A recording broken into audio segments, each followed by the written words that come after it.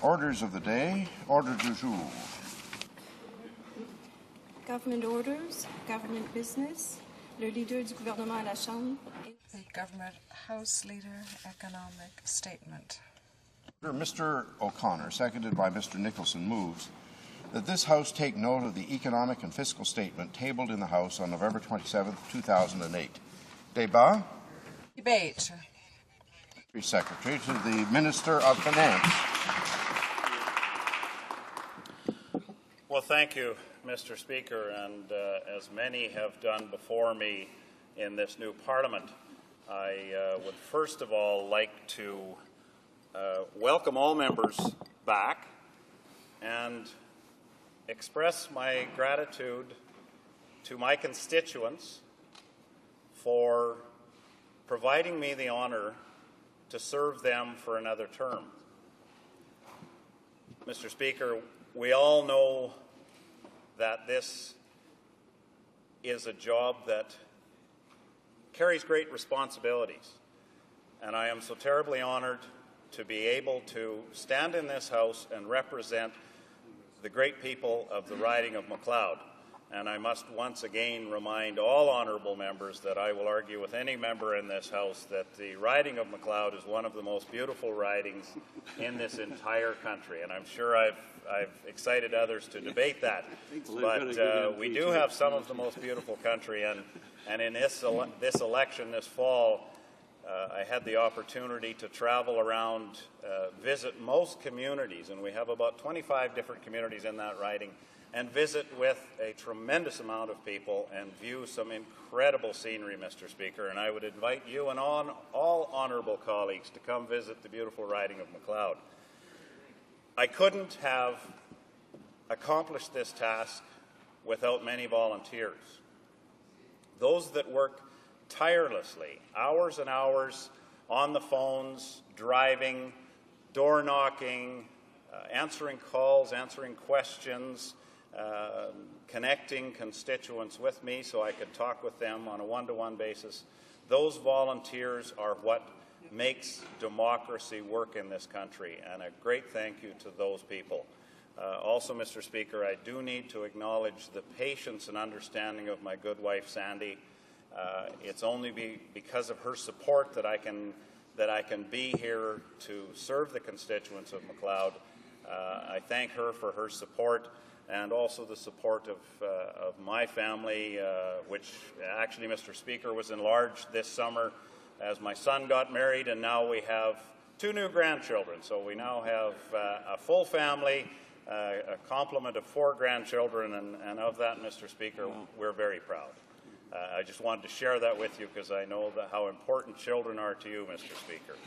And so let me continue with that now that we've recognized why we're here and how we all got here.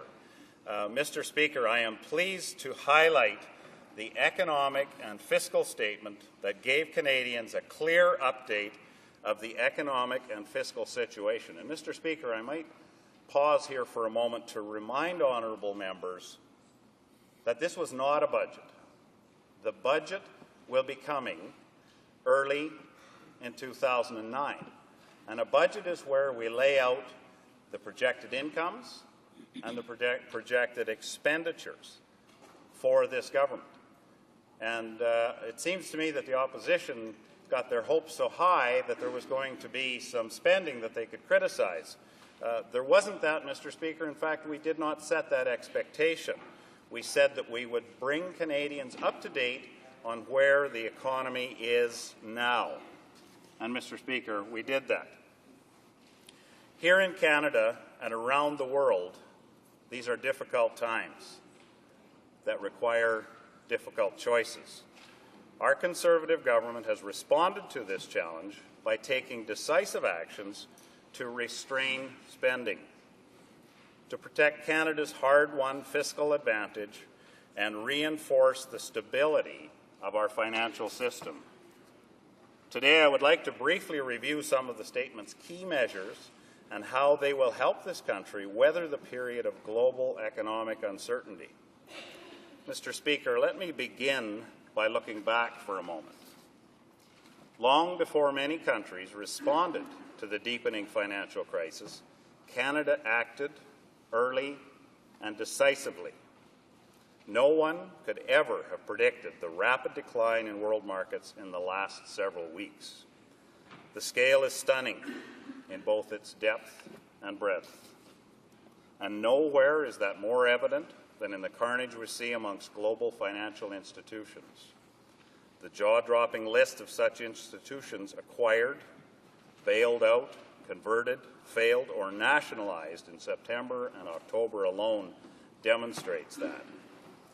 This list is including, but not limited to, the Fannie Mae, Freddie Mac, UBS, Lehman Brothers, Royal Bank of Scotland, American International, Merrill Lynch, Morgan Stanley, Wachovia, Goldman Sachs, Washington Mutual, Fortis.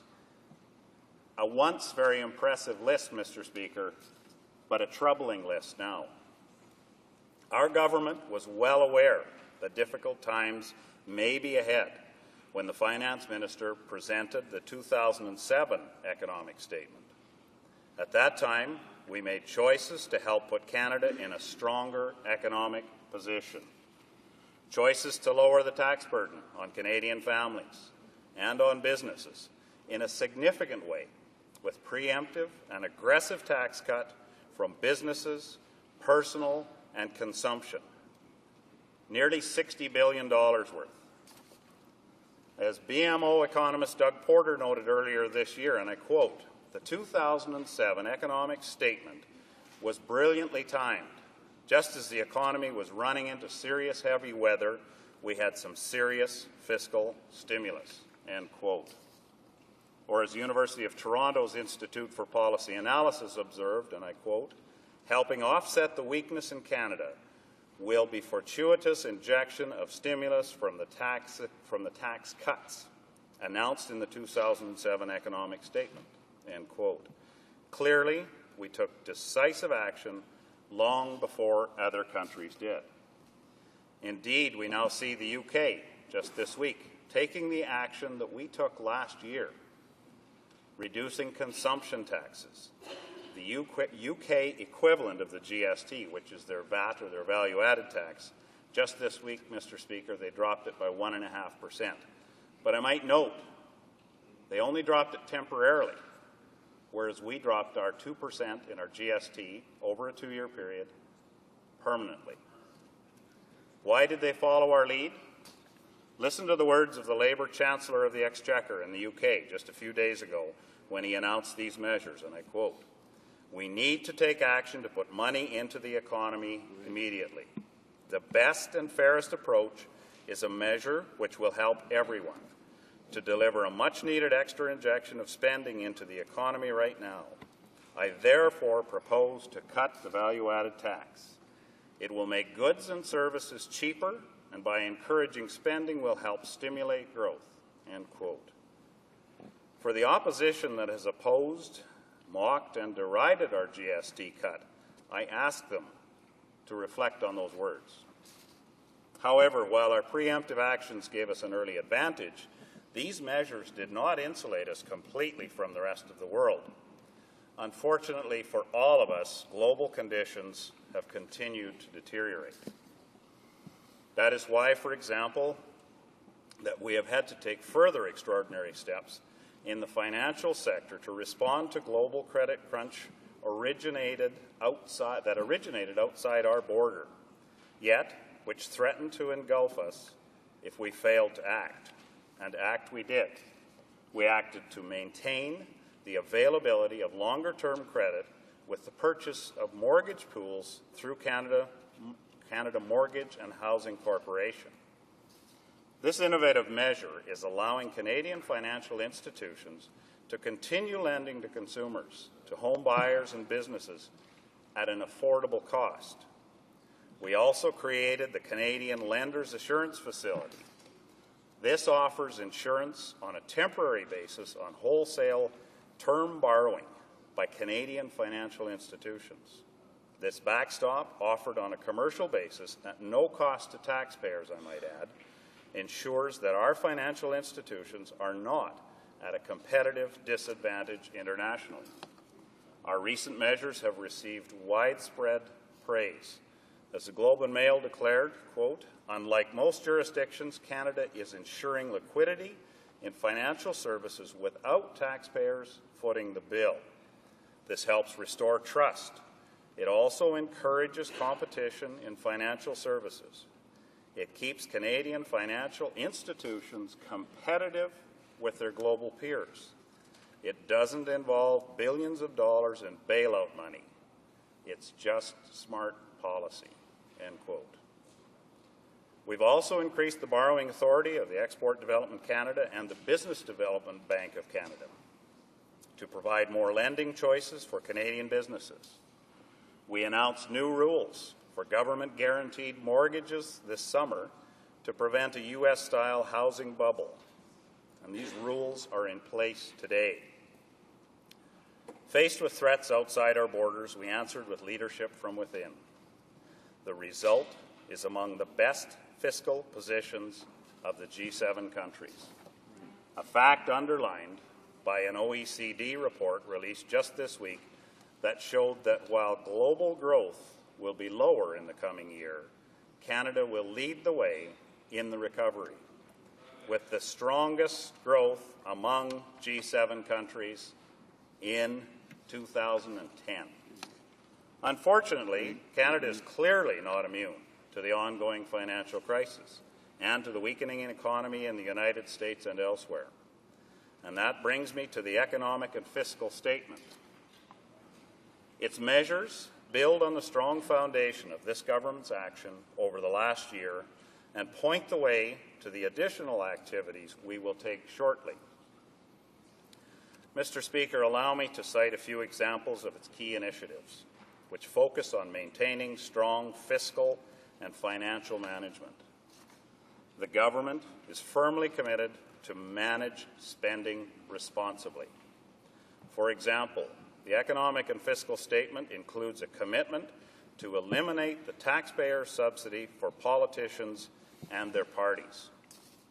Political parties receive a generous amount of funding support from taxpayers, from reimbursements on election spending to tax credits to those who donate. We should not have our hands out for more, especially when times are tough. As the Canadian Taxpayers Federation has pointed out, and I quote, "We're in tough economic times, so this is exactly the place to start tightening the belt," end quote. Indeed, if we are to ask for frugal expenditure management of public money, we must lead by example.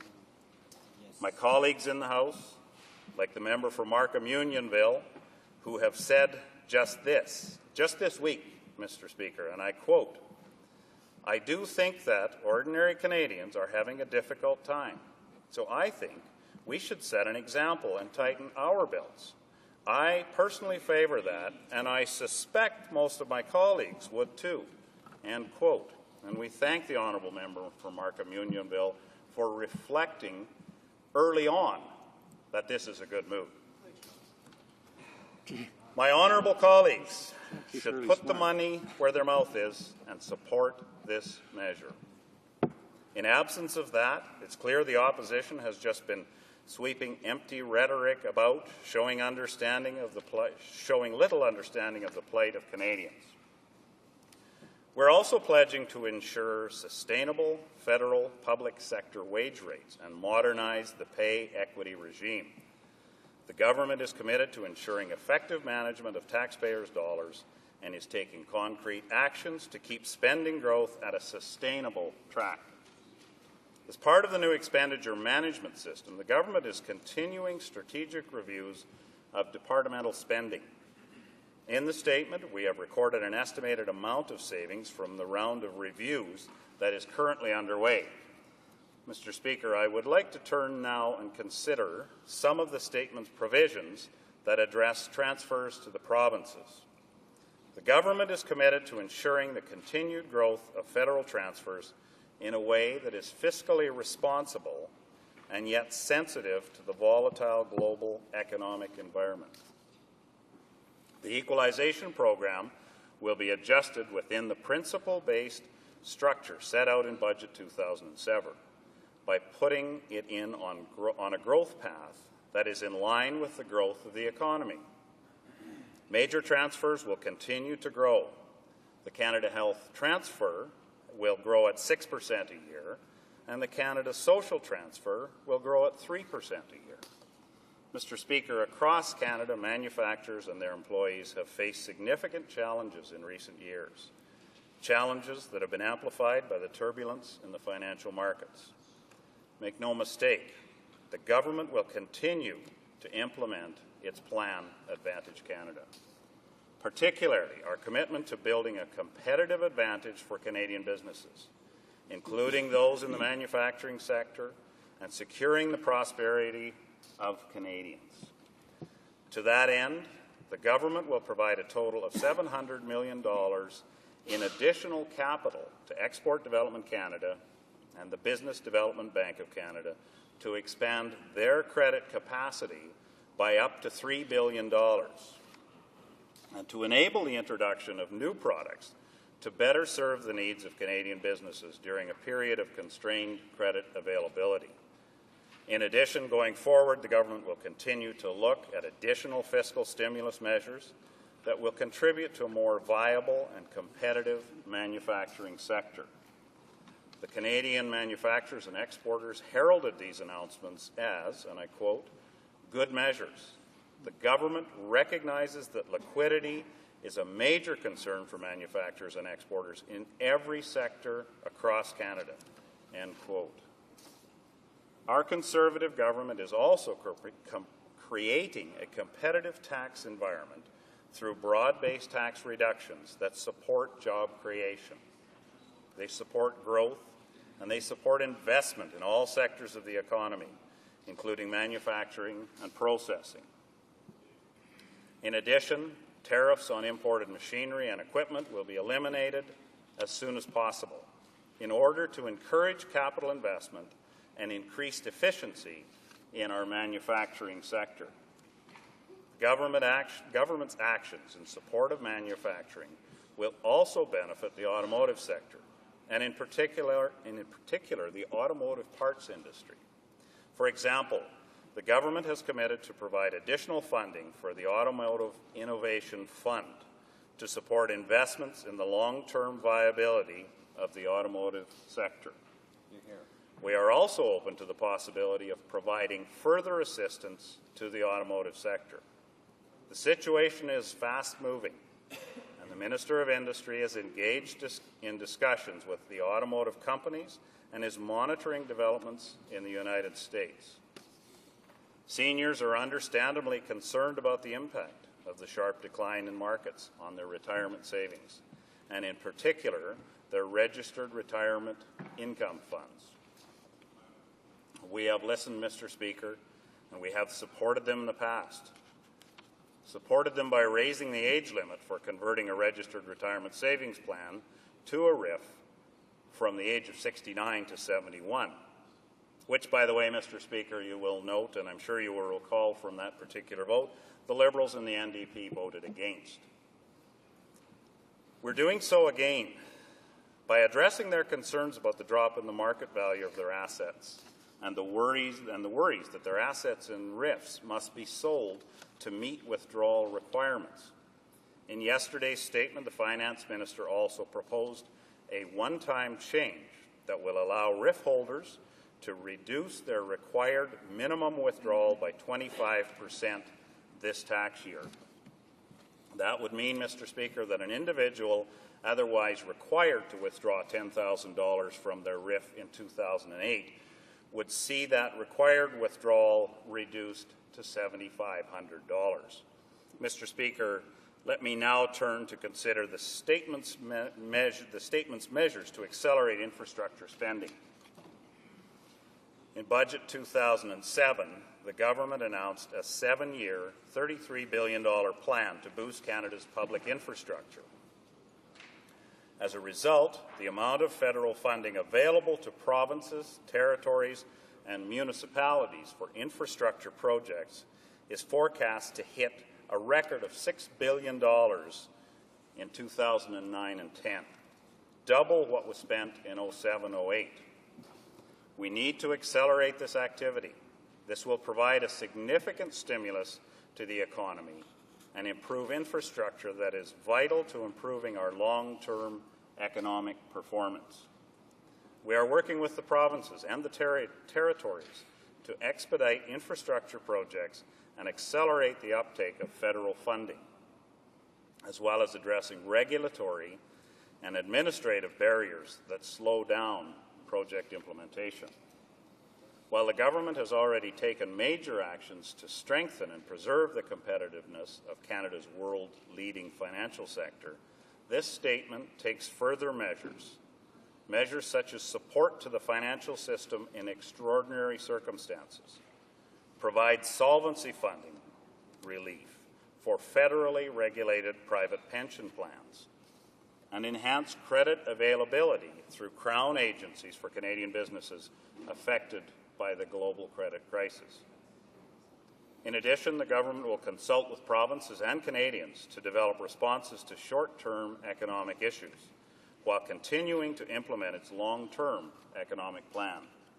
The immediate priorities are to accelerate infrastructure projects, improve opportunities for workers and sectors affected by current economic conditions, strengthen our world-leading financial system in line with our G20 commitments, and improve the competitiveness of the Canadian economy. Mr. Speaker, since the earliest days of the global liquidity crunch, the government has taken important steps to strengthen the position of Canada's financial system, which is ranked among the soundest in the world. Our Conservative government stands ready to take whatever further action is necessary to protect the stability of the Canadian financial system. Accordingly, we're proposing that the Minister of Finance be granted additional flexibility to support financial institutions and the financial system in any extraordinary circumstances. The proposed powers will include additional options for resolving difficulties in financial institutions should they arise. The proposed powers are a continuation of the responsible leadership that the government has exercised to ensure that Canada's strong financial system is not put at a competitive disadvantage by developments in other countries. They are precautionary and intended as standby authorities that will bring Canada's regulatory toolkit in line with the international best practices. The proposals are also in line with Canada's commitment to implement the G7 and G20 plans of action to stabilize financial markets and restore the flow of credit. Mr. Speaker, the current global market crisis underlines the necessity of having first-rate financial sector regulatory framework, which includes a common securities regulator for Canada.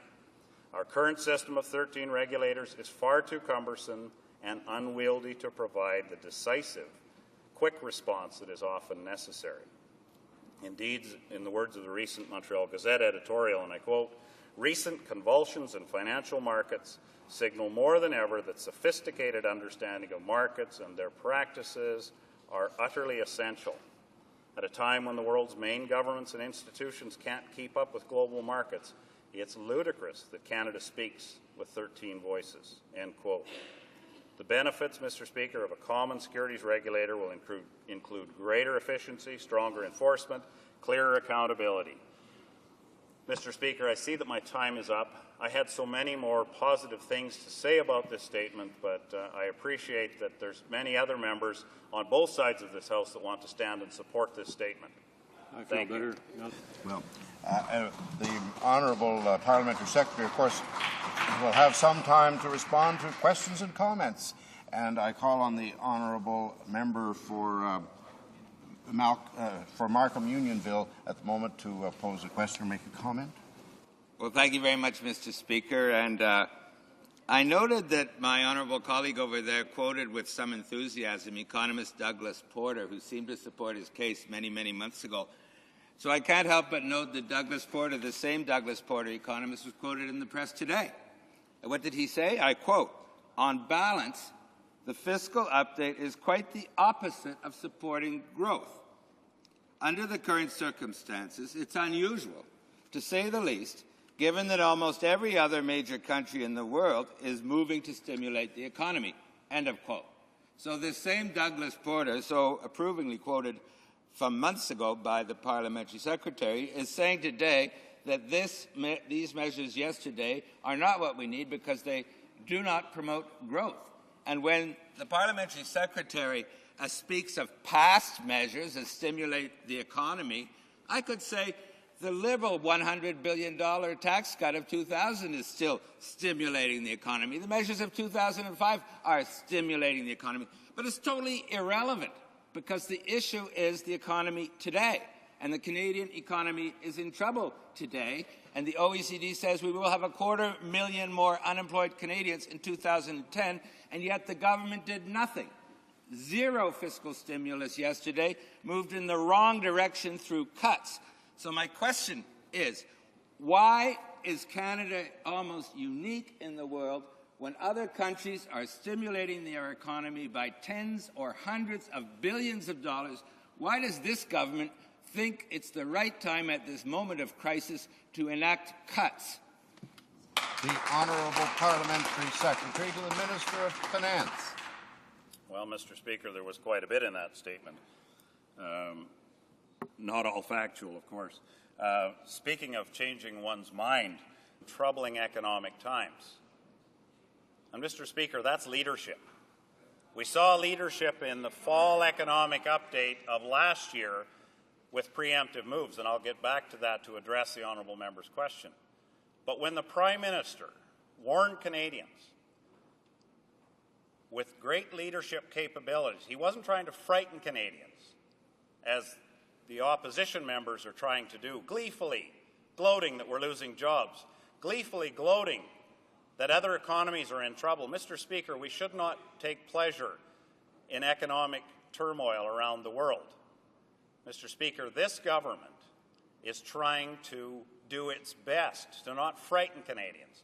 But when the Prime Minister publicly stated there will be some difficult economic times, let me read the quote from the honourable member from Markham Unionville. This was somewhere around January 1st. The Conservative government is overstating the risks because many experts expect the Canadian economy to grow by up to 2.5% this year. Shocking, Mr. Speaker. We all change our minds, even the honourable member. When the honourable member talks about economic stimulus, I can't help but think back to last fall's economic statement, when in fact the finance minister put in place measures that reduce Canadians' taxes by $31 billion this year alone, Mr. Speaker. That's an incredible amount of money. But let's put it in perspective.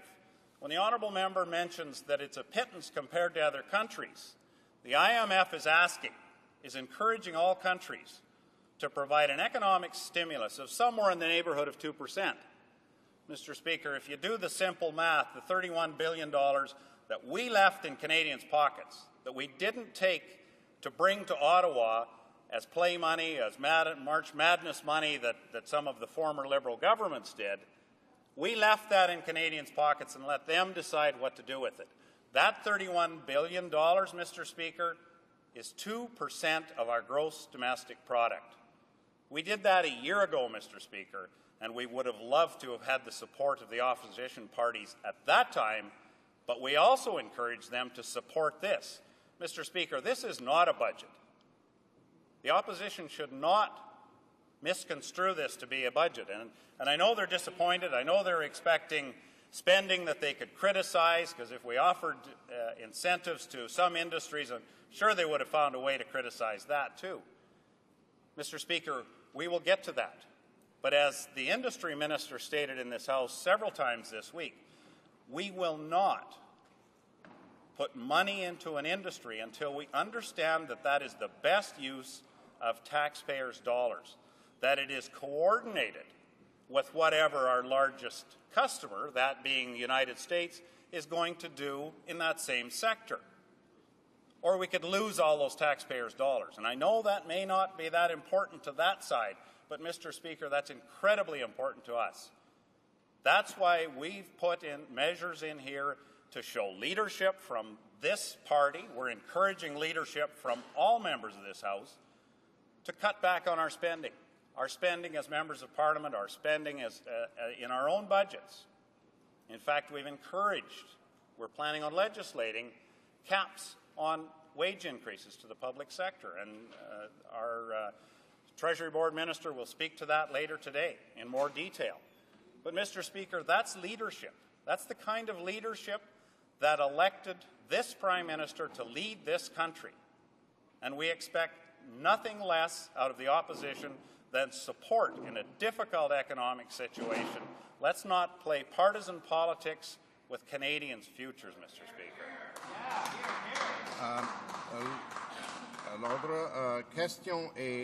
Questions and comments?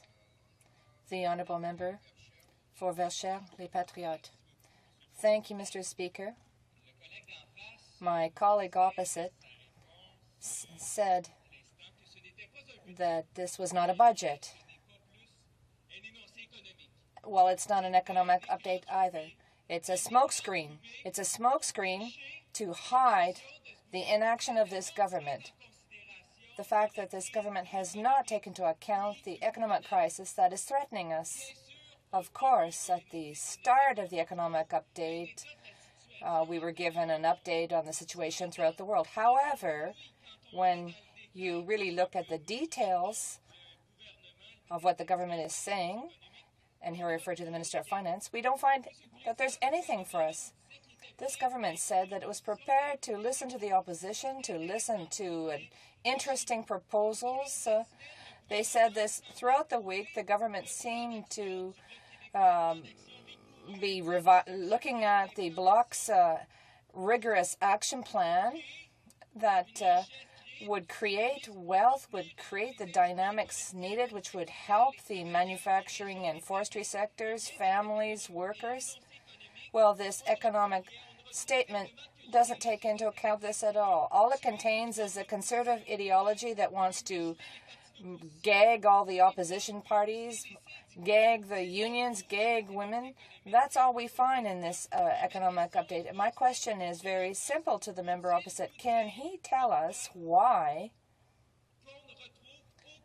there are no concrete measures to support all these people who need support during this crisis, whereas throughout the world, all of the economies throughout the world have decided to come up with an economic plan that's structured in order to increase structural spending so that these countries can get out of the crisis and they can come out strong and dynamic. The Honourable Parliamentary Secretary to the Minister of Finance. Speaker, and I thank the honourable member for his question, and I do once again thank the members of the bloc for some constructive suggestions. I don't think anybody promised that those would be in the economic update. I know you guys have not been in government. It takes a while to put these together. But we will certainly be taking those into consideration when we're developing the budget. And thank you again for those comments. And as I said in this House before, I encourage all opposition members to put forward some constructive suggestions. You owe it to your constituents as their representatives, not just to criticize, constructive criticism. And we'll accept that, Mr. Speaker, on this side of the House, because what we want to do is what is right for Canadians. But I sense, Mr. Speaker, I need to go back and repeat what I said in my first answer. And I know the honourable member from Markham Unionville may have tuned me out as I was speaking, but in the fall economic statement of 2007, we put a stimulus in place, an economic stimulus, and that's what the honourable member's question was about. We put an economic stimulus in place that's equivalent to 2% of our gross domestic product. $31 billion in tax cuts that was left in the pockets of businesses, in the pockets of Canadians, that provide them the flexibility to buy a new home, buy a new car. And a reflection of that, Mr. Speaker, car sales are up in Canada this year. Canadians can choose more wisely what to do with their money than governments can. We tend to not respect, I sense this many times in this House, not respect how hard it is for taxpayers to earn that money. When we throw around numbers like we do and say that's only 30 million, well, only 30 million, Mr. Speaker, is a lot of money to Canadians, and especially in difficult economic times. So we took the stimulus, we provided the stimulus, but not only that, Mr. Speaker, they suggest there was nothing in this statement that actually addressed any industry. I beg to differ, Mr. Speaker. $350 million to Export Development Canada that will actually leverage $4 billion to the auto industry for exporting automobiles. $350 million as well to the Business Development Bank of Canada to leverage their lending capacity to provide credit to Canadians. It's a liquidity issue, Mr. Speaker, and I wish the opposition would remember that. The time for questions and comments has expired, but I do want to issue an apology to the Honourable Parliamentary Secretary. I forgot that on the first and second speeches on motions, there's unlimited time, and I was operating on a clock and cut the member off at the end of 20 minutes, actually 21, but I feel very badly that I did that, but I understand he was almost finished anyway, so I don't think he's going to complain. But I do apologize. It was an error on the part of the chair that I should not have made, and we just don't have debates on motions like this very often when I'm here. So, resuming debate. L'honorable député de Markham. The honourable member for Markham, Unionville. Monsieur le Président. Thank you, Mr. Speaker. And honor for me to stand here with the unequivocal opposition of all Liberals to that fiscal update of yesterday. Because we speak in one voice on this issue, it is entirely inadequate to the task at hand. And I would characterize the fiscal update of yesterday with two simple words. It's pathetic and it's pernicious. And just to give you some sense of where I'm going, it's pathetic because it offers no stimulus. Canada, virtually alone, at a time of the worst crisis since the 1930s, offers nothing to help the economy, to help jobs, to help savers, to help people retain their pensions in their retirement years. Nothing. It's pathetic in terms of the failed attempt to disguise the fact that they're actually running a deficit. And it's pernicious in its attacks on labor, on women, and on the vulnerable. So let me deal with each of these 3 points in turn. Donc, comme je viens de dire en anglais, as I just said in English, this economic and fiscal statement is totally inadequate, and I'm very happy, very pleased that all Liberals will be voting against it. It is not only pathetic in terms of an action plan, it is pathetic because the government is trying to hide the fact that the government will be running a deficit, and it's very pernicious.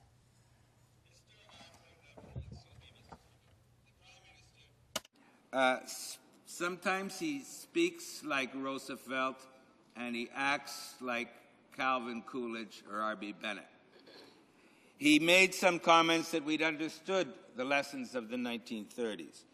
He said in Peru that under the extraordinary economic crisis in which we live, that we in Canada had a need for extraordinary fiscal stimulus. He also said something with which I agree, that another important lesson from the 1930s is that the world must never descend into protectionism. Those are good words, and I commend the Prime Minister for his words. The trouble is that his actions are the opposite of his words. Rather than giving us extraordinary fiscal stimulus, which he said was absolutely necessary in Peru, he has given us zero fiscal stimulus. He has given us even worse because he has given us cuts, which he purports to be $6 billion next year. So that's like negative fiscal stimulus. And when you look around the world, you see tens of billions of dollars of fiscal stimulus in the United Kingdom, in Japan, in the European Union.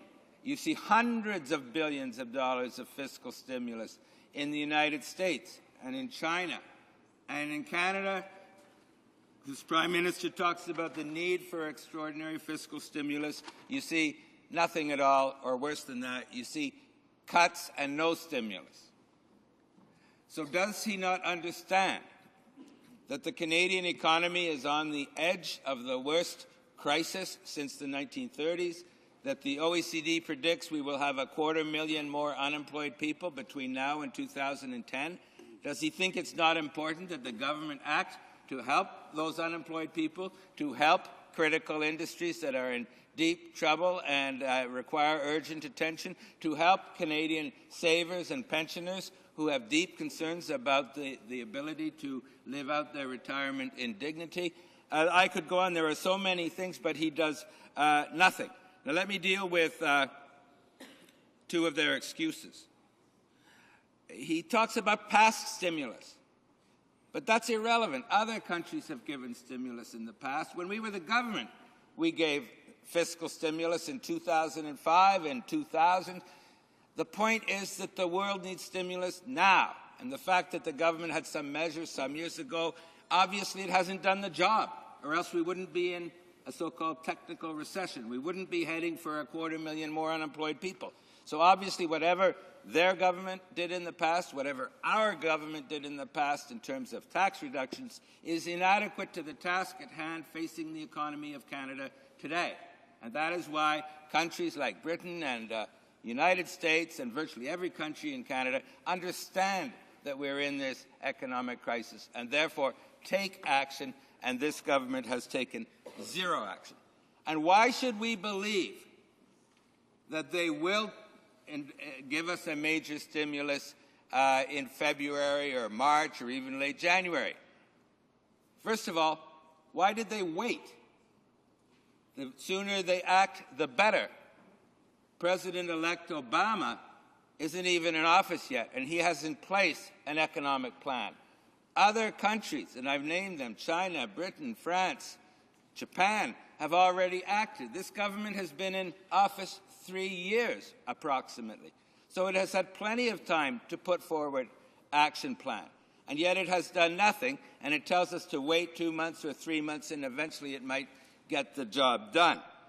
But my final point on this question of pathetic in terms of lack of stimulus is I don't even believe, I can't have confidence that the government is serious when it tells Canadians that it will offer fiscal stimulus early next year, because it has shown by its mindset, by its ideology, this time around, that they didn't want to do anything, and I don't believe that it is really in their heart of hearts that they wish to stimulate the economy, because while they talk like FDR, they act like those Great Depression leaders, R.B. Bennett and Calvin Coolidge. My second point, Mr. Speaker, in terms of the second reason why this fiscal update is pathetic, is their pretense of balancing the books.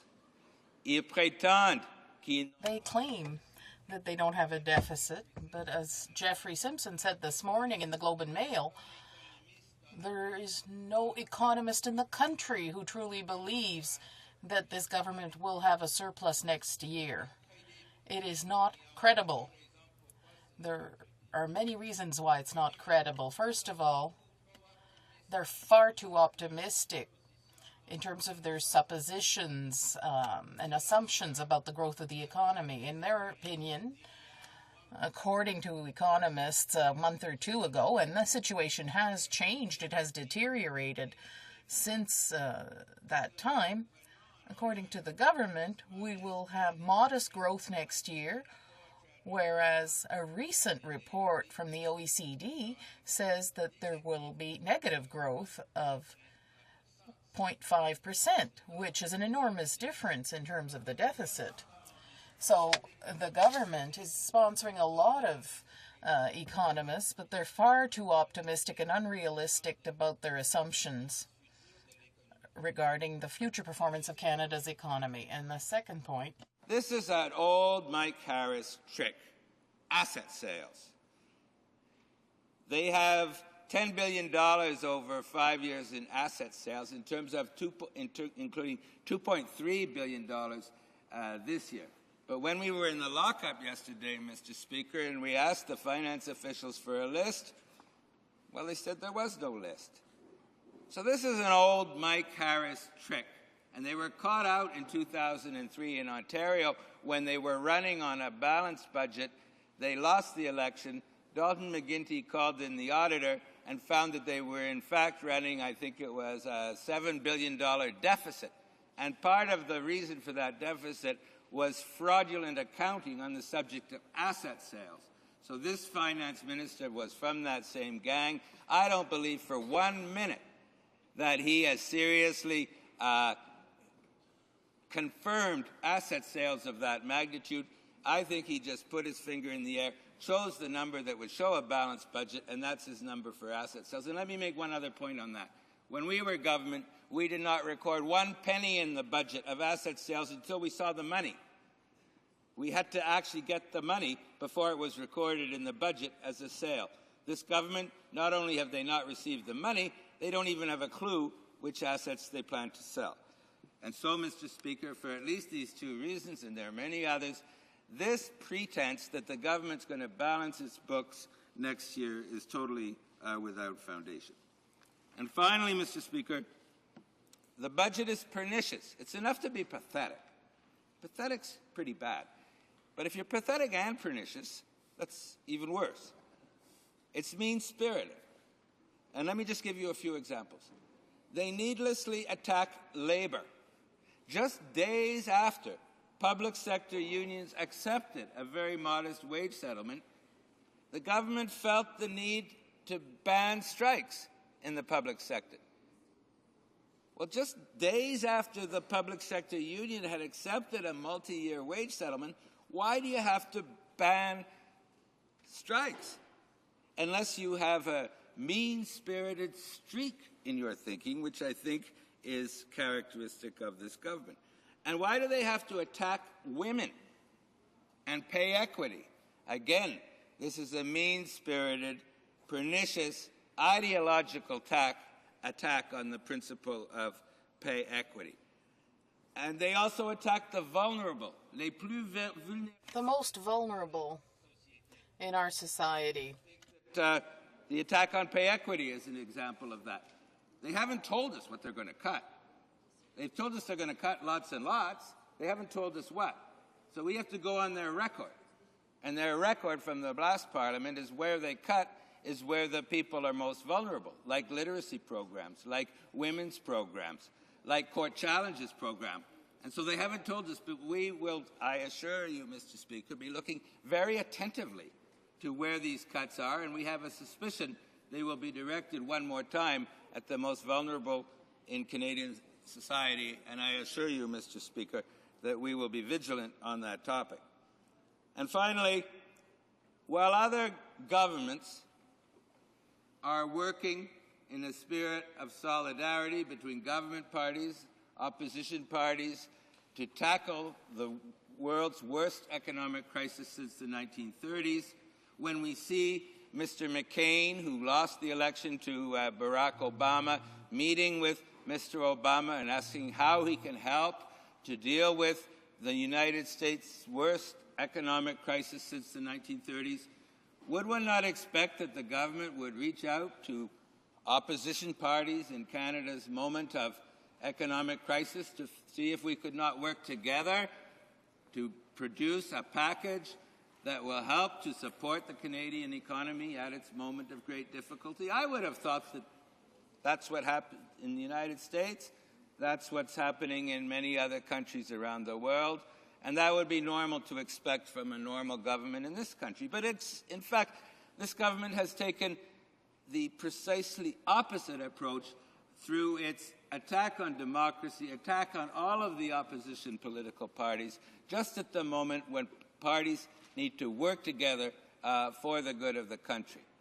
So in conclusion, Mr. Speaker, I am proud to vote against this fiscal update. I know all of us Liberals speak with one voice when we believe it is not up to the task, not anywhere close to up to the task of what Canada needs at this moment of danger and risk and uncertainty and potential crisis in the lives of all Canadians due to our economic situation. It's pathetic because it does nothing to stimulate the economy.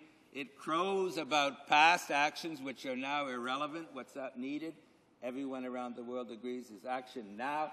There is no action now, and I, for one, find it hard to believe, given this government's ideological mindset, that they are serious in their promise to provide significant fiscal stimulus down the road.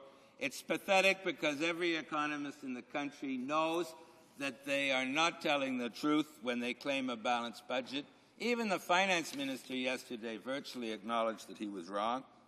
And finally, Mr. Speaker, it is not only doubly pathetic, but it's pernicious in terms of this unwarranted attacks on labour, on women, on vulnerable Canadians. And for all of those reasons, Mr. Speaker, the Liberal Party will speak with one voice and proudly and definitely vote against this pathetic and pernicious fiscal update.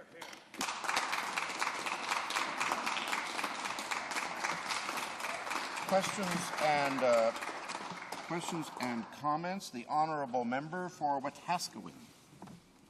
Well, thank you, Mr. Speaker. I would like to be able to thank the honourable member for his statement, but unfortunately I can't bring myself to do that. Mr. Speaker, the honourable member across, has talked ad nauseum about a crisis. Of course, Liberals like to manufacture crises and fear in the population of our country. That way they can ride in and supposed to be the great saviour of our nation.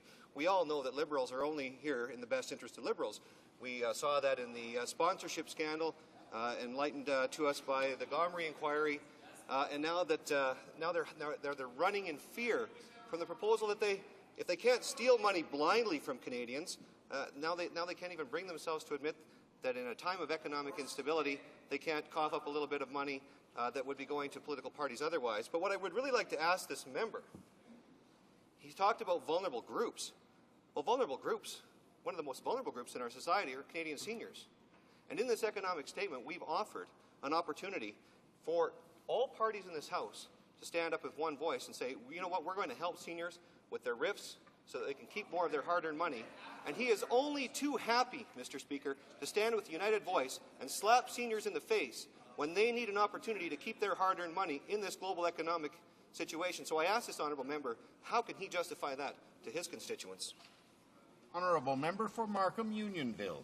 Mr. Speaker, I would contend that one gesture on RIFs is like a breath mint at a garlic festival. It will help, but in view of all the other smelly stuff in that fiscal update, it hardly comes to the top of one's mind. And I might also point out that I don't know why it took them forever to get to the subject of RIFs. Our leader proposed these very measures in the French debate, sometime in the middle of the election campaign.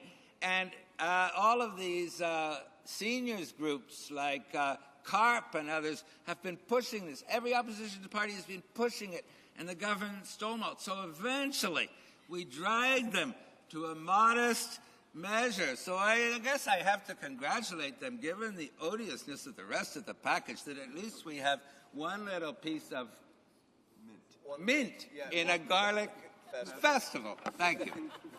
Questions et commentaires. Questions and comments. The honourable member for Repentigny. Mr. Speaker, we all agree that the economic statement made by the Conservative government goes back to reform roots. So for once, we realize that for 2.5 years, the Conservative government did not govern in the interests of Canadians and Quebecers. It governed in its own partisan interests. I'd like the Conservative government to explain to us how they can sincerely believe that the opposition will not stand together, and I hope the Liberals will, to denounce the way this Conservative government is acting. It's absolutely abominable. The honourable member for Markham Unionville. Thank you, Mr. Speaker, and I thank my colleague. I don't know, but there seems to be a rare spirit of cooperation between the three opposition parties these days. We don't see that every day. But what's leading us to that is this atrocious document put forth by the government yesterday. I've already listed my points, but I'd like to emphasize the lack of expansionist measures at a time of economic crisis in Canada, which makes Canada virtually the only country in the Western world, including Japan and China and Asia, which is doing nothing in the face of this economic crisis. And I would like to say to my colleague, through you, Mr. Speaker, that it's quite clear, absolutely clear, that the Liberals are united on this issue. You've heard not only the words of our leader, but also the very clear, extremely clear words of two of the three leadership candidates yesterday. I think all Liberals are united on this issue. There is absolutely no doubt about that. In view of the time, there are about 5 minutes remaining in the time allotted for questions and comments, but since it's almost 11, I think I'll save the 5 minutes so we have a nice compact group of minutes together at the commencement of the debate at the end of routine proceedings a little later this day. And accordingly, I suggest we move on to statements by members at this time. Déclaration. Statements by members. The Honourable Member for Newmarket, Aurora. Mr. Speaker, December 6, 2008 marks 19 years since 14 young women were murdered at L'École Polytechnique in Montreal, targeted because of their gender. In the lead-up to December 6, the National Day of Remembrance and Action on Violence Against Women, and throughout the international 16 days of activism against gender violence, it is important to remember that one of the groups most vulnerable to violence is senior women. The rates of family-related violence are significantly higher for senior women than for senior men, and the perpetrators tend to be their adult children. Many senior women live alone, in poverty, and in poor health. We must protect senior women from violence and the threat of violence. The Government of Canada is working hard to address the problem of violence against senior women. In Budget 2008, we invested $13 million over 3 years in a multi-departmental initiative to help seniors and others recognize the signs and symptoms of elder abuse. Mr. Speaker, let us resolve today to work harder for social change and an end to violence in all its forms. Member for Davenport. Mr. Speaker, senior citizens in my riding of Davenport are telling me how difficult they are finding to survive financially. I'm sure the situation is the same across Canada. Due to these pressures, it's hard for them to remain in their homes. They are finding it difficult to pay property taxes, meet the costs of food, and simply pay their bills. At a time when world oil prices are going down, seniors continue to pay inflated prices for their home heating fuel. Why is this, Mr. Speaker? When a previous Liberal government created the Canada Pension Plan, it was to help seniors in their retirement. It's time to increase the amount that seniors are receiving under this program. It is also time to increase the Old Age Security Supplement. We need to help seniors meet their property tax burden by allowing them to deduct this amount on their income tax returns. We need whatever it takes to make sure that their private pension plans are secured. Mr. Speaker, senior citizens across Canada help build this country. As we face so much economic uncertainty, we must do everything possible to help our seniors meet these challenges. Thank you, Mr. Speaker. The Honourable Member for Compton-Stansted.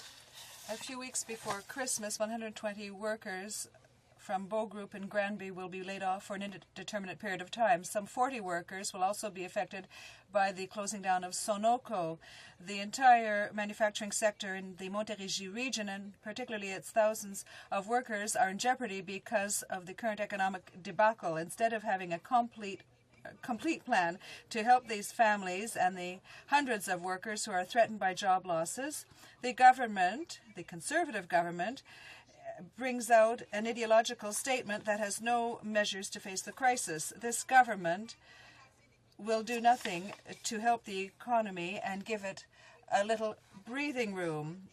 It is choosing to smother the economy in spite of difficulties affecting the industry, and the government nevertheless finds a way to increase its military spending. The Bloc Québécois will be loud and clear in defending its opposition to this ultra-conservative, retrograde government position.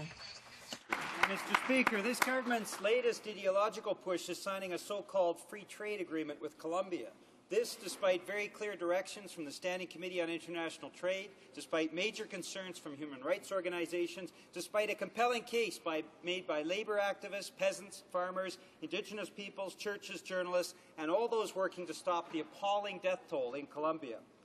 Over 2,000 Colombian trade unions have been murdered over the last 17 years by the paramilitary and the military. The death rate has accelerated this year with over 40 Colombian activists killed for the crime of trying to organize fair working conditions for their co-workers and their families. Even though the Uribe government has a very slick public relations machine, their ties with paramilitary organizations have been extensively documented. Mr. Speaker, the NDP will stand foursquare against this repudiation of Canadian values and against the Prime Minister providing a reward for the Uribe government's ongoing human rights violations. The honourable member for Surrey North. Mr. Speaker, at a time when Canadian families are worried about the financial future during the current global economic crisis, our Conservative government delivered an economic update that gave Canadians an outlook on our physical situation, along with key measures to assist pensioners, manufacturers, and many more. And instead of working cooperatively with our government, what are the opposition politicians concerned about? Protecting their entitlements. While Canadians are tightening their belts, greedy Liberal, Bloc and NDP MPs refuse to, threatening to plunge Canada into another election to protect their bloated subsidies. Let's be clear. When we need cooperation most, the opposition doesn't care about protecting the Canadian economy. They care about protecting their own narrow interests of their political parties. And the opposition should be ashamed of their greed, ashamed of their ignorance of the plight of Canadians, and ashamed of their arrogance. Honourable member for Nipissing-Temiskaming. Mr. Speaker, the North Bay Jack Garland Airport is currently one of only 15 airports in Canada which boasts a 10,000-foot runway, and it is used as an official alternate landing site for instances when flights are unable to land in Toronto or Montreal. Runway 826 is nearing the end of its lifespan and requires resurfacing. Rather than resurfacing, Transport Canada wants to reduce the runway to 6,500 feet. Mr. Speaker, it's worth noting that according to current estimates, the cost of reducing the runway length from 10,000 to 6,500 feet is significantly more expensive than maintaining the current length. The importance of maintaining the runway cannot be overstated. Not only does it provide for a safe, reliable alternate landing site, but it also provides endless potential for economic growth throughout Nipissing-Temiskaming. The new Minister of Transport must review this matter carefully and pledge his support for the resurfacing of the full 10,000-foot runway at North Bay Jack Garland Airport. The honourable member for Kitchener-Conestoga. Mr. Speaker, last year our Conservative government introduced major preemptive fiscal stimulus with significant tax cuts, like lowering the GST along with reducing personal and business taxes. Absolutely. These tax cuts, along with previous tax reductions we've made, mean that Canadians will pay $31 billion less in taxes, or almost 2% of GDP. These forward-looking tax cuts are allowing Canadian families in the current period of global economic crisis to keep more of their hard-earned dollars. Tax cuts the opposition voted against. Yeah. The opposition is taking pride in showing they don't care about the needs and struggles of Canadian families, and again they're showing that today. Shameful. While Canadians are facing difficult decisions and forced to tighten their belts, the opposition cares about only one thing: protecting their entitlements. That's Liberal, right. Bloc and NDP MPs are arrogantly demanding that families and seniors struggling on fixed incomes keep on bankrolling bloated perks for political parties. It's time the opposition shows some respect for the needs of Canadian families. The honourable member for Verchères-les Patriotes. In Quebec, protecting the environment and economic development go hand in hand, and that is even more the case thanks to talented scientists who find innovative ways to improve industrial processes. Today, I'd like to salute the Renewable Energy and Climate Change team from the École de Technologie Supérieure under the direction of Professor Mourad Karoun. With the help of two businesses in Contrecoeur and Sorel-Tracy, Matériaux Excel and Multiserve, they've developed a process to capture GHGs emitted in steel production. This process that could apply to aluminum smelters will neutralize 15% of the GHGs, and it's 10 times cheaper than other existing technologies. There is a possibility for a business to improve its environmental performance, and with more investments, this promising process could capture up to 40% of greenhouse gases. Congratulations, Professor Caron. The Bloc is proud of Quebec Genius. West. Mr. Speaker, the Finance Minister delivered an economic update that underlies the fact that we've acted before countries like the United States, the UK, to aggressively bolster our economy. First, we've already launched a long-term $33 billion infrastructure plan, meeting federal funding for infrastructure in 2009 and 10 will be more than double that in 06-07, stimulating economic activity and helping provinces ramp up their own spending. Secondly, we've already made dramatic, permanent, and sustainable tax cuts providing $31 billion in tax relief, roughly 2% of GDP next year alone. Together, those two measures alone represent a fiscal stimulus unmatched by any advanced economy internationally. A significant stimulus, helping sustain the economy in a period of global economic slowdown. Compare that to the opposition stimulus approach, imposing a huge energy tax on all Canadian families, raising taxes on business, and stunningly protecting taxpayer-funded perks for political parties. The greed, the arrogance, the ignorance of the Bloc and The honourable member for Moncton Riverview, Dieppe. Mr. Speaker, the stock of Atlantic salmon in Bay of Fundy rivers has dropped radically in the last decade. This is in spite of the fact that they were placed on the species at risk list. What's missing? A meaningful recovery plan and adequate government resources dedicated to the implementation thereof.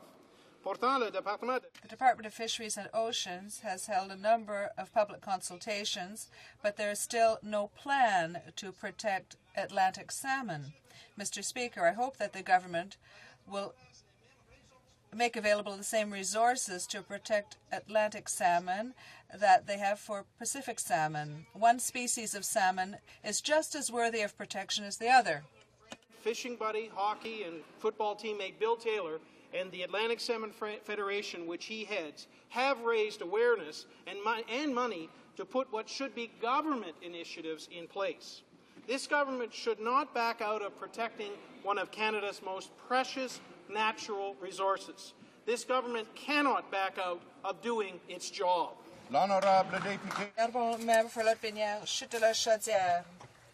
Mr. Speaker, yesterday the Minister of Finance presented a prudent, reasonable, responsible economic statement. There are measures for seniors, help for the manufacturing sector, and there will be sustainable growth in the public sector. But the opposition doesn't seem to be interested in these measures. They're only interested by one thing.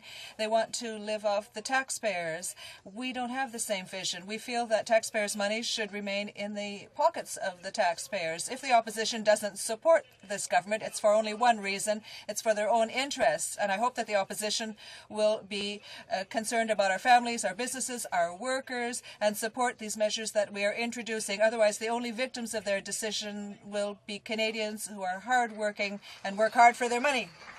Ottawa Centre. Mr. Speaker, 500,000 women were raped during the Rwandan genocide, 64,000 in Sierra Leone, 40,000 in Bosnia, 4,500 in less than 6 months in a single province of the Congo, hundreds a day in Darfur. Around the world, violence against women has become a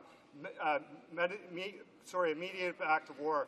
The weapons used in modern warfare are no longer limited to landmines, cluster bombs, or AK-47s. Rape is now a primary weapon of war. These military tactics are used to shame and demoralize women and control populations. Major General Patrick Camara says now it's more dangerous to be a woman than a soldier in modern conflict. Mr. Speaker, this must end. Canada can do something by uniting in defiance to end this crime against humanity, by implementing UN Resolutions 1325 and 1820.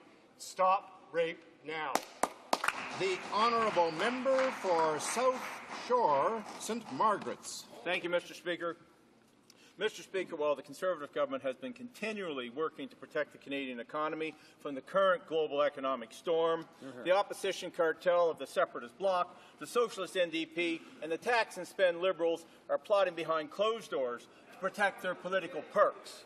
The opposition cartel has shown its true greed and ignorance to the plight of families by putting the self-interest of their political parties first, threatening another election to protect a scheme to funnel public funds to themselves. Entitlement. Mr. Speaker, Canadians should be and are outraged. This jaw-dropping display of greed when we least need it is a shameful display. I urge Canadians to write, call, or fax all Liberal, NDP, or Bloc MPs and express their outrage today. Hear, hear. The Honourable Member for Vaudreuil-Soulanges. Mr. Speaker, the government is the most incapable and inept in the industrialized world, patently base partisan maneuvers.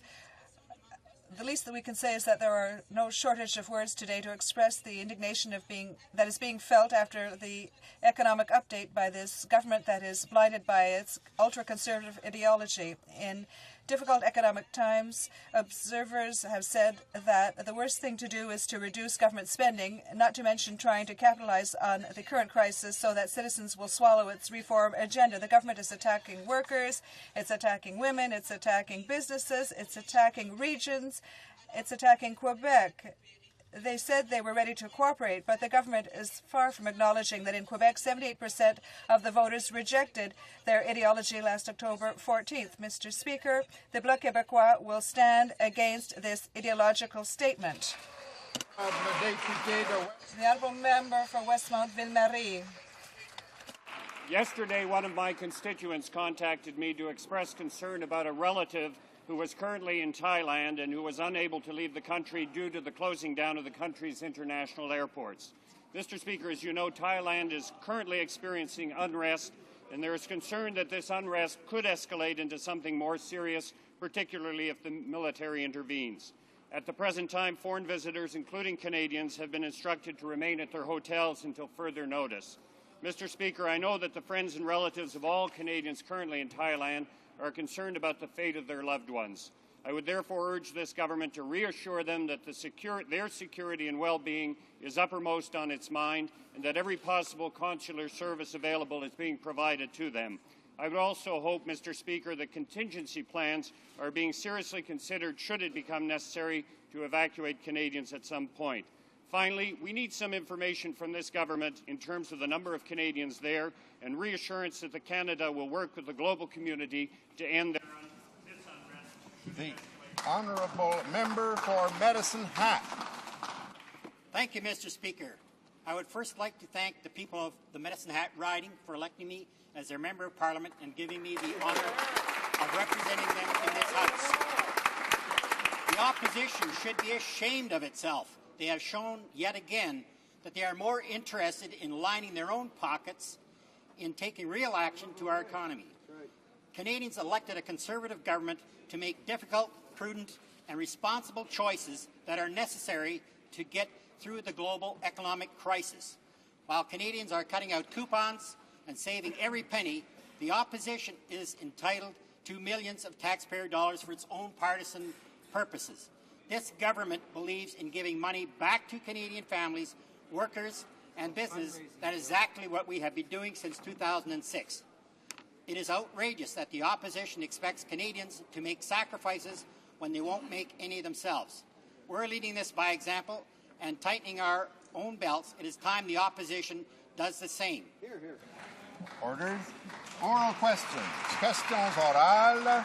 The Honourable Member for Wascana. Mr. Speaker, at a time when Canadians are worried about their jobs, their savings and their economic security, at a time when business and consumer confidence have been shattered, at a time when every other country is generating a stimulus package to confront the global economic meltdown, at a time when the Prime Minister promised unprecedented action to protect Canadians, why did these Conservatives produce nothing but a pathetic scam to hide the fact that their ideology and their mismanagement put Canada back into deficit before any stimulus package could even be contemplated?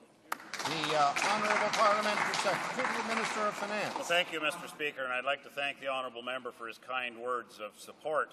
That seems to be the kind of support that we're getting in this new sense of working together. Mr. Speaker, the economic statement seems to be misconstrued by the opposition as an actual budget. We will be delivering a budget early in the new year that will talk about the plans that we are now putting in place that will help industries in Canada. But I might remind the honourable member that we acted over a year ago with a fiscal stimulus that is stronger than most countries. The Honourable Member for Wascana. Mr. Speaker, for all the Parliamentary Secretary's rhetoric, for all of those things that he brags about, they simply have not worked. Canada is on the cusp of a recession. The Conservatives are falling back into deficit. Canadians are facing the worst economic crisis since the 1930s, and the Conservatives have no plan. There is no new stimulus, and all they can say is wait, wait, wait. There's nothing of any consequence that they put forward for Canadians except a fire sale of assets to try to hide their deficit. Why has this government so totally failed to be honest? The Honourable Parliamentary Secretary to the Minister of Finance. Well, thank you, Mr. Speaker. And obviously the honourable member didn't listen to my first answer. I know it was at the tail end of the answer. But we did act, Mr. Speaker, and you were here and saw the fact that the opposition voted against a stimulus package that provided $31 billion of stimulus to Canadians. And the way we stimulated that, Mr. Speaker, is we left that money in Canadians' pockets. We allowed them to make the decision what they wanted to invest in. Mr. Speaker, that is the type of stimulus that other countries are now looking at with envy. The Honourable Member for Wascana. Mr. Speaker, again, I remind the Honourable Parliamentary Secretary that his plan hasn't worked. These Conservatives are going in the wrong direction.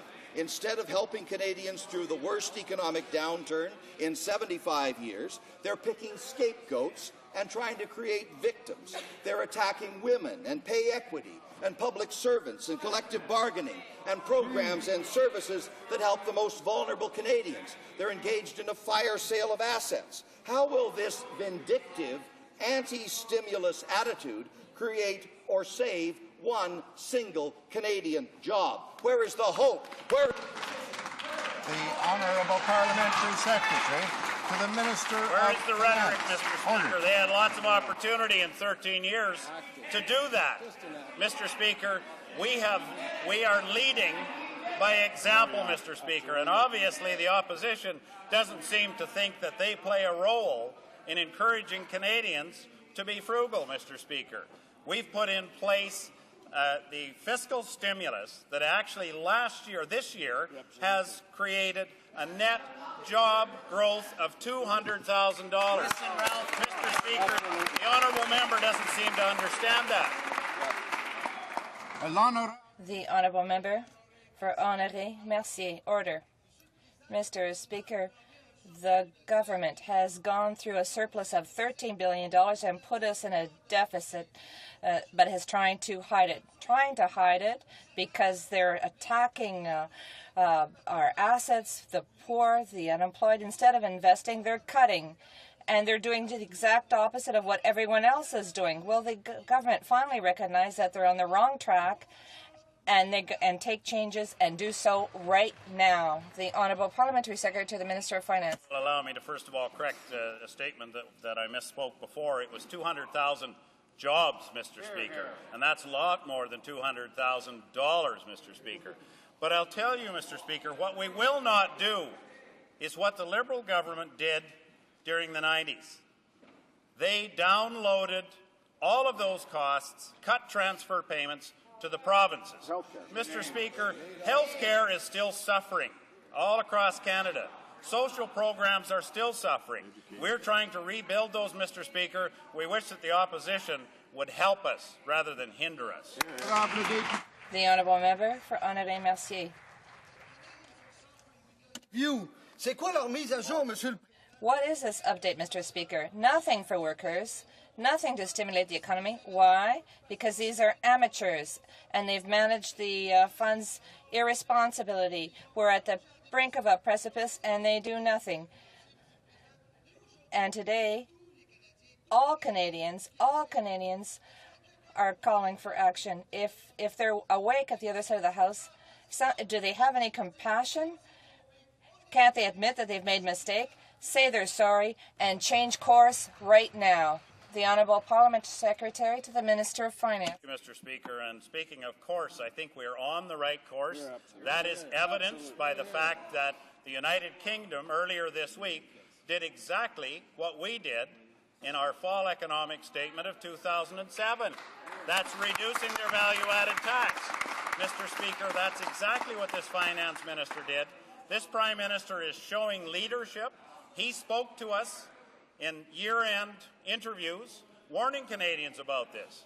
And some of the honourable members didn't believe him. The member from Union Markham-Ville said that's ridiculous. The economy is going to grow by 2.5%. What is he saying now, Mr. The Honourable Member for Laurier-Sainte-Marie. Mr. Speaker, all of the governments throughout the world are taking action to deal with the economic crisis, but the Prime Minister is doing the opposite. Instead of offering a recovery plan to provide some oxygen, he has decided to strangle the economy. The Bloc came forward with constructive suggestions to help both the economy and the people, but they were all dismissed. Does the Prime Minister realize that by not coming up with a real recovery plan for the economy, it's the businesses, the regions, the people? Well, he has just left them to their own devices. The Honourable Parliamentary Secretary. The Bloc for putting forward those suggestions that we have not yet received from the other parties. But having said that, Mr. Speaker, those suggestions will be viewed in our planning for our budget of 2009. That's when we deal with spending. That's when we deal with incomes that come into government. But, Mr. Speaker, the fall economic update is simply an update for Canadians to show the state of our economy, Mr. Speaker. It's nothing more than that, and I would encourage the honourable members to support this, get on with governing this country, and help us lead. The Honourable Member for Laurier-Sainte-Marie. Mr. Stand-up comic at the Just for a Laugh Festival. In the hope of imposing its ideology more easily, the Prime Minister used his economic update to gag political parties, unions, artists, women, any type of opposition. This is not an economic statement. It was an ideological statement, Mr. Speaker. How can the Prime Minister explain such an attitude? The Honourable Parliamentary Secretary to the Minister of Finance. Thank you, Mr. Speaker. I might remind the honourable member that we've actually put in place the biggest infrastructure expenditure that this country has seen since the Second World War. And I would suggest that this will be all across this country. Quebec will play a role in that. Mr. Speaker, this year alone, it will double. We will be providing $6 billion towards infrastructure that will put communities back to work, Mr. Speaker. The Honourable Member for Joliette. Mr. Speaker, before Parliament got back, the Prime Minister said that he would be cooperating with the opposition. He did, in fact, have meetings with critics and leaders of opposition parties. But now, and he even congratulated us on our recovery plan. But why does this economic statement not contain any of this? It's just an ideological statement. The Prime Minister said, according to us, this is just a smokescreen, and the Prime Minister needs to take real action against the economic crisis and not simply revert to ideology.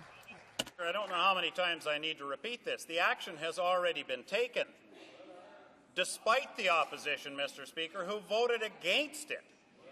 $31 billion in tax cuts to Canadians, and the opposition chose not to support that.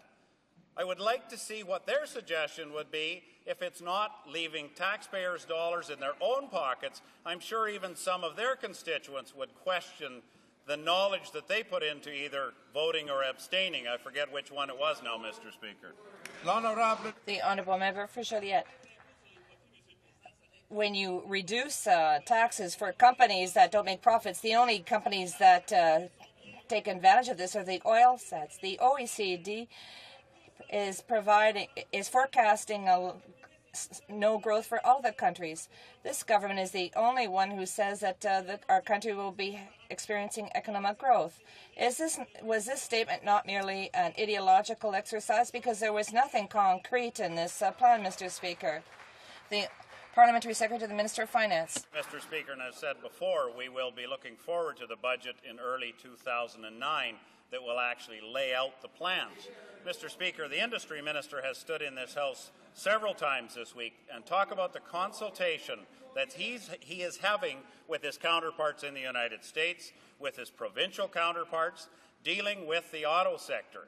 And he is putting together a plan. But I should say, Mr. Speaker, that there's no sense putting a plan together unless it's coordinated with our biggest customer, and that is the United States. The Honourable Member for Outremont. Thank you, Mr. Speaker. The British Prime Minister, the President of France, the European Commission, the Chinese, the American Congress, and the President-elect Obama have all understood. Unions, Bay Street, the left, the right, they've all understood. With 350,000 jobs lost from the manufacturing and forestry sector, our economy needs some leadership from the government.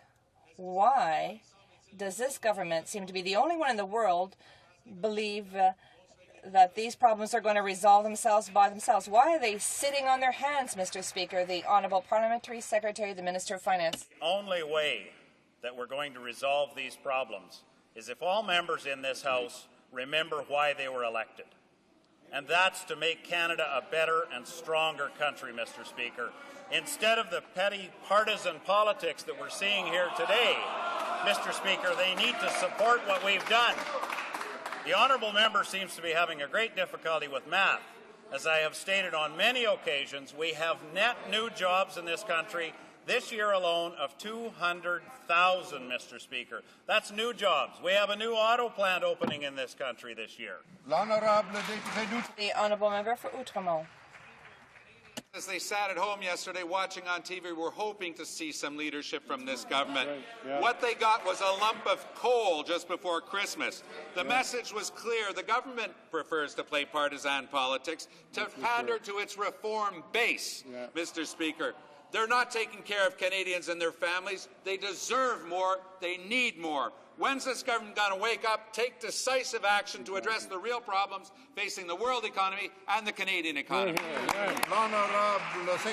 The Honourable Parliamentary Secretary to the Minister of Finance. Many times I have to remind honourable members that we actually did this a year ago. I do believe that we're seeing an awful lot of smoke and mirrors when we're talking about partisan politics and the funding of political parties, Mr. Speaker. My sense is that's what this is all about. The underlying motive here is they can't believe the fact that families in this country, Mr. Speaker, are worried about their jobs. The opposition appears to be worried about their entitlements. That's right. The honourable member for Outremont. 350,000 jobs lost, good-paying jobs with pensions in forestry and manufacturing. Why? Across-the-board cuts to income tax for corporations only goes to companies that made profits and therefore paid taxes. If you were in forestry or manufacturing, you got nothing. That's the incredible record of the Conservative government. Incompetence, and that's what's going to get thrown out next week, Mr. Speaker. The Honourable Parliamentary Secretary to the Minister of Finance. Well, thank you once again, Mr. Speaker.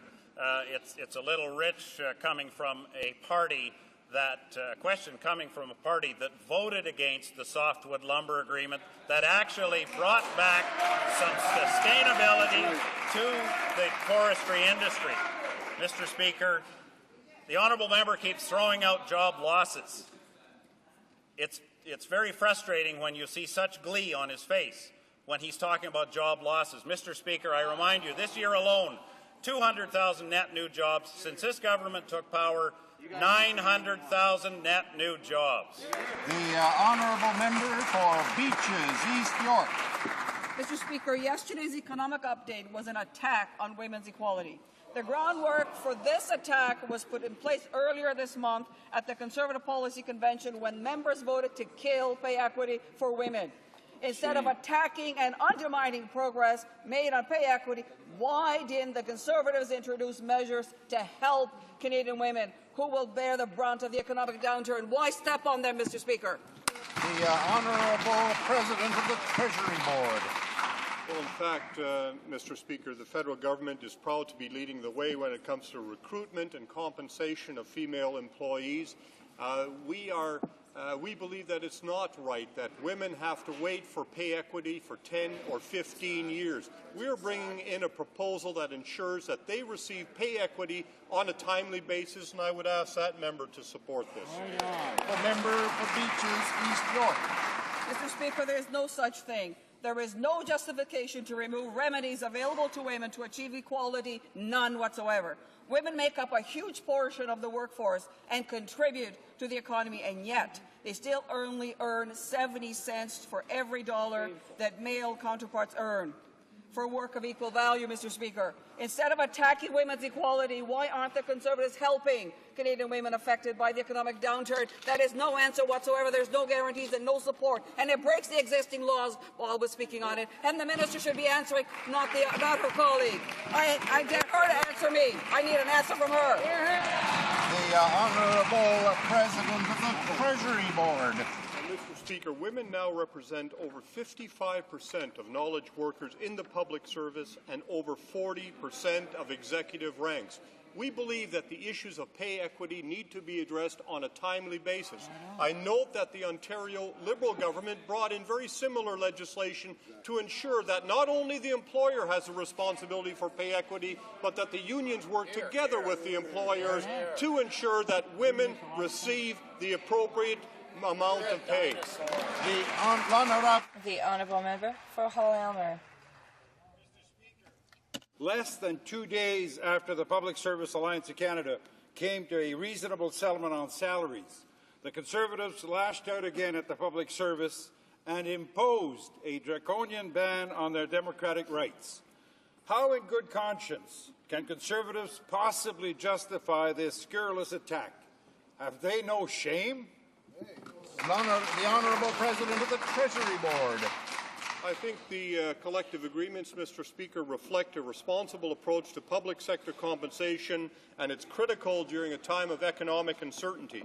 This prohibition will only apply to public sector employees who are seeking an increase in wages beyond what the government can responsibly provide. That is the 2.3, 1.5, 1.5, and 1.5. This is what, in fact, the unions have indicated that they are prepared to live with. That's a reasonable amount, and we are pleased to see that agreement go into place. The Honourable Member for Hull-Aylmer. Mr. Speaker, let's not be delusional here. This was a partisan attack against the public service. These Conservatives are hostile and vindictive. Cooperation and collaboration for the needs of Canadians is a concept that they can't understand. Public servants all work very hard on an everyday basis for Canadians and deserve to be respected. Will Conservatives stop their ideological attacks against the public service right now? The Honourable President of the Treasury Board. Coming from a member like that, who in the mid-1990s were responsible for laying off public servants and downloading costs onto the provinces, crippling health care, crippling our social programs. That's what the Liberals were doing to us when we were in charge of provincial governments. They had no problem doing that. We are dealing with the public unions in a responsible manner instead of crippling social programs. The Honourable Member for Alfred Pelin. Order. Mr. Speaker, this government has missed its target by targeting at everything and anyone except the crisis. Instead of putting out fires, it decided to ignite them. They are now threatening the fiscal health of the provinces. they're going to be capping equalization payments. All governments throughout the world are putting in place measures to deal with the economic crisis. They're trying to stimulate the economy. Why has this government decided against common sense to simply exasperate the effects of this crisis? The Honourable Parliamentary Secretary to the Minister of Finance. Mr. Speaker, and I might remind the honourable member that it took until we had a Conservative government in this country to actually recognize that there was a fiscal imbalance. The Liberals refused to recognize that, Mr. Speaker. And we fixed that. We fixed it so well it was appreciating too quickly, we felt. And in negotiations with all of the provinces, Mr. Speaker, we've put it on a level that is sustainable. That's the growth of the economy. And the provinces will get an increase in transfer payments every year, Mr. Speaker. The Honourable Member for Longueuil, Pierre Boucher. Mr. Speaker, this government is taking advantage of the crisis to expand its control over Quebec's jurisdiction. Its intention to set up a sole securities commission is one thing. Now they want to get rid of these, to deal with these challenges of the future. Is the government going to deny that the economic crisis is a pretext that intends to use to get meddle into provincial jurisdiction? The Honourable Parliamentary Secretary to the Minister of Finance. Thank you, Mr. Speaker. And I'm assuming from the beginning of that question that the honourable member was talking about a common securities regulator, and we've laid that out, Mr. Speaker, as something that we would encourage all provinces to join in with. We are the only country in the industrialized world that does not have a common securities regulator. We are encouraging all willing partners to get together to improve the investment environment in Canada through a common securities regulator. The Honourable Member for Beauharnois, Salaberry. Mr. Speaker, we witnessed yesterday in this House an exercise was very troubling. It was an attack against democracy. Most political analysts have criticized this attack of the government with respect to the funding of political parties. The Prime Minister's actions are irresponsible. Will the Prime Minister reflect and do the only honourable thing that he can, and that is to reverse this measure that will hurt the democracy? The Honourable Member. Mr. Speaker, when we take action and we show real leadership with respect to the economy, the opposition simply wants to protect its own benefits. Mr. Speaker, if there are to be sacrifices made with respect to the economy during these troubled times, it is absolutely essential that all political parties do their fair bit. This party, the Conservative Party, is prepared to accept a bigger sacrifice than all of the other political parties. We want to protect the economy, but they're taking action to protect their benefits. The Honourable Member for Beauharnois, Salaberry. Mr. Speaker, the government's plan is very transparent. They're cutting the carpet out from all of the political parties. They're cutting budgets for women, justice, culture, court challenge, and now they're going to do away with pay equity. And today it's the opposition that's being targeted. Rather than attacking the crisis, why did this government decide to attack those that don't think the same way it does? The Honourable Parliamentary Secretary to the Prime Minister. Speaker, this is our priority. We are doubling infrastructure spending in the next year. We have cut the GST, lowered income taxes, lowered business taxes. We've injected liquidity into our banks to ensure that small businesses, home buyers, and consumers can get the loans they need to function. And what is their priority, Mr. Speaker, on the opposition side? It's a big coalition founded on their personal political entitlements. That is the contrast that Canadians witness. A government that is working on the economy and an opposition that is uniting around its entitlements. Hear, hear. The Honourable Member for Markham, Unionville. Speaker, the Prime Minister talks as though he understands the lessons from the 1930s. In Peru, he told world leaders that it may well be necessary to take unprecedented fiscal stimulus. But all of his actions yesterday offered zero stimulus and only cuts. The rest of the world has acted in the tens or even hundreds of billions of dollars. Britain is the latest to join in. So why does the Prime Minister talk like Franklin Roosevelt and act like Calvin Coolidge? The Honourable Parliamentary Secretary to the Minister of Finance. Well, thank you, Mr. Speaker. It's always interesting to hear the analogies from the other side of the House. But the truth is, Mr. Speaker, that we did take preemptive action. The previous answer to the previous question talked about a whole litany of things that we've done, Mr. Speaker. In fact, when he's referring to the United Kingdom, they actually followed our lead, Mr. Speaker, in cutting their value-added tax 1.5%. But I might remind the honourable member that they did that on a temporary basis. Mr. Speaker, we did it on a permanent basis. Honourable member for Markham Unionville. Mr. Speaker, this is ridiculous. Last year, when this government cut the GST, the British cut income tax by $18 billion. Yet, unlike this government, the British don't sit around boasting about what they did last year. They had a further major tax cut this year because that's what their economy needed, like ours. So will the Parliamentary Secretary admit that everything he just said is total rubbish?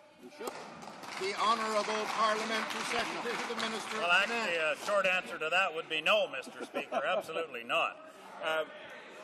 It's unbelievable how he can dismiss, the honourable member can dismiss the fact that this actually created the stimulus that has put Canada in the enviable position of the strongest growth in the G7. An enviable position, Mr. Speaker.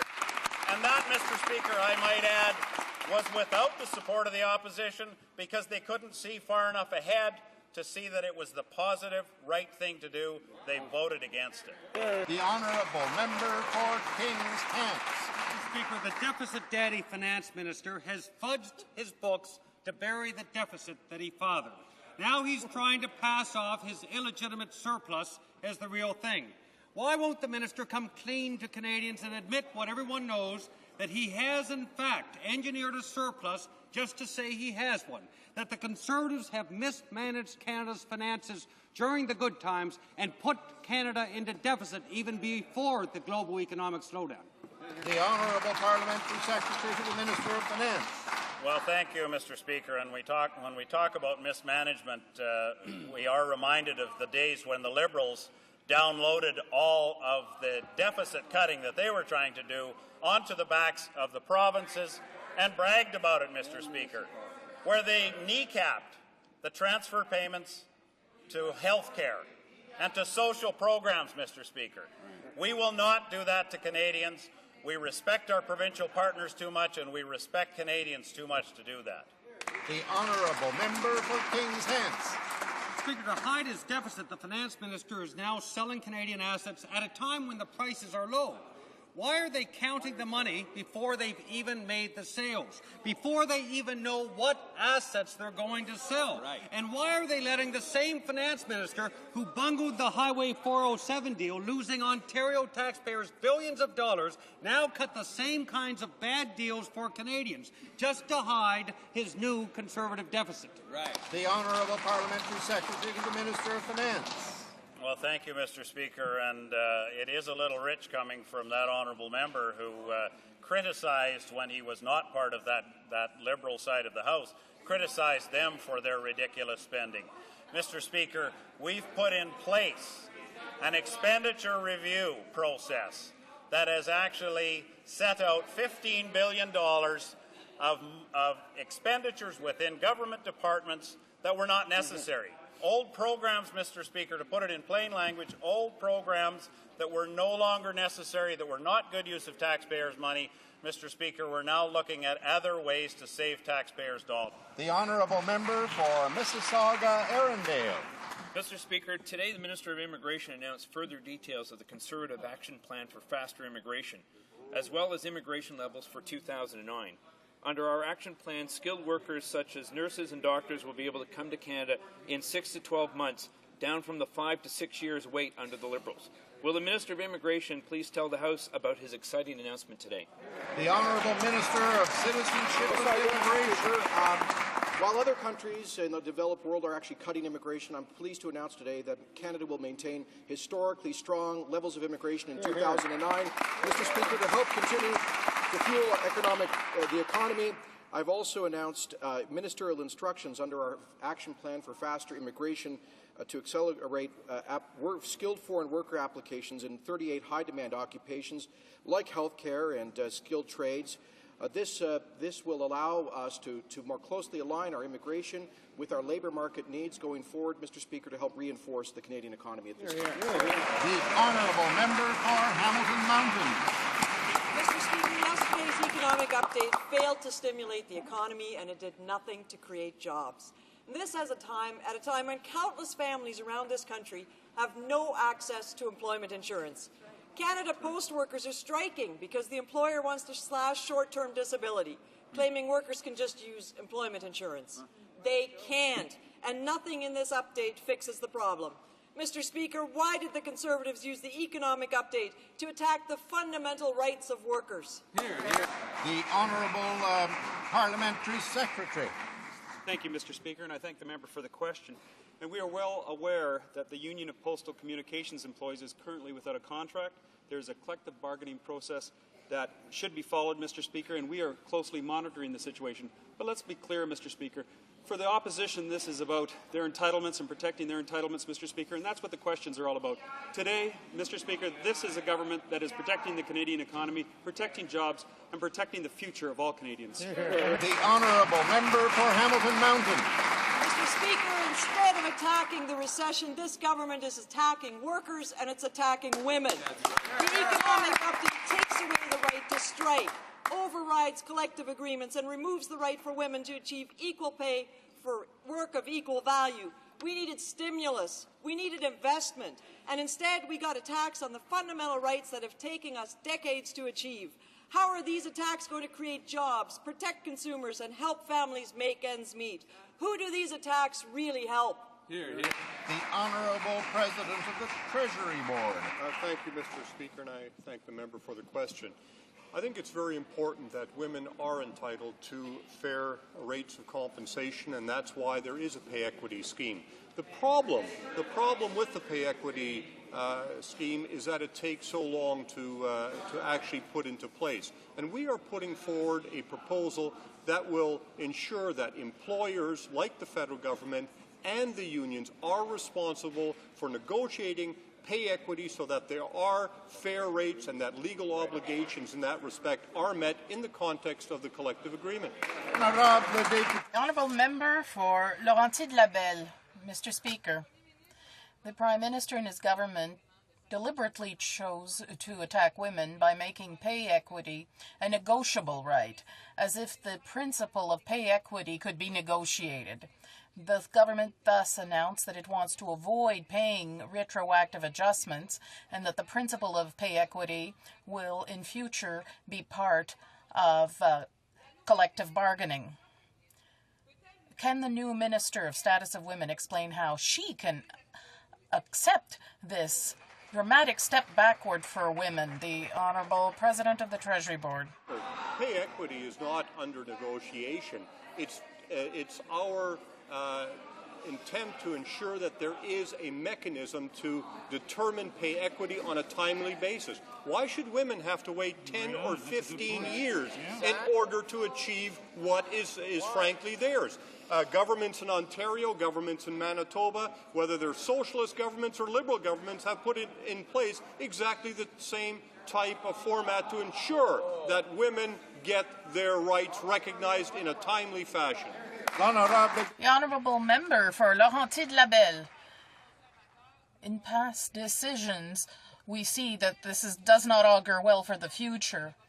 There's threats to pay equity, threats to the right to abortion, cutting off court challenges, cutting status of women offices.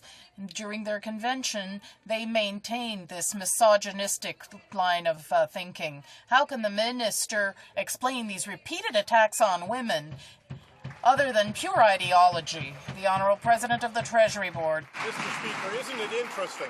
When it comes to their entitlements in respect of their political parties, they want to ensure that their money is there right away. When it comes to women and pay equity, they are content to allow women to wait 10 or 15 years before they achieve pay equity.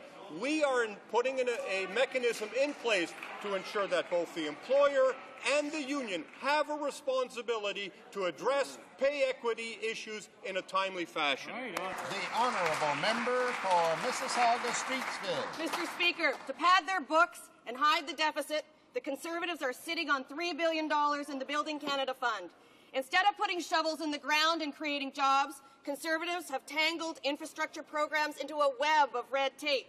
In Mississauga, infrastructure projects are ready to go.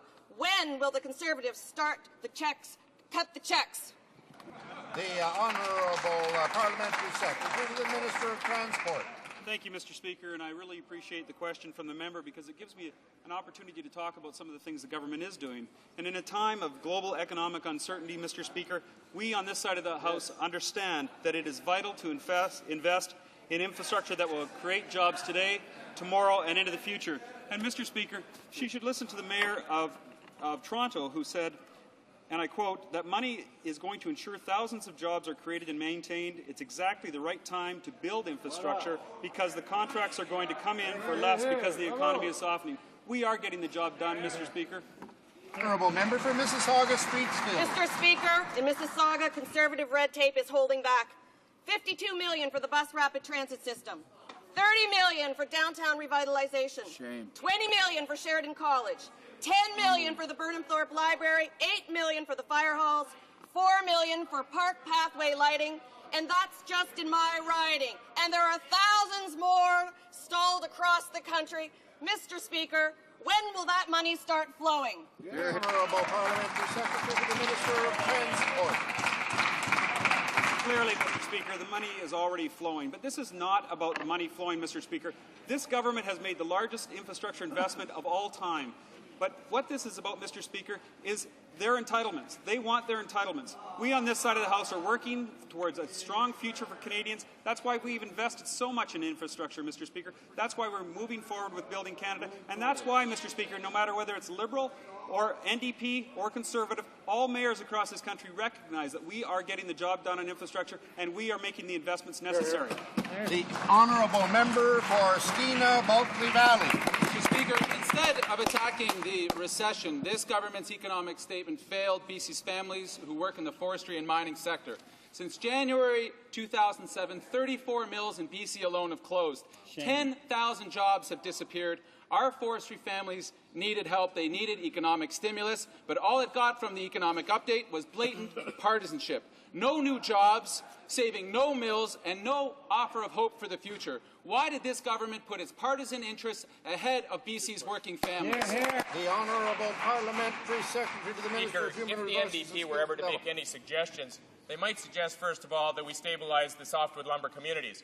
We did that, Mr. Speaker, with a softwood lumber agreement. They might suggest that we put money into lumber communities. We did that, Mr. Speaker, with the $1 billion community trust.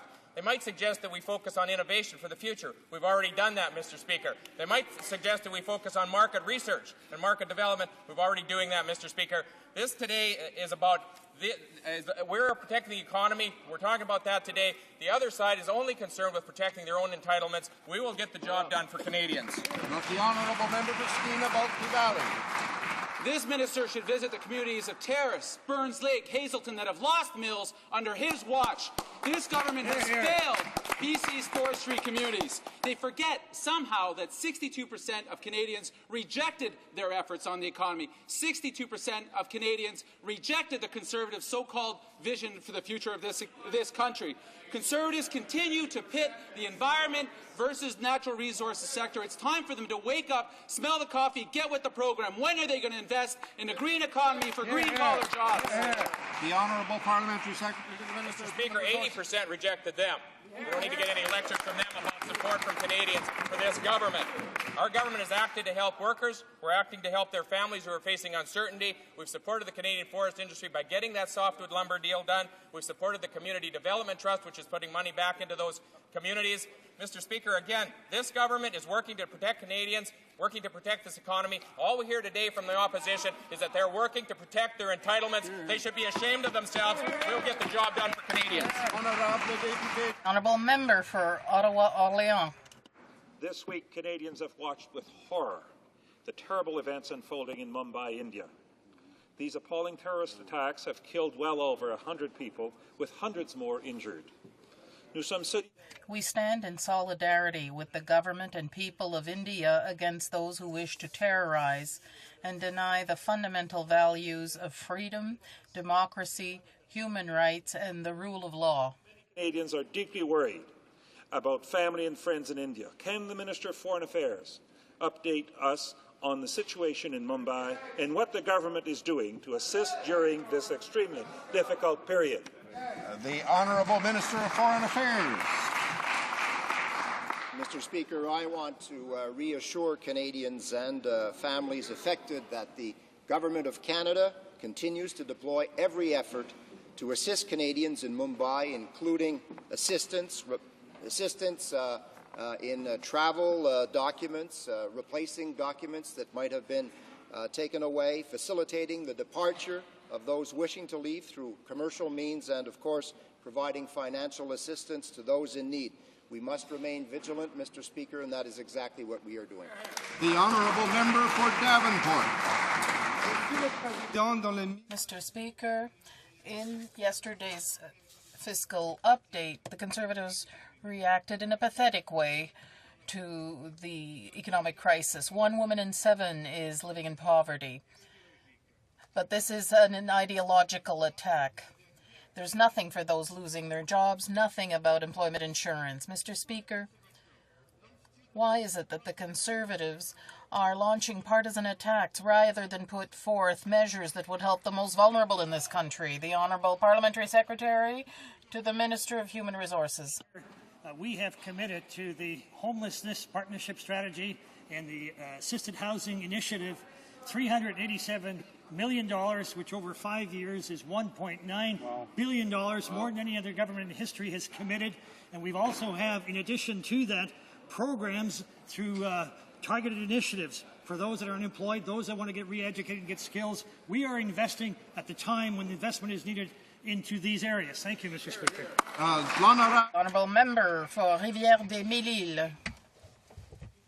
Mr. Speaker, the Prime Minister and his government decided to attack salaried employees of the public service by suspending their right to strike. Rather than give a helping hand to workers, they decided to acquire what they've already acquired in the hopes of imposing their right-wing ideology. They are surreptitiously attacking what thousands of workers got after years and decades of fights: the right to collective bargaining and the right to strike.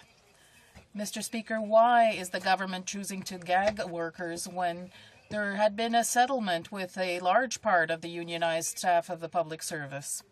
The Honourable President of the Treasury Board. Thank you, Mr. Speaker. And yes, I was very pleased with the responsible attitude that the union took in terms of coming to a collective agreement with the employer.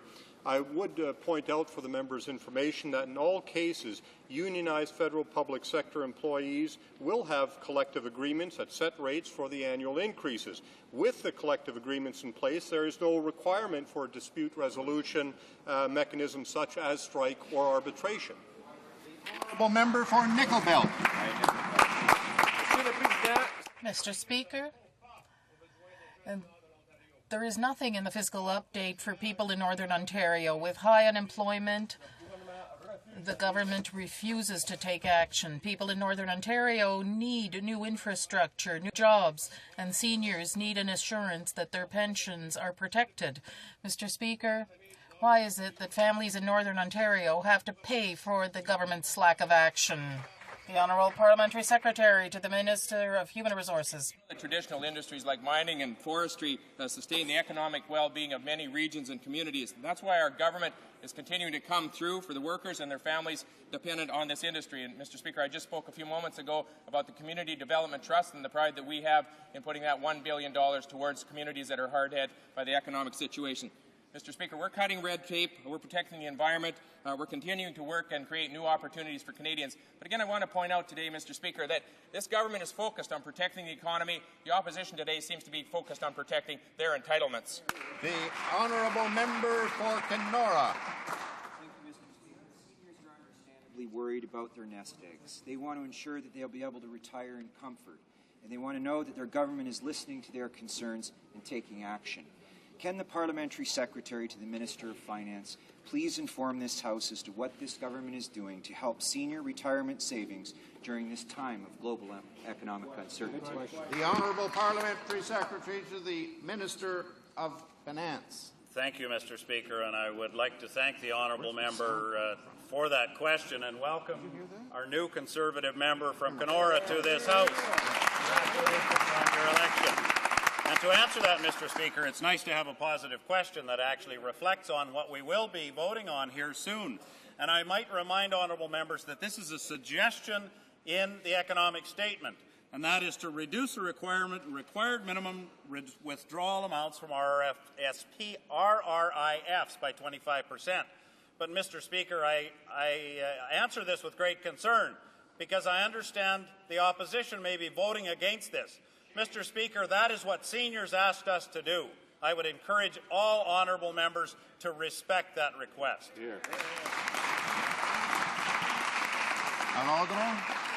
Order. I'd like to point out the presence in the gallery of His Excellency Mr. Mohamed Amer, Minister Delegate to the Prime Minister of Morocco, Minister for Moroccans Overseas.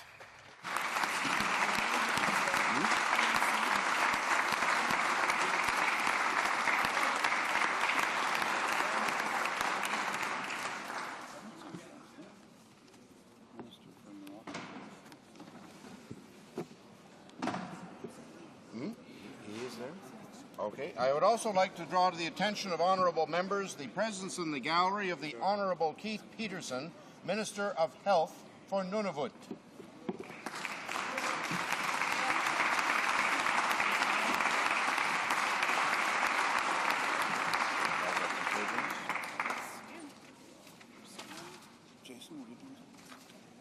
I have the honour to place upon the table the annual reports for 2007-2008 with respect to the Access to Information and Privacy Acts from the Official Languages Commission. Refer to the Standing Committee on Justice and Human Rights. I have the honour to lay upon the table the annual reports on the Access to Information and Privacy Act and the Privacy Act of the Office of the Chief Electoral Officer for the year 2007-2008. This document is deemed referred to the Standing Committee on Justice and Human Rights. Documents, dépôt de documents, the Honourable Minister of Citizenship and Immigration. Merci, Monsieur le Président. Thank you, Mr. Speaker. Pursuant to Standing Order Paragraph 94.1 of the Immigration and Refugee Protection Act, I have the honour to present in both official languages the annual report on immigration for 2008.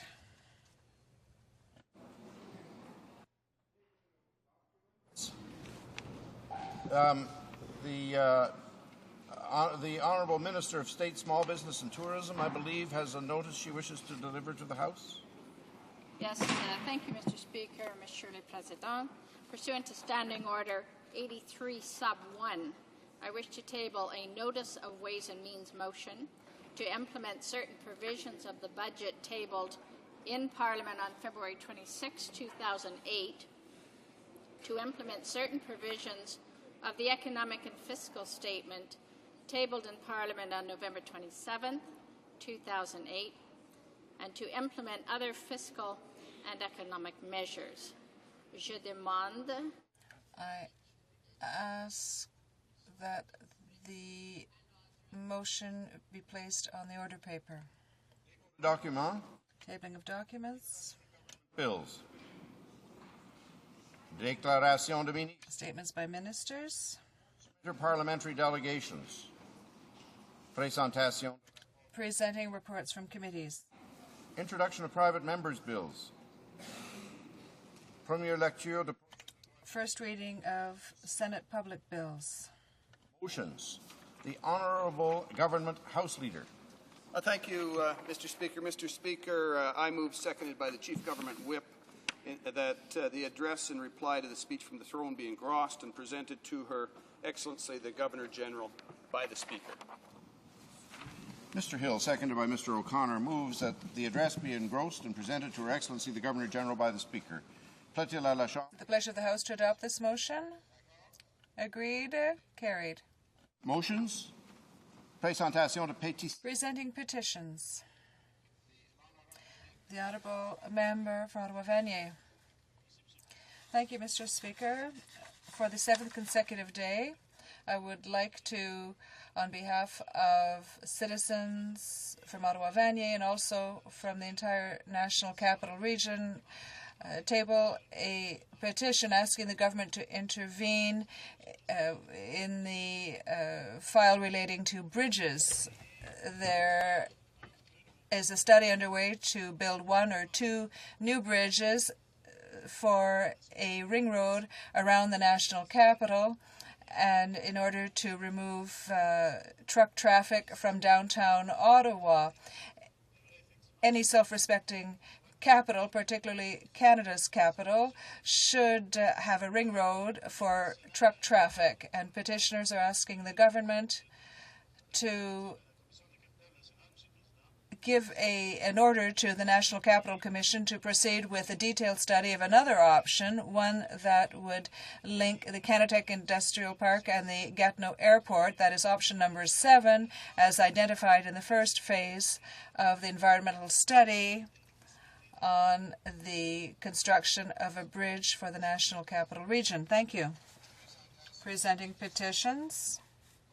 On the order paper, l'Honorable Secretary. The Honourable Parliamentary Secretary to the Government House Leader. That all questions be allowed to stand. So ordered.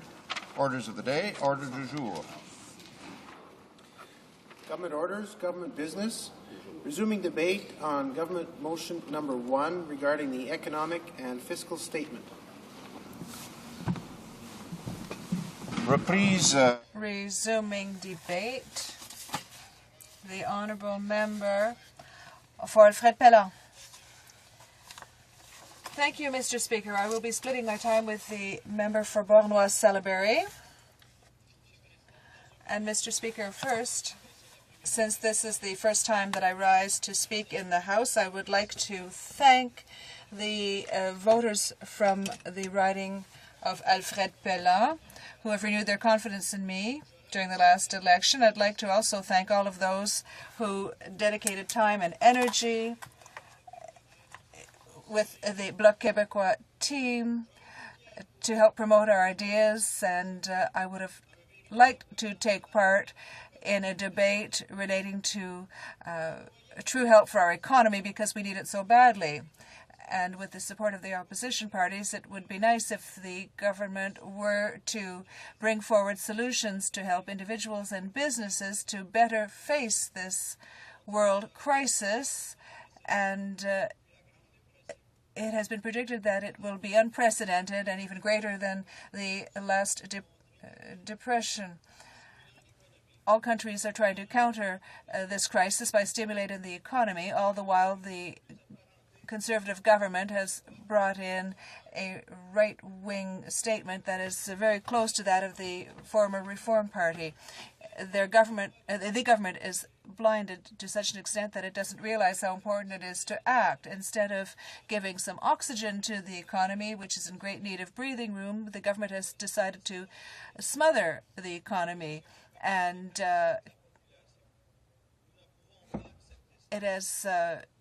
it's not offering any help to the businesses. Instead of attacking the crisis, the Conservative government has decided to create a democratic crisis for purely partisan reasons by eliminating the funding of political parties.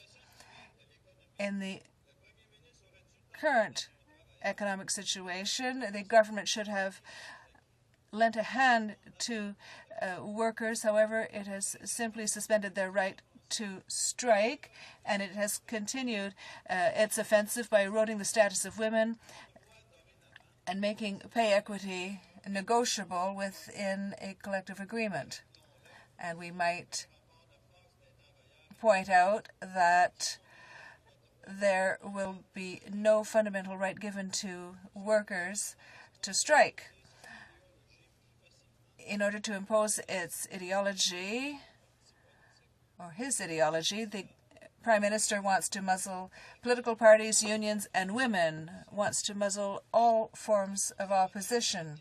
The Conservatives, who said that they were ready to work with opposition parties, have rejected the economic proposals that were brought in this week by the Bloc Québécois. These are realistic proposals that meet the needs of those who are suffering because of the current crisis.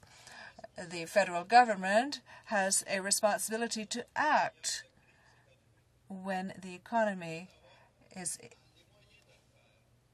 in a downturn, and this can be done without increasing the debt load. The Bloc Québécois has brought forward a plan, a 3-point plan that would have contributed greatly to stimulating the economy by injecting $23 billion into the economy. And the plan that we presented this week is realistic. It could have been implemented to benefit Quebecers as well as all Canadians, so as to protect what they already have while stimulating the economy. There are immediate measures in this plan that would not cost anything. For example, preferential procurement by the government. All federal organizations would have to use Canadian forest products in federal construction projects. Reestablishing financial support for economic development organizations, agriculture programs, the support of Kyoto when we talk about credits for non-polluting companies, particularly in Quebec. Also changing the limit to convert RSPs to RIFs. A modernization fund of $4 billion for investment and increased productivity of manufacturing companies. Support for the forestry and manufacturing sector. An affordable housing fund of $2 billion through CMHC, $2 billion for residential upgrading, which would improve energy efficiency, and this once again under CMHC. There are also direct measures for the citizens, that is respecting equalization, supplementary transfer of $1.3 billion for post-secondary education, a gradual increase in the GIS, progressive refunding to those who are eligible for GIS but who were thwarted by the government, access to employment insurance, income support for older workers, and a green car plan with refunds for green vehicles. The government has enough leeway to fund this type of plan, and this leeway is made up of a strategy to reduce tax evasion towards tax havens and elimination of certain privileges for payday lenders. All of these people should contribute, but the government has shown its true face inherited by the Reform Party. It's a right-wing ideology that they are espousing, even though the government could have brought forward measures that would have not been costly and could have been very positive for the economy. This is what the Bloc Québécois brought forward a few days ago for the Minister of Finance. It's realistic and energetic, and it demonstrates that it is possible to act to help the economy to get going again and help people to face this crisis. The Bloc Québécois will stand up against the ideological statement made by the Conservative government, which attacks workers and women but does nothing to stimulate the economy. Instead of cooperation, the Conservatives have chosen provocation, even though our citizens don't want another election. And I'd like to quote Mr. André Prat from La Presse. He's a federalist, and he said this morning in an editorial entitled, "The Irresponsible Mr. Harper." Order, please. I imagine that the honourable member is referring to the Prime Minister, in which case he must use his title and not his name. Yes, thank you for reminding me of that, Mr. Speaker. You are quite correct. I was quoting a newspaper article written by Mr. André Prat, who said that Mr. Harper is making another attempt, and the Bloc will have to vote against the bill. Their survival depends on it because we believe in democracy, in the rights of workers. The honourable member knows that even when he's reading an article, he cannot do indirectly what he cannot do directly. He ought to refrain from using the names of members of Parliament and refer to them by their title, even if it is to insert that into an article. Thank you. Merci, Mr. President. Thank you, Mr. Speaker. I apologize.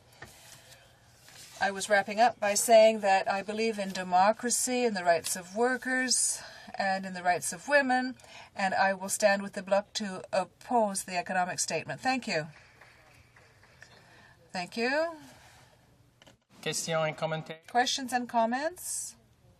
The honourable member for Saint-Bruno-Saint-Hubert. No. For Marc-Aurèle Fortin. And he was a great painter. I have a question for my colleague. I'd like to know if, among the measures brought forward by the Bloc Québécois, were there not measures to create a number of jobs which would fulfill the obligation of any civilized society, that is, to provide affordable and decent housing for all of its people. And I'd like to ask him where this money could be found without affecting the financial balance. The member for Alfred Pellan. I'd like to thank my colleague for his question. Yes, this is one part of our plan that I mentioned quite quickly. It's obvious that if you want to make a quick contribution to economic growth in a country, then you can use CMHC surpluses, and their surplus stands at about 8 billion currently. So it seems appropriate for the government to set up an affordable housing program because we are lacking affordable housing throughout the country. I hear about this in my riding where people have to put their names on a waiting list for affordable housing. And since this surplus is already available to the government, it would have no effect on current operations, and it seems to me it could be an immediate solution to deal with this economic crisis. Questions and comments? The honourable member. Terry. Thank you, Mr. Speaker. And I have a question for this individual. There's no doubt we have committed funding for over 5 years of $387 million, $1.9 billion, a significant amount. He wishes to use the funds in CMHC.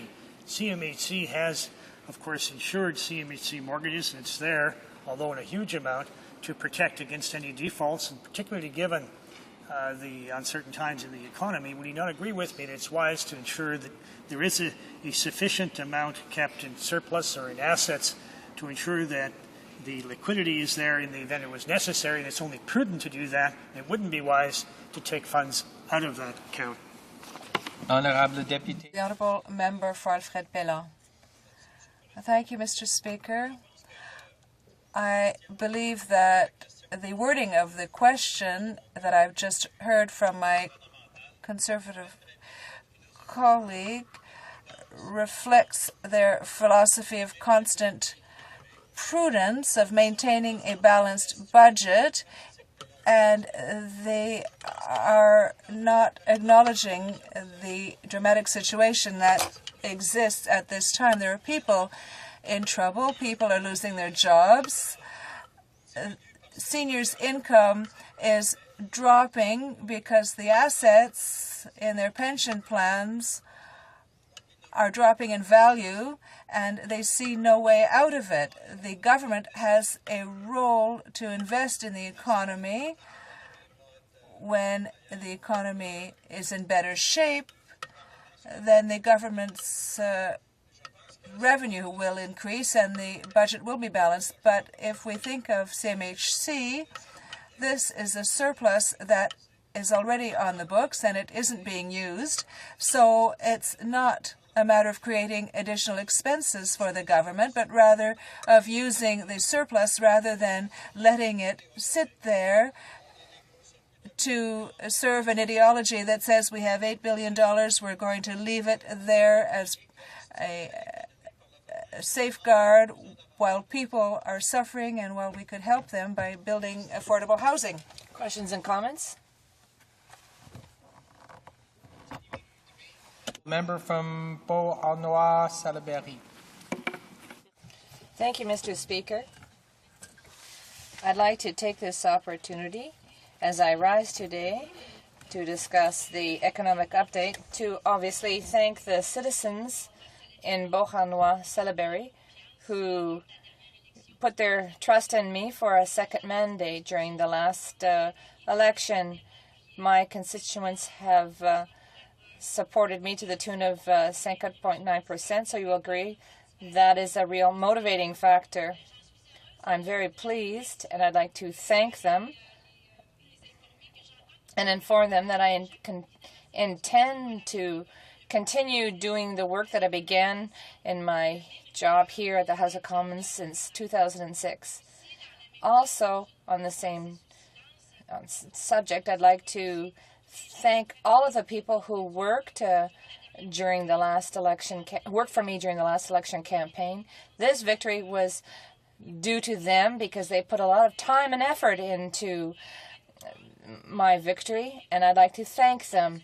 Now, Mr. Speaker, I would like to discuss the economic statement given by the Minister of Finance in the House yesterday. A lot of things have already been said about this uptake. I listened to the speech given by the Parliamentary Secretary, the Minister of Finance, and I would like to join in with others to explain my reaction.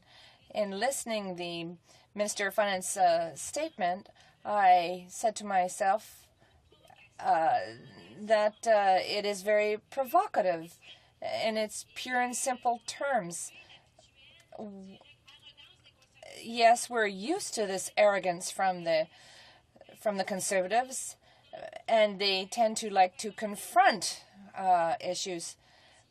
But we would have expected them to be somewhat more conciliatory with the opposition. But with the first occasion, with the first opportunity that presents itself, what do? They're very provocative. I really think that this government doesn't understand the situation since 2006. I don't think they really understand the election results in Quebec.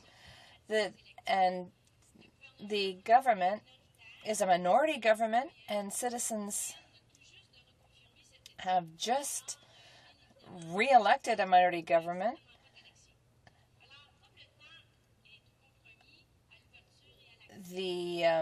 There's a lot of inaction we don't understand why the government has presented it with this economic update, which I would say is surprising and unacceptable. The Conservative government, which said that it would be working with the opposition parties, is provoking all of the opposition parties in this House, and right at the start of the resumption of Parliament. The Conservative government decided to create a democratic crisis for reasons that, well, no one's fooled by this. They're doing this for partisan reasons by eliminating political party funding, knowing that this measure will hit the opposition parties hardest. The government is saying that it wants to save $27 million, but it didn't hesitate to call a general election, which cost over $300 million. And the people and constituents simply didn't want an election at that time. And you will recall that this government broke its promise about triggering an election for purely partisan reasons. So this is very hard to understand. The Prime Minister said he wanted to call an election to better be able to be in a better position to manage the crisis. But once he gets into office, what does he do? He puts this House once again into what I would call a democratic crisis. And he has done nothing to really deal with the economic crisis. There is no concrete plan. We think that the Prime Minister should have been extended a hand to workers, and instead of doing away with some of their rights, for example, the right to strike. And what about the status of women? They have now made wage parity, something that can be decided at the bargaining table. I'm very surprised by the silence of the Minister of the Status of Women. As a woman, I don't understand how she can bind this position of her government with respect to wage equity. This government is trying to obtain absolute power by attacking every sector that goes against it. For people that don't agree with their vision, the government is trying to muzzle them. The government has been heavily criticized by various parliamentary commitments, and the government even tried to attack the chief electoral officer, and the government attacked the Auditor General, asking that she submit her news releases for approval by the PMO before releasing them. And what about the government action by cutting the court challenge program? You will recall during the election campaign, the government announced cutbacks to artists, and despite the unanimity and consensus in Quebec, even though the minister at that time, the Minister of Culture, had promised during the campaign that the programs would be replaced with something else, we know that this was not true at all, because the new minister in charge of culture has simply decided to do away with the programs that allowed artists to go outside of Canada in order to spread the Canadian culture. This has all been cut back. We're hoping that the minister will overturn his decision, but we can see that this whole matter is all about ideology. These decisions made in the economic update are purely ideological. We can see that the Conservative government, is using this economic update to muzzle political parties, the unions, women, any form of opposition. And personally, when I debated this matter with the candidate for the Conservative Party, I could see all of the contempt that this person had towards unions, and I feel that you have to be empathetic to people when they lose their job, and you have to do what you can to help them get through this crisis. And what I felt during this debate with the Conservative candidate? Well, it's the same sentiments that I heard from the Minister of Finance when he talked about trampling on employee rights. So this update was all about ideological arguments. Instead of putting some breathing new air into the economy, he is strangling it.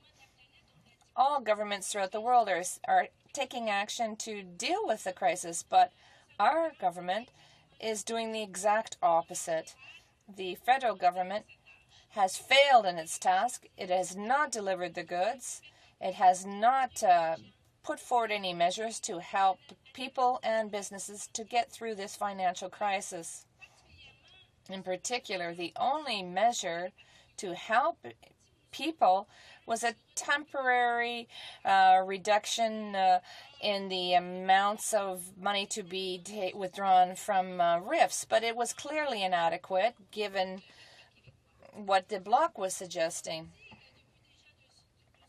For the past week, Mr. Speaker, the Bloc has proposed a series of measures to help individuals get through this crisis, and we would like the government to listen to us and implement, not in a few months' time, but right now, various measures that have been suggested by the Bloc Québécois to help us deal with this economic crisis and help businesses and people get through these difficult times. Thank you, Mr. Speaker. The Honourable Member.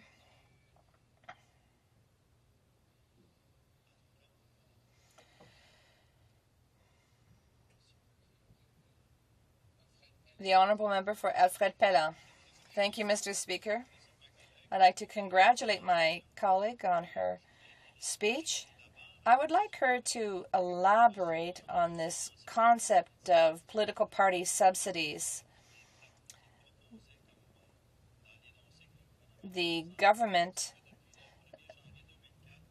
suggested that this be done away with. The federal government passed legislation on political party funding for the first time because beforehand money used to rain down from the skies. But now, in an effort to clean up democracy, the federal government adopted legislation based on Quebec legislation, legislation that was adopted under René Lévesque. So I think the purpose of this legislation was to have some balance, to create more of a level field so that various political parties could express their could exist and express different votes. Now, this funding that was provided by the legislation has helped political parties, but now we can see that the federal government wants to do away with it, which is an attack against democracy. This was a very serious measure. I would like to hear the member express her views on this matter. The Honourable Member for Salaberry. Thank you, Mr. Speaker. All of the political analysts came out very clearly in today's newspapers to say that cutting back on this political party subsidy was a purely partisan move. I don't know. You get the impression that the Conservative government must not be all that smart because it's so clear what they are doing. They're trying to put an end to this practice, this democratic practice, which also this legislation was used to protect us against fraud in election campaigns. So this was a purely partisan move. And it's not just the member of the Bloc that's saying it. This is an opinion that is shared in Quebec by all of the national papers and by the other political parties. I'd also like to add, Mr. Speaker, that when the Parliamentary Secretary to the Minister of Finance gave his speech, he said that he thought that the opposition party had some hope in that there would be concrete measures, but that finally he said that the opposition parties had no reason to be disappointed. We had more than hope. We had expectations, and we had formulated some very technical propositions, and we wanted the government to take them into account. Minister of State for Democratic Reform. Thank you, Mr. Speaker. And I listened to the members' comments with interest, and we are in tough economic times. Finance Minister and this government took preemptive strikes over a year ago to stimulate the economy, and the rest of the world's trying to catch up to Canada. But I wonder if the member is aware that when it comes to the political subsidies, just yesterday in Manitoba, the premier, the NDP premier in Manitoba, was planning to bring in $1.25 per vote, a share per voter, similar to what exists federally. But upon reflection, he's decided not to do that because he realizes that it's not a good use of taxpayers' money in these tough economic times. In fact, in Manitoba, union and corporate donations are not allowed either. So if Manitoba can go without, and it has gone without taxpayer-subsidized votes for probably about 10 years now, why can't we do it on the federal scene as well? The Honourable Member for Beauharnois-Salaberry. Manitoba, Mr. Speaker, is free to make its own choices. Quebec has made its choice, and it wants to contribute to political parties, and this comes from a piece of legislation that really cleaned up the election procedures in Quebec. René Lévesque was behind this, and I think that maintaining this funding is a way of avoiding a return to these petty caches, slush funds. That I believe that this is I believe that this was just an attack against the Liberals who are in a bad financial situation. Thank you very much, Mr. Speaker, and I'll be splitting my time this afternoon with the member from Vancouver East. When I rose in this House just a couple of days ago and said that I could not support the speech from the throne, I did so because in this time of unprecedented economic uncertainty, it laid out an agenda for this Parliament that completely ignored the concerns of hard-working Canadians. It didn't address their fears about lost jobs, lost pension benefits, lost EI benefits, and lost savings. As an agenda for economic recovery, the throne speech was a lost cause. And the right-wing hecklers on the government side tried to shout us down and said that a throne speech was not the time for a detailed economic plan. We should wait until Thursday, when the economic update would be tabled. That would be the time for action on the economy, they said. That would be the time for bold and strategic measures that would offer hope to Canadians. That would be the time they led us to believe that our Minister of Finance would morph into some kind of Northern Obama and attack the economic crisis with vigour and protect Canadian families from its ravages. Well, yesterday the Finance Minister attacked all right, but instead of attacking the recession, he attacked democracy, he attacked workers, he attacked women, and he attacked seniors. Out of all of those, I suspect his attack on democracy is perhaps the least sexy for those who are watching this debate on television this afternoon. After all, party financing is insider baseball and hardly tops the list of concerns for most Canadians. So let me dispose of that one quickly. Jean Chrétien knew that the Liberal Party was hugely dependent on donations from large corporations to finance that party's election campaigns. In fact, 80% of the party's financial support came from Canadian companies, not individual supporters. So to kneecap his successor, Paul Martin, he made corporate donations illegal. All parties would now have to raise money without the support of corporate and union donations, and individual donations were capped. As partial compensation, he implemented instead a system whereby each party would get $1.75 annually per vote garnered in the most recent election.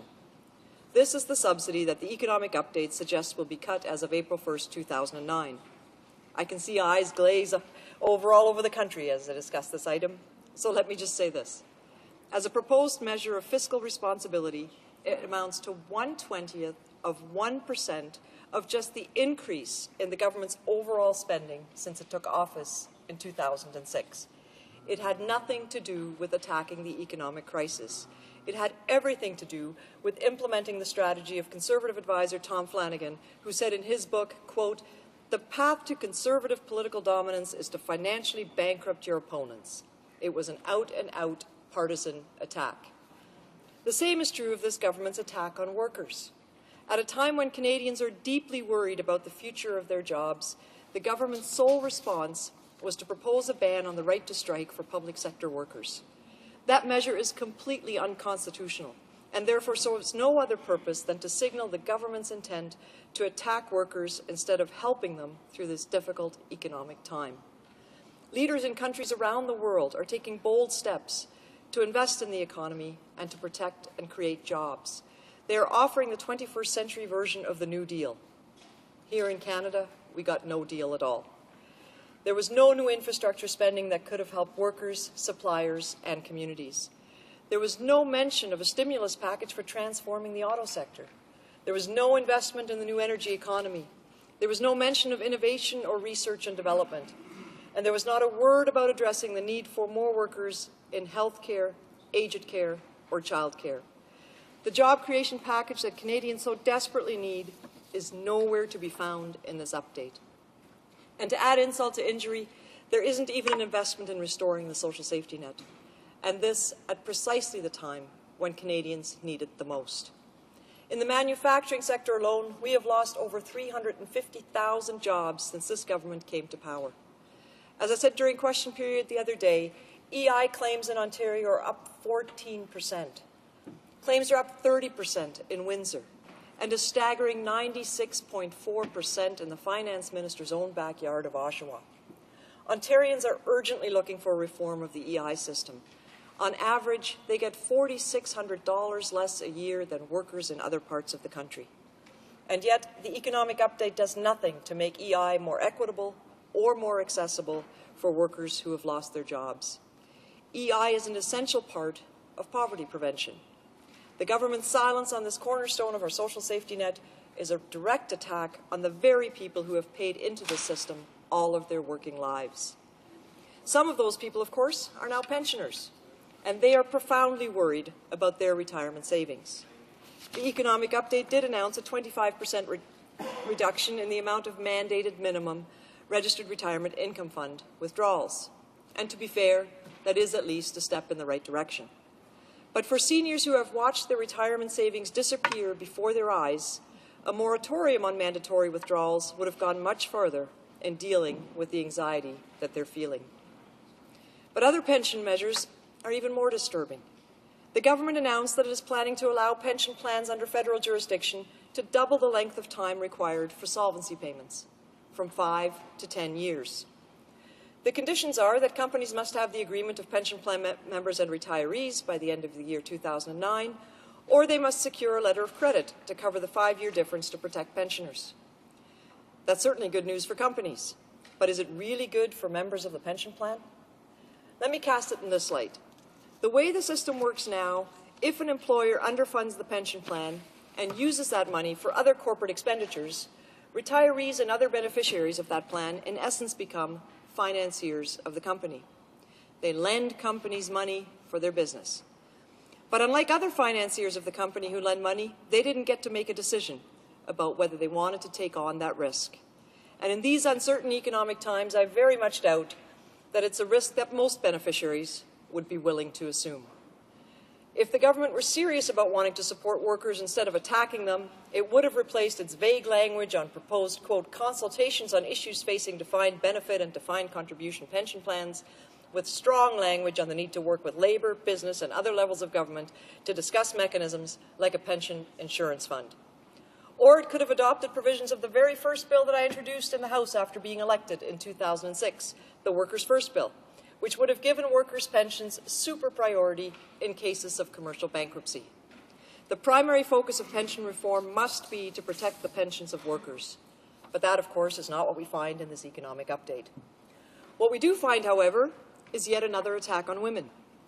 It eliminates the ability to make pay equity claims retroactive. In the most inflammatory language, the government suggests that pay equity is a problem because it's inherently litigious and adversarial. It goes on to say, quote, this costly and litigious regime of double pay equity has been in place for too long. We are introducing legislation to make pay equity an integral part of collective bargaining. This is yet another direct attack on the hard-fought gains by Canadian women, and it's an attack that is driven purely by the right-wing ideology of this Conservative government. The stage for this was set in the last Parliament. The Conservatives then cut funding to Status of Women. They cut funding for the Court Challenges program, cut funding for the arts, and they even cut funding for children's literacy. This had nothing to do with fiscal responsibility. It was an ideologically driven attack on programs that supported the most disadvantaged in our society. Canadians deserve more from their government, and Canadians need more from their government. They need to know that this government shares their worry about their jobs, their pensions, their savings, and their homes. Political leaders around the world and every senior economist in Canada agree. Hard-working families need action now. They need a bold plan, they need strategic investments in our ailing economy, and they need that economic stimulus now. But inexplicably, the economic update doesn't deliver. So the vote that I'm casting on that update next week is not a vote that I'm casting for myself. I will be casting it for the seniors and hard-working families in my riding who sent me to Ottawa to fight for them.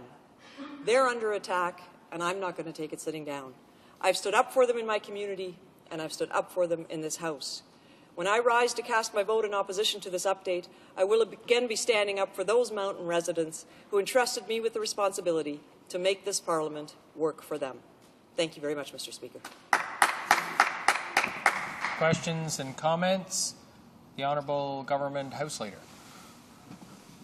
Thank you very much, Mr. Speaker, and I did appreciate my honourable colleague's remarks from across the way, and especially, Mr. Speaker, her concern being expressed for the seniors in our country. But I do want to correct a couple of things, Mr. Speaker, that she made reference to. One is that somehow she indicated that when she votes next week, as she put it, against the economic and fiscal update, that she will be voting on behalf of seniors. Mr. Speaker, she should be aware, and I hope she's aware, that when we vote on Monday on the Ways and Means motion to implement certain provisions from Budget 2008, which was passed, I think it was last February or March, Mr. Speaker, last spring, a long time ago, by a previous Parliament, and certain provisions from the economic and fiscal update, those provisions will have to do with taxation measures, Mr. Speaker. And those taxation measures, many of them, deal directly with seniors, with the very people that she says she wants to help. Like RIFs, Mr. Speaker, and the reduction in the amount that they have to take out of their RIF, pull out, that's going to help them considerably. Mr. Speaker, she should be aware of that that's what's contained in the Ways and Means motion that we'll be voting on. The Honourable Member from Hamilton Mountain. Thank you very much, and I appreciate those comments. It's unfortunate that perhaps the member wasn't here when I actually delivered my speech, because I did say that the 25% reduction in the mandated RIF withdrawals were a step in the right direction. However, it doesn't go nearly far enough. Seniors have been devastated in terms of what's happening to their portfolios as a result of the economic downturn. The member will know that organizations like CARP and others are saying what we really needed was a 2-year moratorium. That would have really helped seniors. But more importantly, there's also nothing in this economic update for those seniors who don't have investment portfolios. Where's the help for those seniors? The economic update is absolutely silent on helping the most vulnerable in our community, and I will make absolutely no apologies for standing up for them in this House. Questions and comments? The Honourable Member for York South Weston. Thank you, Mr. Speaker. Mr. Speaker, I'd like to congratulate the member for Hamilton Mountain on a very wide-ranging commentary on the budget update. Mr. Speaker, my question is predicated on a call that I had from a small parts jobber who has been implicated and impacted by the recent Magna announcement of laying off over 800 workers. As you recall, that was just recently announced. And, Mr. Speaker, in meetings that we've had with the Big Three, they have indicated that there are actually 5, after capital expansion and change in the assembly line, there are 5 new products that have been invested in and are ready to go. But they are in danger because the government is focused on what the United States is going to do.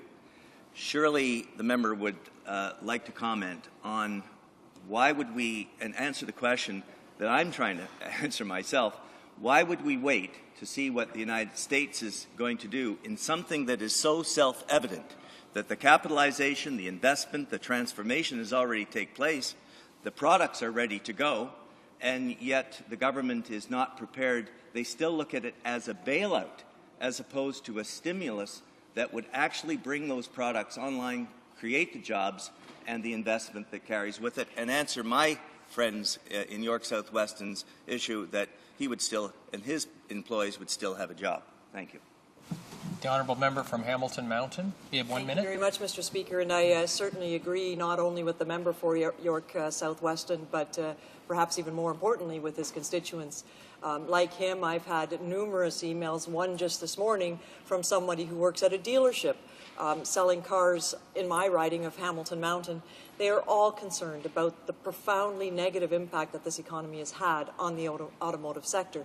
The member will, of course, know that we're not just talking about auto jobs, but also for every auto job, there are 7 additional jobs that are created in our community as a result of the auto sector.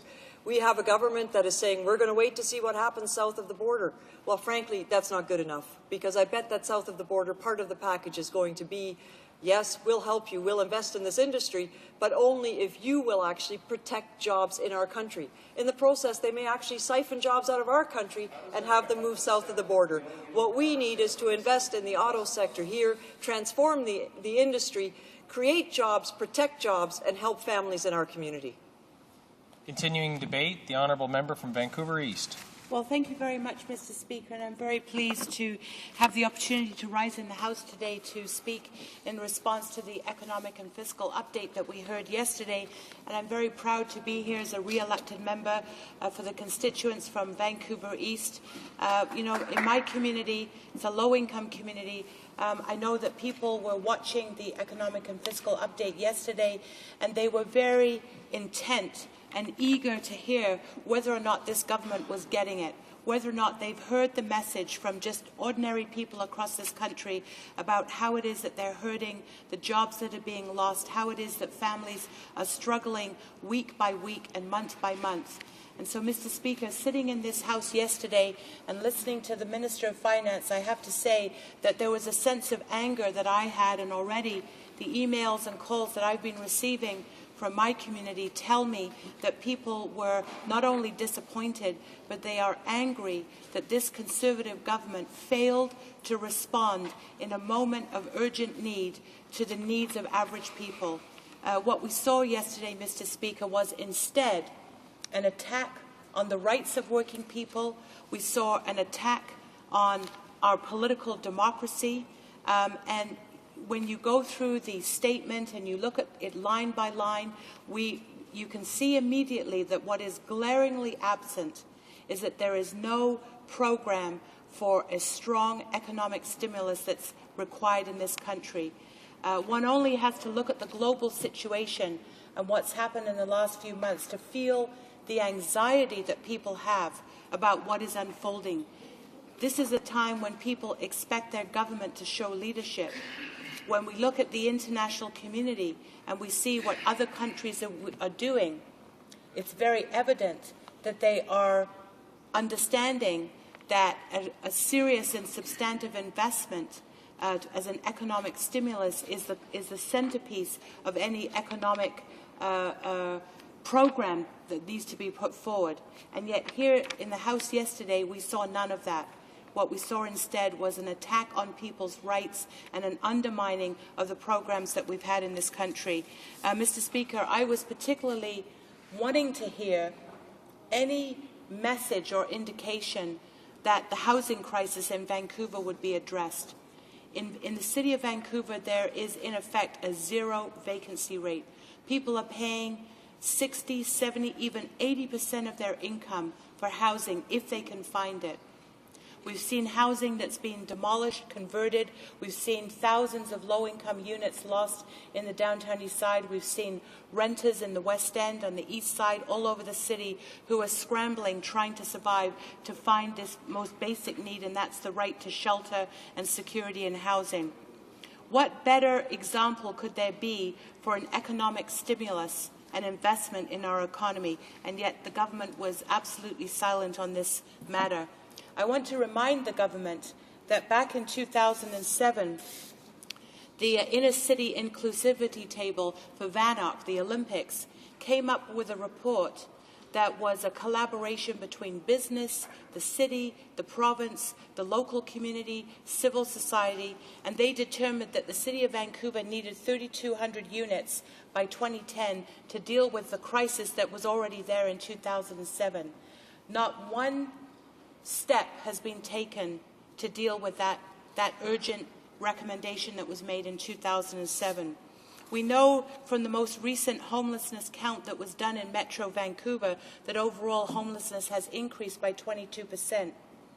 We know that the Aboriginal population is most at risk for homelessness, and in fact, their increase is up 30% over 2005. And though they only comprise 2% of the population, they comprise 32% of the region's homelessness population. These are staggering statistics, Mr. Speaker, and they speak to a society that has become deeply divided because of public policy, because of the kinds of conservative policies and even governments prior to that who have basically eroded some of these basic programs, whether it's the ability to get EI, whether it's the opportunity to have safe and secure housing, or whether it's to have a decent job. So, Mr. Speaker, those factors were already in place. It is now being accelerated and deepened and turned into an even greater crisis because of what's happened with the worldwide financial credit crisis. So I really feel that what we heard yesterday was really a slap in the face to Canadians. It was an insult. To see this minister come forward with a program that would eliminate strikes in the public sector, would roll back collective agreements. To me, this is just sheer folly. It is ideology that is leading this government rather than programs and supports and measures that would actually help workers and average families wherever they might be.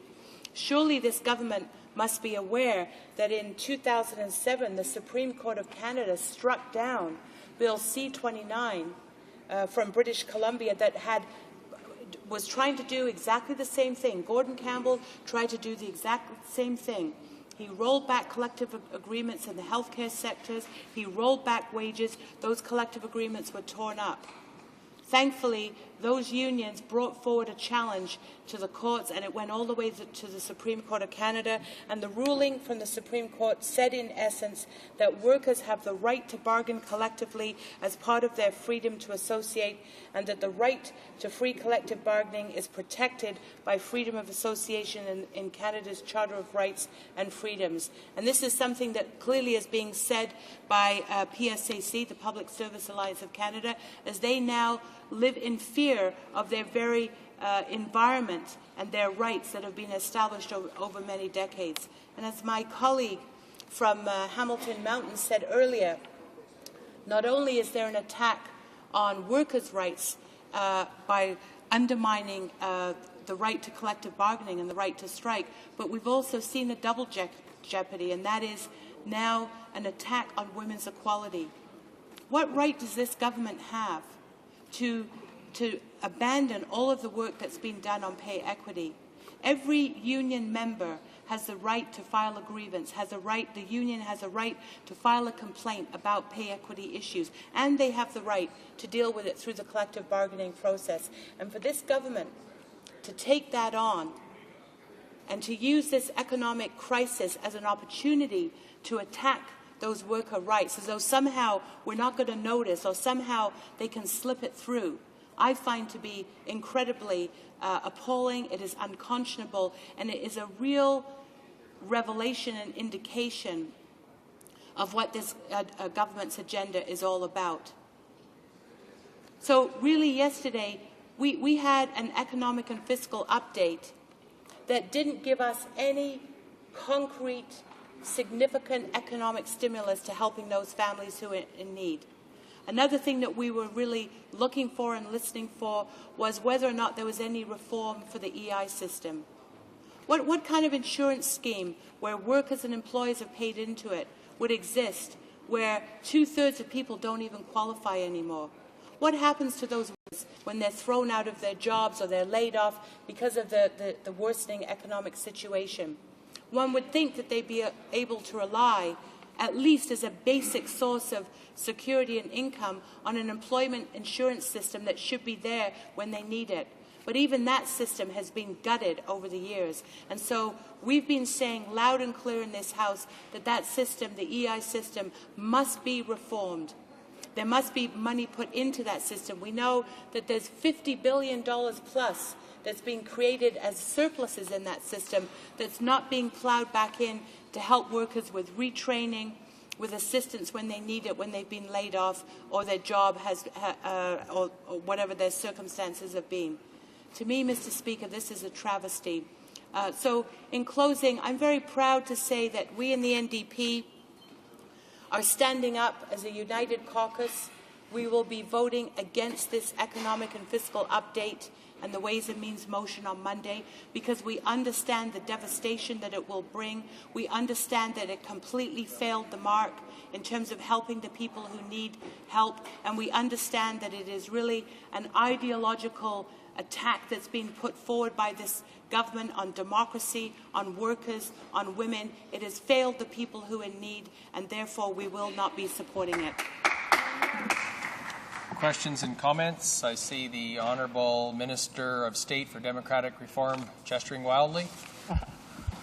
Thank you, Mr. Speaker.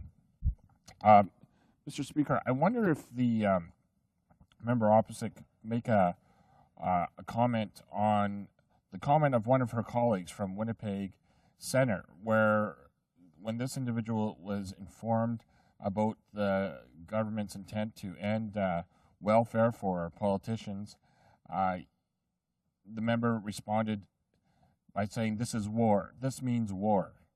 And at a week when we see what is happening in India, when our men and women are in Afghanistan, and so much horrificness exists in the world, to use that phrase to end political welfare seems very inappropriate. Moreover, the NDP government in Manitoba, who had a plan to introduce a similar contribution per vote, has decided to move away from that. I wonder if the member agrees with the NDP government in Manitoba and if she thinks maybe her colleague went over the top. The Honourable Member from Vancouver East. Well, Mr. Speaker, I do know that all of us in the NDP, including the member from Winnipeg Centre, have expressed our outrage about all aspects of this economic and fiscal update. I also know that the government of Manitoba itself is reviewing and considering bringing in controls around political contributions and financing. And the fact is that I understand the member is out of desperation trying to spin this now. He's using the term political welfare. But the fact of the matter is that what the Conservatives have done is they've opened the door again, and it will take us backwards in terms of allowing big money to dictate how elections are run in this country. We happen to believe in a level playing field. We believe in a democratic system, and so that what we've had has actually been a fair system. The Conservatives have decided that they want to attack that, but I want to be very clear that our opposition to this economic and fiscal update has to do primarily because there is no economic stimulus, there's no help for the workers and the families who need it. That was meant to be the primary reason for this economic update, and the Conservatives failed to deliver on that score. Questions and comments? The Honourable Member from Moncton, Riverview, Dieppe. Thank you, Mr. Speaker. I would like to ask my my friend from the NDP a few questions about the asset management aspects of this economic update. In short form, it seems to me, to use the words of the honourable member from Markham Unionville, that this is a fire sale of public assets. I'd ask her to comment on the rationale contained at page 52 of the document presented by the Minister of Finance, that assets purchased in the 1950s may no longer be relevant to the core responsibility of the government 50 years later. And secondly, they will employ a considered approach, taking into account the condition of the markets to make sure fair value can be achieved for these assets. In a downturn in the economy, in a buyer's market, do you think that any of these assets will be sold? And if so, do you think there'll be any fair market value? Do you think there'll be any value to the government in disposing of such assets? The honourable member from Vancouver East. Well, I'd like to thank the honourable member for raising this particular point, because it's hard to cover everything in 10 minutes, and that was one issue that I did want to get to, because it seems to me that, again, what we've seen with this economic update, is that the government is trying to maneuver and manipulate and slip in some programs that they've always wanted to get into, like selling off public buildings which are owned by the people of Canada, and they're using the rationale of the economic recession before us to kind of get that through and hope that nobody notices. And I would agree with the member that the idea that they're going to get fair market value for these very valuable properties that have an immense public value, to sell them off at fire sale prices in today's market is ludicrous. And any real estate agent and anyone expert in real estate will tell you that this is the worst time to do that. So why would we be selling off these valuable assets when they should be kept for the benefit of the people of Canada?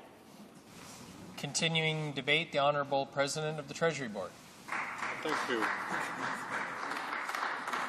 Thank you, Mr. Speaker. It's my pleasure to rise and debate today on the fall economic fiscal update, and my comments will be fairly narrowly focused. I think some of my other colleagues have addressed and will address the broader issue of the economic stimulus that our government has taken in the past year, and also address red herrings that members of the opposition have raised in respect of the sale of assets. The Finance Minister has been very clear that there will not be any fire sale of the assets belonging to the Canadian public. But as we know, the opposition today is more concerned about protecting their own privileges in respect of their financing of political parties rather than engaging in any meaningful debate. And so they will bring up these various red herrings. Mr. Speaker, millions of Canadians are aware that we are entering difficult times. There is a deep sense of concern across this country about the economy, and as a result, Canadians are making hard decisions to ensure that they are ready for the future. Yesterday, we heard the Minister of Finance tell Canadians that we're taking concrete action to ensure responsible fiscal management and effective government. As part of our commitment to employees and to taxpayers, I look forward to legislation that will ensure equitable compensation in the public service. This will bring long overdue reform to our complaint-based pay equity regime, which has proven to be a lengthy, costly, and an adversarial process, a process that does not serve employees or the employer well. Mr. Speaker, we are fortunate in this country. We have one of the most dedicated and professional public services in the world. The federal public service is one of the best places to work for men and for women, with competitive salaries and a full range of family-friendly benefits. Mr. Speaker, it's worth noting that in 1983, fewer than 5% of women were in senior management positions. Today, women make up 41% of the senior and executive ranks of the federal public service. Our government is proud to be leading the way when it comes to recruitment and compensation of employees. And, Mr. Speaker, the time is right to put in place a more modern approach to ensuring fair wages for all employees. We need to take action to put an end to the long and drawn-out court cases of the past. Many Canadians would be surprised to know that the last court ruling on pay equity was in 1999, at a cost of $3.2 billion to taxpayers, a settlement that took a grueling 15 years to achieve.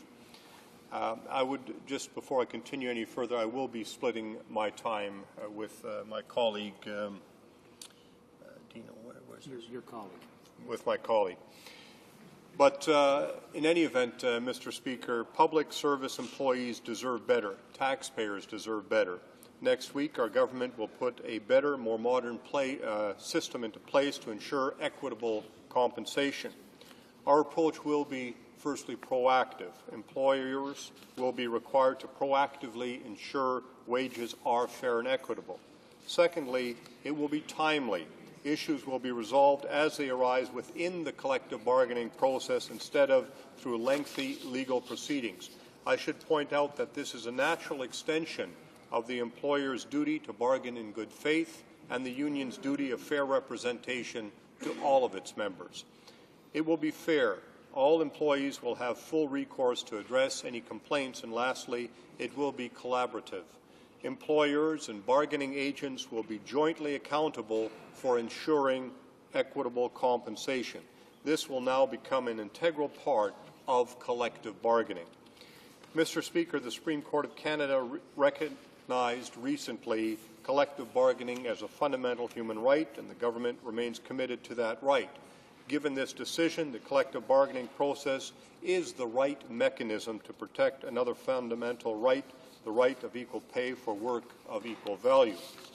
Pay equity legislation has been continually evolving since the first proactive legislation was introduced by my home province of Manitoba. It was followed by Ontario and Quebec. For interest's sake, Mr. Speaker, I note that the Ontario legislation was introduced by a Liberal government. Our new federal model will improve upon these existing models while incorporating provisions that have worked well in those statutes. This legislation is important, and I encourage every member of this House to support it. Hear, hear. As I said a few moments ago, we need to replace the existing complaint-based regime with a process that responds to the needs of both employees and employers and takes into account the realities of the Canadian labour market. In fact, a Liberal-appointed 2004 task force concluded that proactive legislation, such as we are bringing in, as opposed to the complaints-driven legislation, is more effective than the current complaint-based model, and recommended that Parliament, in fact, enact new standalone proactive pay equity legislation. Let me quote from the report of the task force, and I quote, "Proactive, comprehensive pay equity legislation will create a level playing field. The current legislation has resulted in protracted and costly litigation for employers who are subject to a complaint." End of quote. We should all be encouraged by the developments of the past 2 weeks. The Public Service Alliance of Canada, the country's biggest federal public sector union, has resolved 2 pay equity complaints through a negotiated settlement with our government. Hear, hear. And this was an outstanding complaint that arose over the last number of years before our government came into office. Mr. Speaker, the fact that we were able to come up with a negotiated settlement is another strong sign that it makes real sense to move forward with a more modern approach to equitable compensation.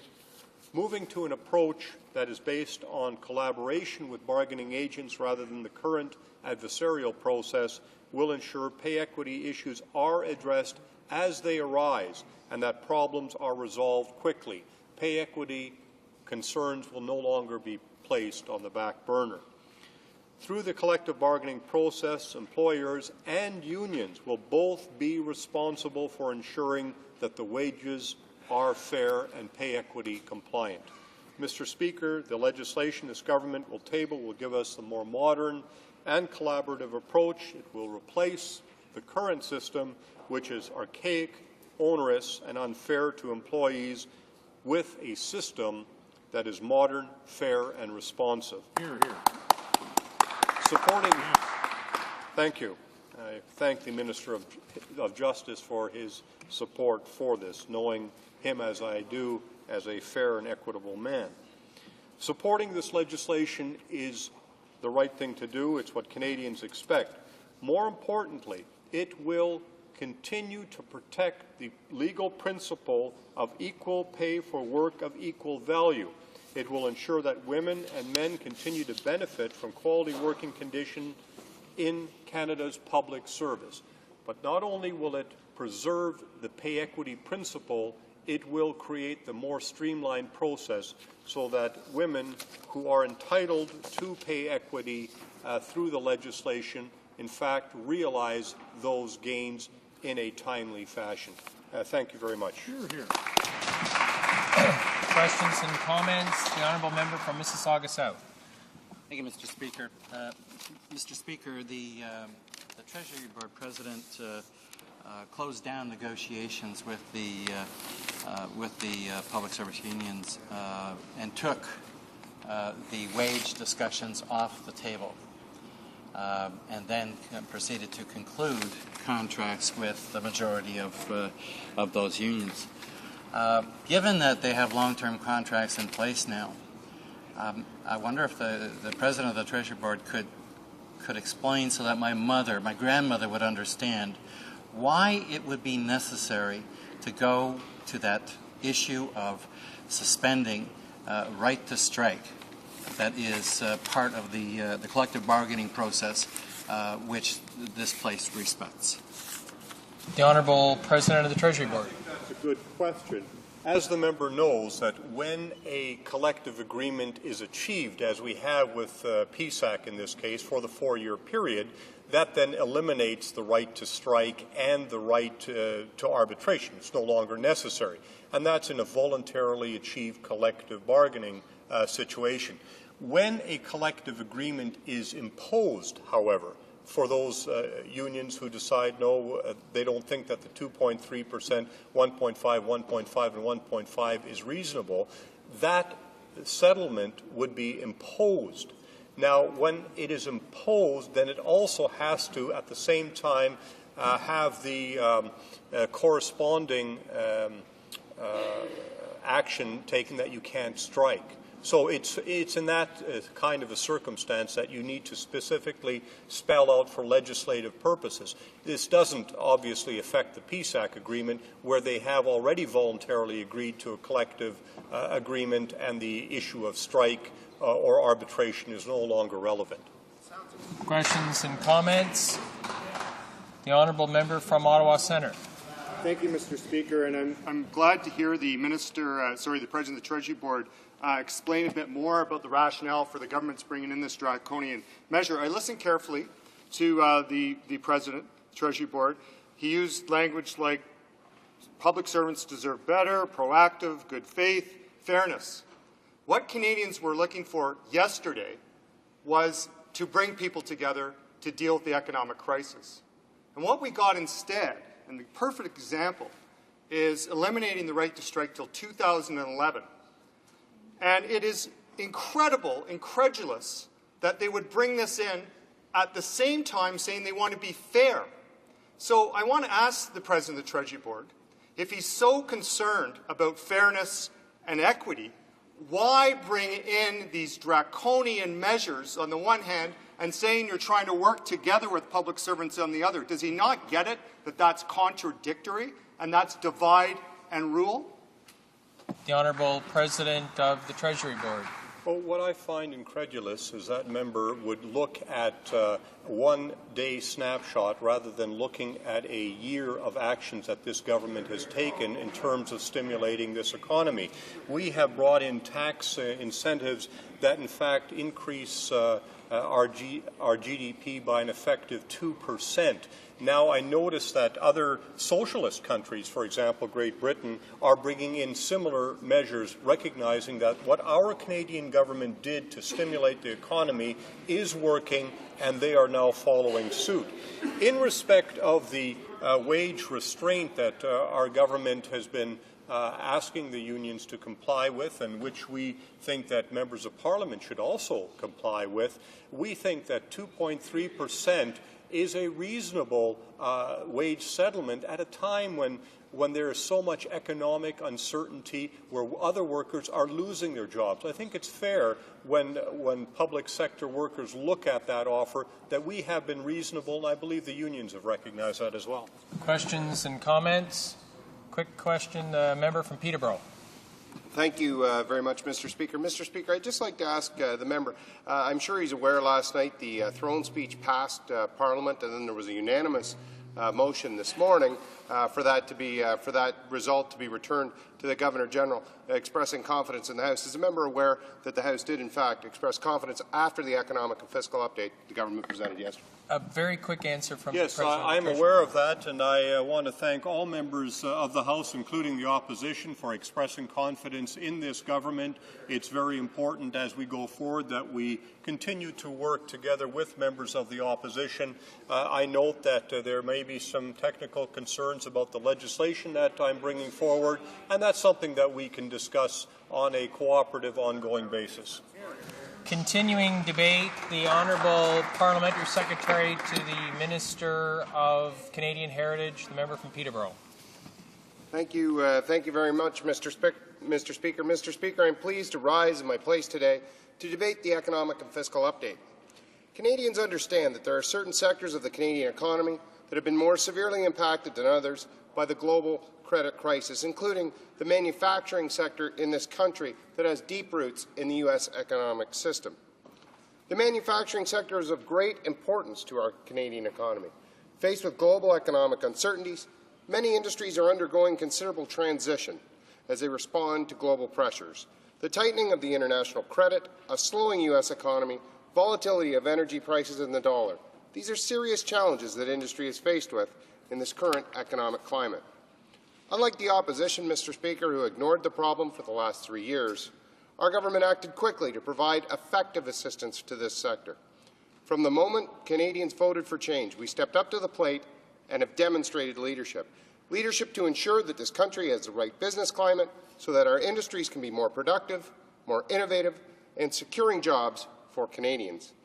Everyone agrees the manufacturing sector has to become more modern, more efficient, and more productive. Some of these adjustments will be difficult, but they are necessary for the long-term competitiveness of this sector and of Canada's economy. The success of manufacturing in Canada will increasingly be determined by the ability of our industries to make adjustments in their production capabilities to respond to and to capitalize on new global realities, including the need to innovate, be more competitive, and participate in global value chains. Today, this message becomes ever more important. And this government has taken action to help. We are working to ensure that Canadian business affected by current circumstances have access to capital to help support their success. Mr. Speaker, we've developed a plan to purchase $75 billion in insured mortgage pools by the Canada Mortgage and Housing Corporation, therefore freeing up much-needed credit to help ease manufacturers access to finance. Furthermore, we have increased the borrowing authority of the Business Development Bank of Canada from $9.7 billion to $11.5 billion, ensuring the BDC has the necessary flexibility to assist small and medium-sized business in Canada. By approving a $2 billion increase in Export and Development Canada's borrowing authority, our government is ensuring that companies have access to the financing they need to continue to grow, innovate, and take advantage of business opportunities in Canada and abroad.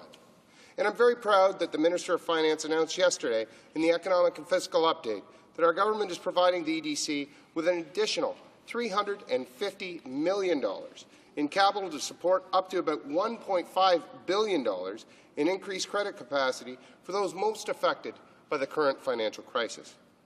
EDC will now be able to add nearly $80 billion in exports and investments it helps to make possible for Canadian enterprises, including $4 billion for the auto sector alone. We are also providing the BDC with an additional $350 million in capital so that it can increase its capital by about $1.5 billion for term lending activities and a new time-limited facility providing guarantees to financial institutions for their lines of credit for a viable small and medium-sized business. These are concrete and effective measures that will make a real impact on the manufacturing sector, Mr. Speaker.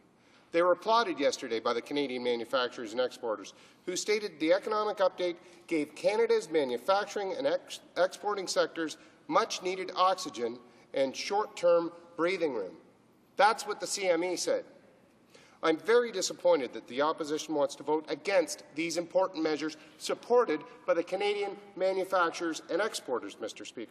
It's typical of the opposition to put its own self-interests ahead of the interests of Canadian families, workers, and business. But I cannot understand how it is that they can disapprove of these measures so vital to our manufacturing sector.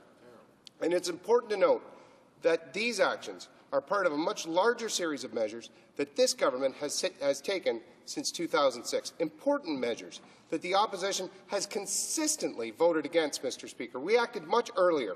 And for those industries and workers affected by the changing economic circumstances, we introduced the $1 billion Community Development Trust to support our communities affected by economic difficulties. We are assisting older workers in vulnerable communities through the Targeted Initiative for Older Workers.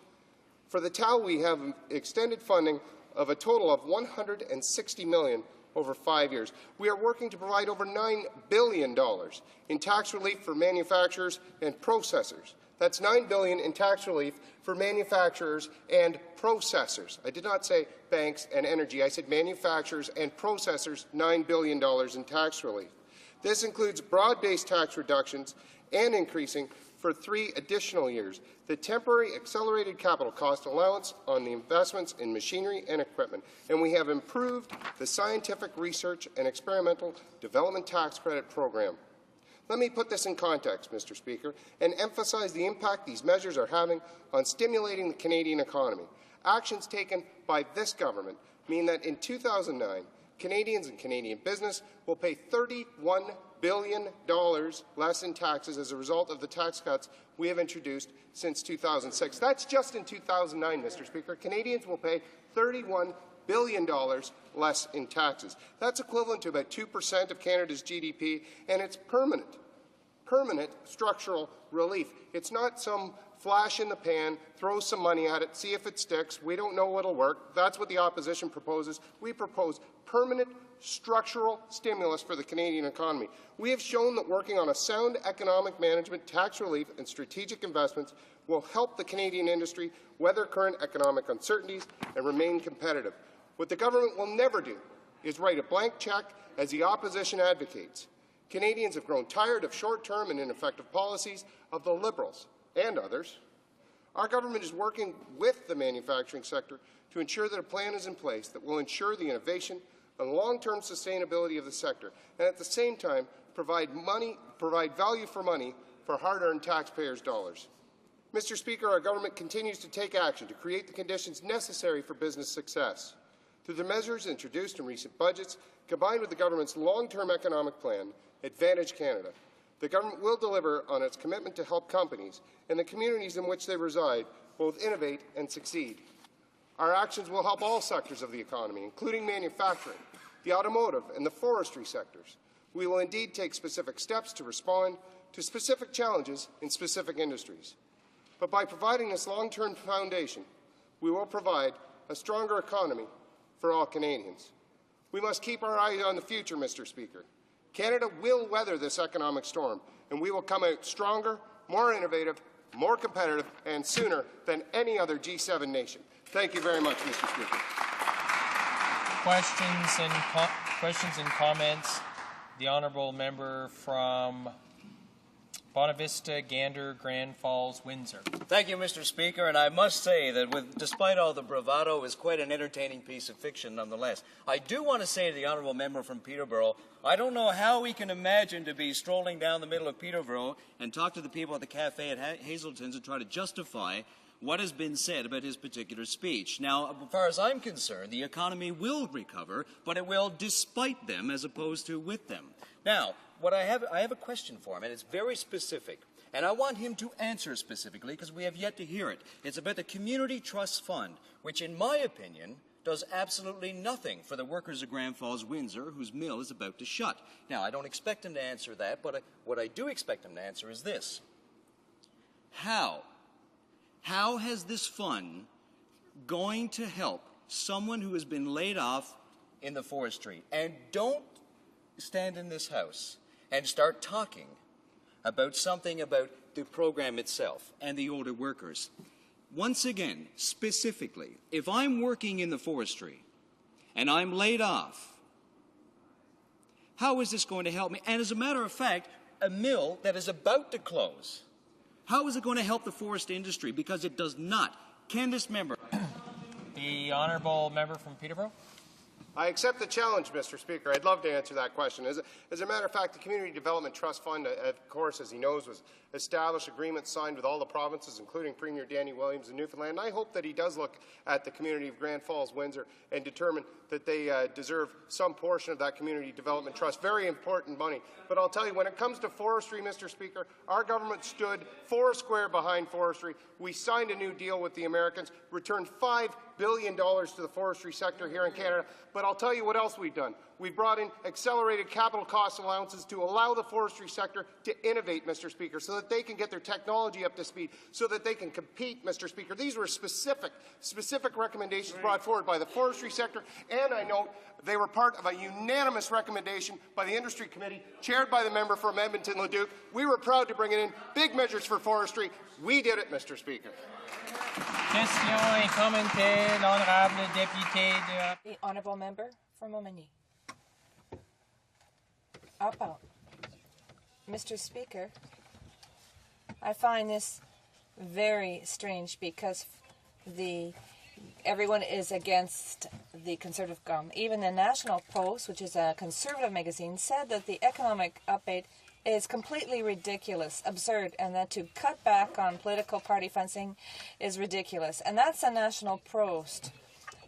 Ideology is one thing, but what's so strange is that the government is accusing the opposition of partisanship when they're just guilty of mean-spiritedness. It's just the problem is that the opposition, the people, are against the government. All see the maneuvering done by the Conservative government. I'm surprised that the government thought that everybody would swallow this. How, in a minority government, how can the government want to muzzle the opposition?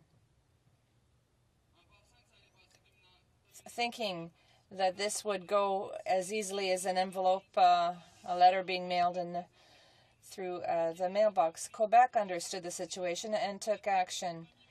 The Prime Minister, a former Prime Minister, had based himself. Parliamentary Secretary has 1 minute to reply. I'm pretty excited to get this question, Mr. Speaker, and I note that this is the only thing that the opposition parties could possibly unite on, which is their entitlement to Canadian taxpayers' dollars for their own political gain, Mr. Speaker. There are...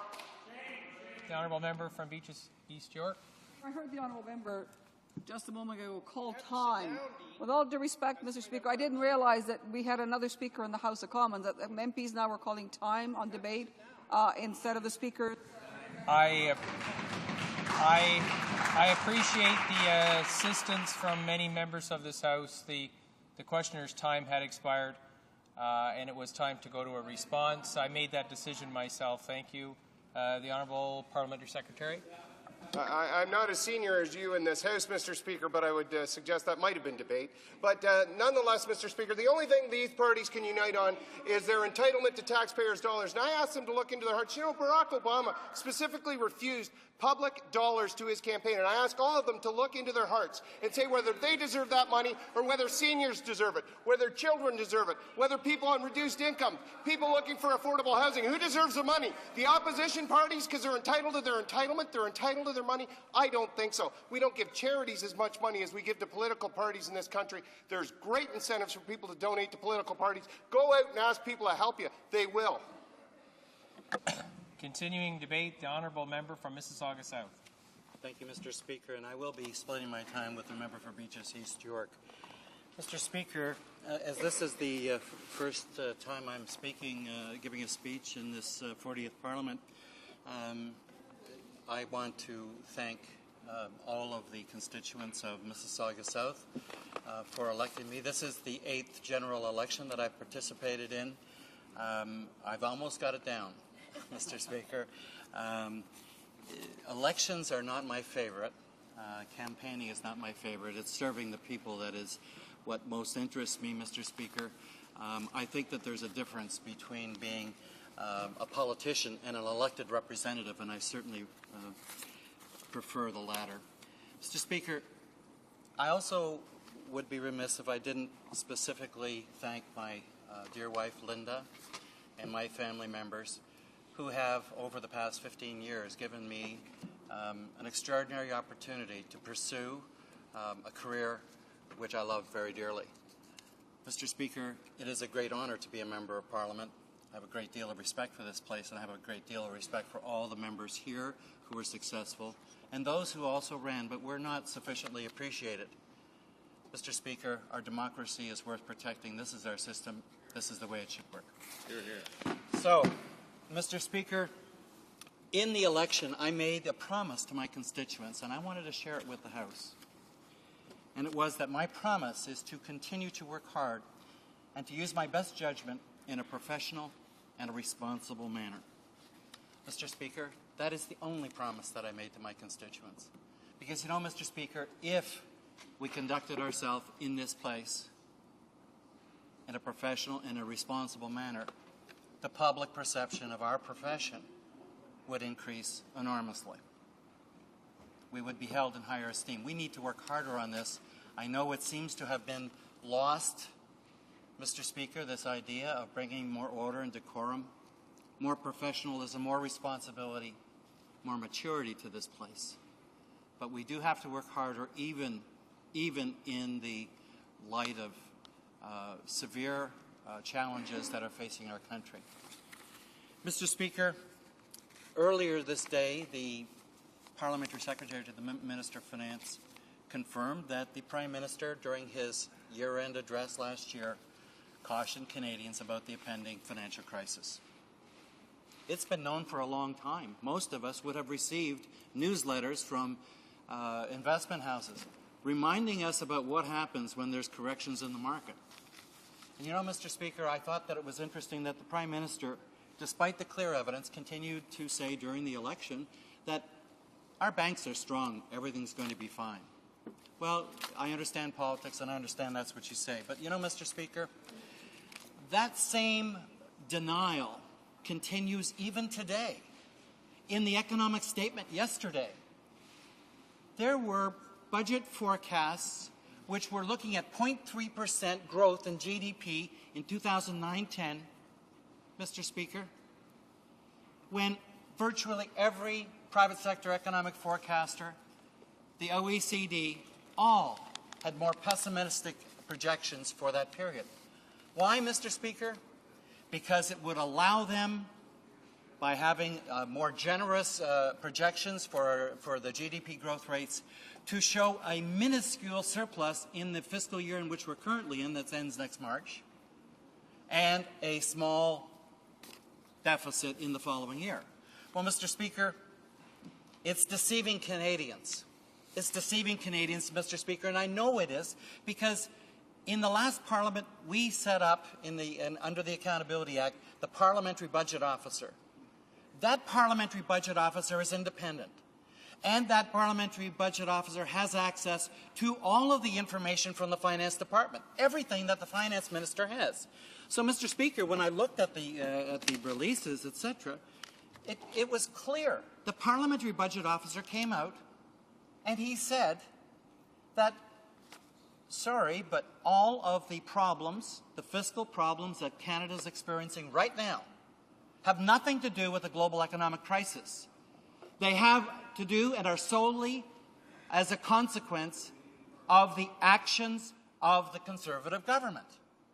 The erosion of the tax base, Mr. Speaker, irresponsible spending and raising some $50 billion of more spending, Mr. Speaker, in fact, becoming the biggest spending government in the history of Canada. That's, Mr. Speaker, how you squander a $12 billion surplus. It also is reflective of the fact, Mr. Speaker, as you know, that the previous government had a contingency reserve It basically meant once you got down to a $3 billion surplus, there's no more money to spend. We need to save that in the event that there are serious, unanticipated, beyond our control issues that come up, like a SARS or a BSE, Mr. Speaker. That's why it was there. Otherwise, it's going to pay down debt. If you don't pay down debt in the good times, Mr. Speaker, you are not going to pay down debt when you're in an economic crisis. So, Mr. Speaker, it was clear. The Parliamentary Budget Officer said, my goodness, I don't know what the Prime Minister is talking about. We have the same numbers, but I know that the economic projections are not as rosy as presented to Canadian people, and indeed in the economic statement. Now, I also learned today, and I see I have here a copy, Mr. Speaker, of the Ways and Means motion to implement the provisions of the economic fiscal statement tabled in Parliament yesterday. You know what's not in here, Mr. Speaker? The provisions about dealing with the funding of political parties. They've taken it out. They've taken it out. Well, it was never in this printed copy, which is the first copy. The member says it was never in there. The fact is, it was in the speech yesterday. It is in the book. It's in the book. It's in the book. It's in the speech. It has been written about by all of the editorialists. Mr. Speaker, it's fascinating that they put it in, and why now it's taken out. And why is it taken out? Because it has nothing to do with addressing the economic challenges that our country is facing. It was a political stunt. Mr. Speaker, we didn't even talk about that yesterday. When we were in this place and when we asked questions and we gave speeches, we were talking about the principal issue here, and that is that the economic statement and the commitments of the government basically said, don't even consider it. We're not having any economic stimulus until the budget next year. Why, Mr. Speaker? Because we want to wait. We want to wait and see if they really need help. Well, Mr. Speaker, do we wait until people lose their jobs before you put an economic stimulus in to save them? Is this the way it works, Mr. Speaker? I'm sorry. Every major industrialized country in the world facing the same challenges has brought forward immediately a significant economic stimulus package to protect jobs, to protect pensions, to protect the savings of Canadians, to give them hope. The government gave them no hope yesterday, Mr. Speaker. The government gave them no prospects of any relief whatsoever. Fend for yourself. Keep what you've got, and don't depend on your government. The government has no role to play in the lives of people. Well, Mr. Speaker, we know what's going to happen. We've been through economic downturns before. We know what happens when people lose jobs and when interest rates go skyrocketing. We know what happens when inflation gets out of control. People lose jobs. People lose jobs. The ripple effect of that on businesses, on individuals, on families, on crime rate, on health care costs, on social program costs. Mr. Speaker, pick the subject matter. It is impacted by an economic downturn, by a crisis. We have a crisis. The government is in denial, Mr. Speaker. The government is delaying, and the government is deceiving Canadians. And it is time, Mr. Speaker, to stand up and call it what it is. It's misleading, it's misinforming, and it's doing a misservice to Canadians and to our country. Mr. Speaker, regardless of whether they have political funding in there, that was never the issue. We need to put the interest of the people ahead of political interest. Mr. Speaker, we will oppose this economic statement. Questions and comments? The honourable member from Edmonton-Leduc. Thank you very much, Mr. Speaker. Mr. Speaker, I want to address one of the main themes that the Liberal Party keeps saying, and that is that we've squandered this surplus, the surplus that was left when we took office, because I want the member of the Liberal Party to stand up and challenge any of the spending initiatives or any of the tax cuts that we have actually made specifically. The spending we've done on infrastructure, the spending on research and development, the spending on post-secondary education in the last budget, the increased transfers to the provinces for health care and for education, the taxes for small businesses, for all businesses, the child care plan, any spending initiatives that we've put in place or any tax cuts we've made for businesses, for families, for individuals across this country, what have we done that the Liberals, in fact, would have opposed or would reverse if they were on the government side of the House? The honourable member from Mississauga South. Mr. Speaker, over the last 15 years, I've seen the cycles come and go, and I also was part of a government where the call of the government was to provide peace, order, and good government and responsible government, which meant that when you could afford to give tax cuts, you would give them, but not before. There are a number of examples. Let me give the member one. He asked for examples. I only have time to give one. There was one called pension income splitting for seniors, and this is going to be a wonderful benefit for seniors, okay? I understand that income splitting is important, but you know what? When you've got limited dollars, they should go, Mr. Speaker, be targeted to those in most need. But if you take out all of the seniors who don't have a partner, all of the seniors that have both people at the same tax bracket anyway, Mr. Speaker, it doesn't benefit. You take all those out. You know how many seniors benefit from that? 12 to 14%. 12 to 14% of seniors will benefit, and it will only be the highest income earning seniors in Canada. That is not those in most need. That's right. Questions and commentaires. Questions and comments? The honourable member for Repentigny. Thank you, Mr. Speaker. I will ask my question quickly, and just in case the Conservatives decide to shut down the House. The Conservatives are sacrificing democracy. That's unacceptable. I would like the people opposite tell me, why did they think that they would fool everybody with respect to this measure? Mr. Speaker, that's off the table. So let me spend the time, respectfully to the member, about the need for an economic stimulus. The need for an economic stimulus. That is what is the problem. We can't wait. And I implore the government members to carefully consider whether or not we can afford to wait until next spring before we start talking about a Ways and Means measure or changes which are going to provide stimulus, whether it be the auto sector, the forestry sector, the shipping sector, Mr. Speaker, to small businesses. Mr. Speaker, we have a serious, serious challenge before us. We cannot wait. Economic lags take time, and the members will know. The members will know that even a stimulus might not have impact for at least a year. We have to get acting now to save jobs, to protect pensions, and to protect the savings of all Canadians. Questions and comments. The Honourable Parliamentary Secretary to the Prime Minister. The member just admitted that he would and his party would take away income splitting for seniors, a massive tax increase for all seniors. He also ignores the actions that our government has taken to bolster our economy. In the next year, we will double infrastructure spending. We've cut the GST to keep prices down for consumers. We've lowered income taxes for working families. We have bolstered our financial institutions by injecting liquidity that they can now loan to small businesses and home buyers. Mr. Speaker, they are on that side looking to protect their narrow entitlements instead of the best interests of our economy. Why won't he put aside his narrow entitlements and focus on the broader interests of Canadians? The Honourable Member from Mississauga South, a short answer, please. Mr. Speaker, I gave an example of how money spent was not targeted. I never said I would reverse it.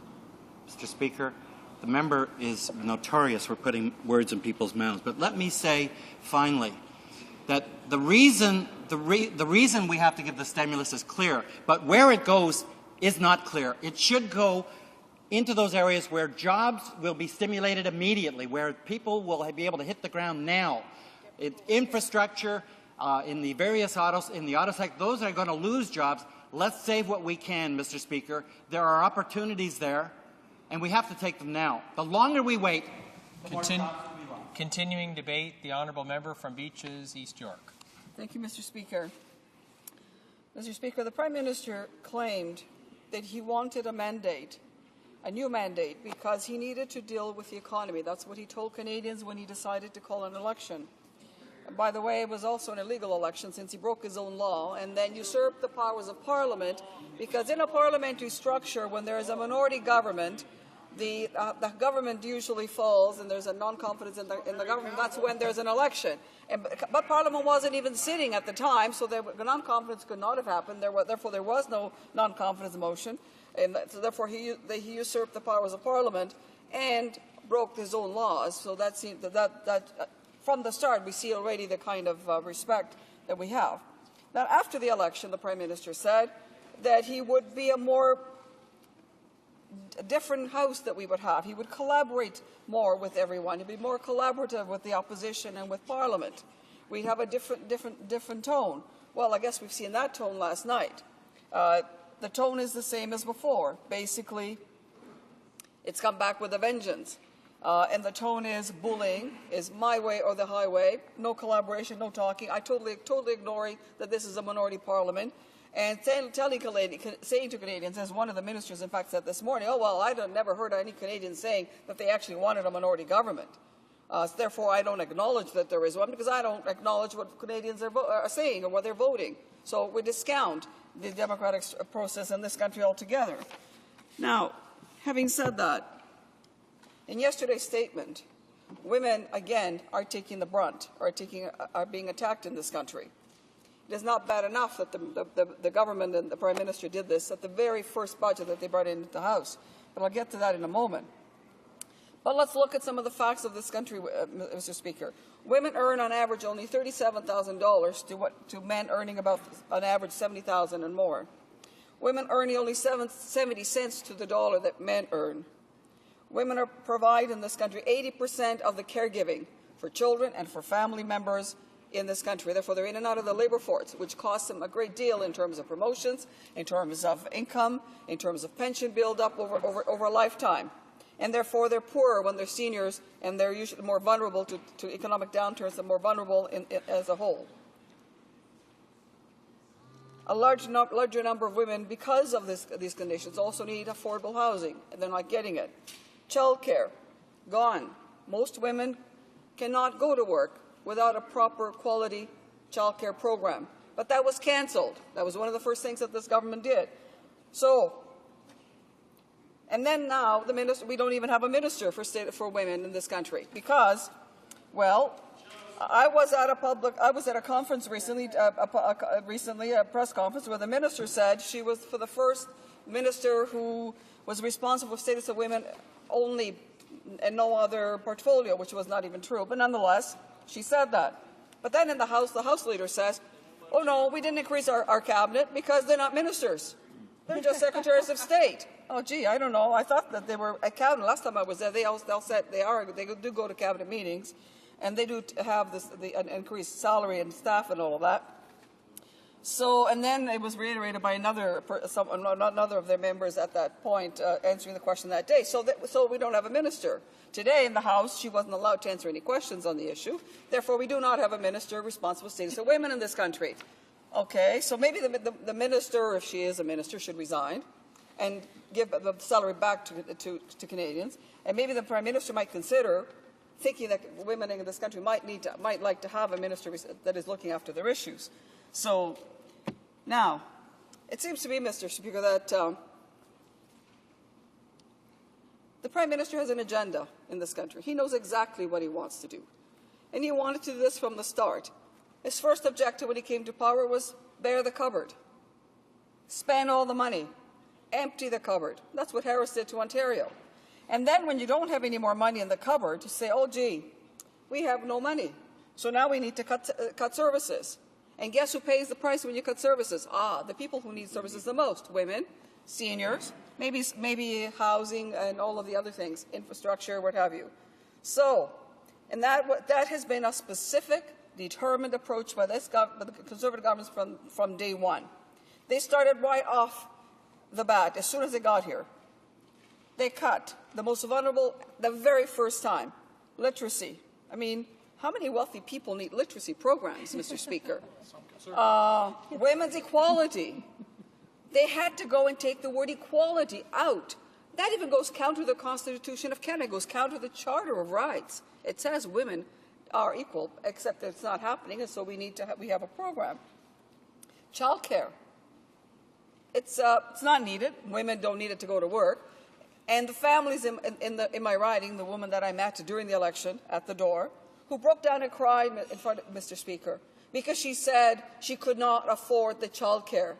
This was not even a poor woman. She was a middle-income family with a home, a mortgage, a couple of children, spending about $1,300 per child on child care, and could not afford it and couldn't find space.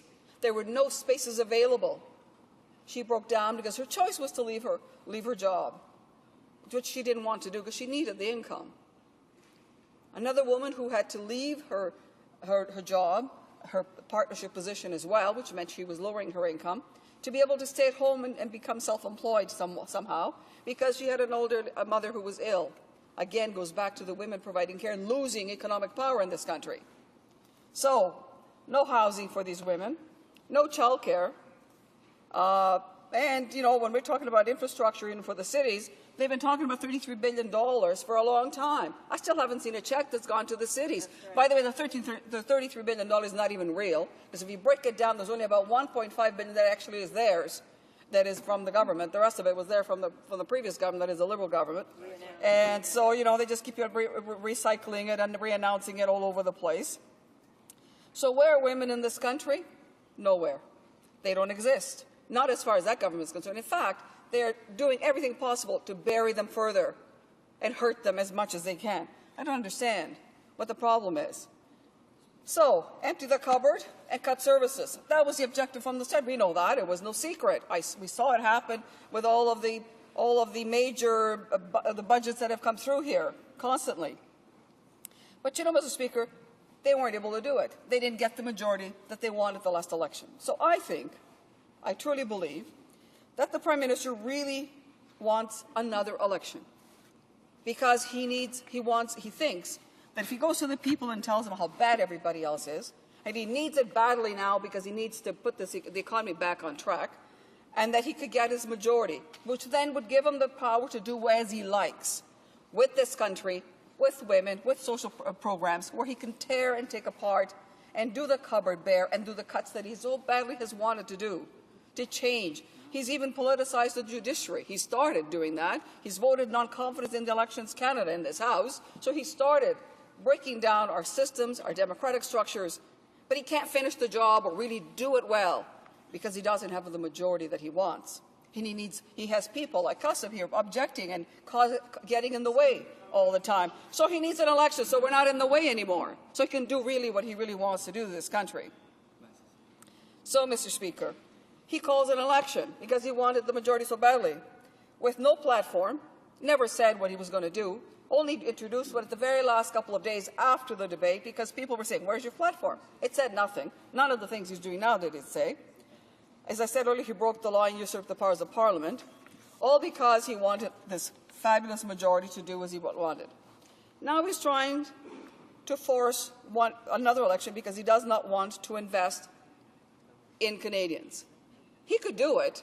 There's nothing preventing this government from coming forward with an economic plan that would address our economic downturn and deal with the crises that this country is facing and is going to even increasingly face. There's nothing preventing them from doing that. I've seen other prime ministers in the past. Lester Pearson, one of our most famed prime ministers, who in two minority governments brought to this country major reforms, major social reforms that we still enjoy today. But this government does not want to do that because they're not interested in cooperating. They're not interested in building. They want to tear down. And he wants his majority so that he can actually do that. Because otherwise, there is nothing in this House, nothing that will prevent that Prime Minister from coming into this House with a proper economic plan, with proper programs to help Canadians who are losing their jobs, who are about to lose their jobs, women in this country, invest in research, in health, in technology, in green jobs, anything. Anything would be helpful, would be better than nothing. Mr. Speaker, there's no way that I can support this kind of behavior or this kind of intent in this House, and no way that I can support this government's intentions. Thank you. Questions and comments? The Honourable Parliamentary Secretary to the Minister of Finance. Well, thank you, Mr. Speaker, and I listened with great interest to the speech from the Honourable Member. And I might suggest, following that, her comments about squandering a surplus. Only a Liberal, Mr. Speaker, would think that paying down $37 billion in debt is squandering the surplus.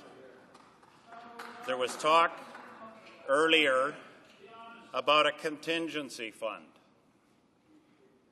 There was talk many days in this House about a contingency fund, and the Liberals continue to harp on the fact that there was a contingency fund set up. Mr. Speaker, there never was. There never was a contingency fund legislated in this House. Admittedly, it was in a budget bill. I would like to ask the honourable member if she is going to be confident enough to defeat this government that has brought tax savings to Canadians, to defeat this government and go back to her constituents and say, I'm back here knocking on your door because someone wanted to take my entitlements away.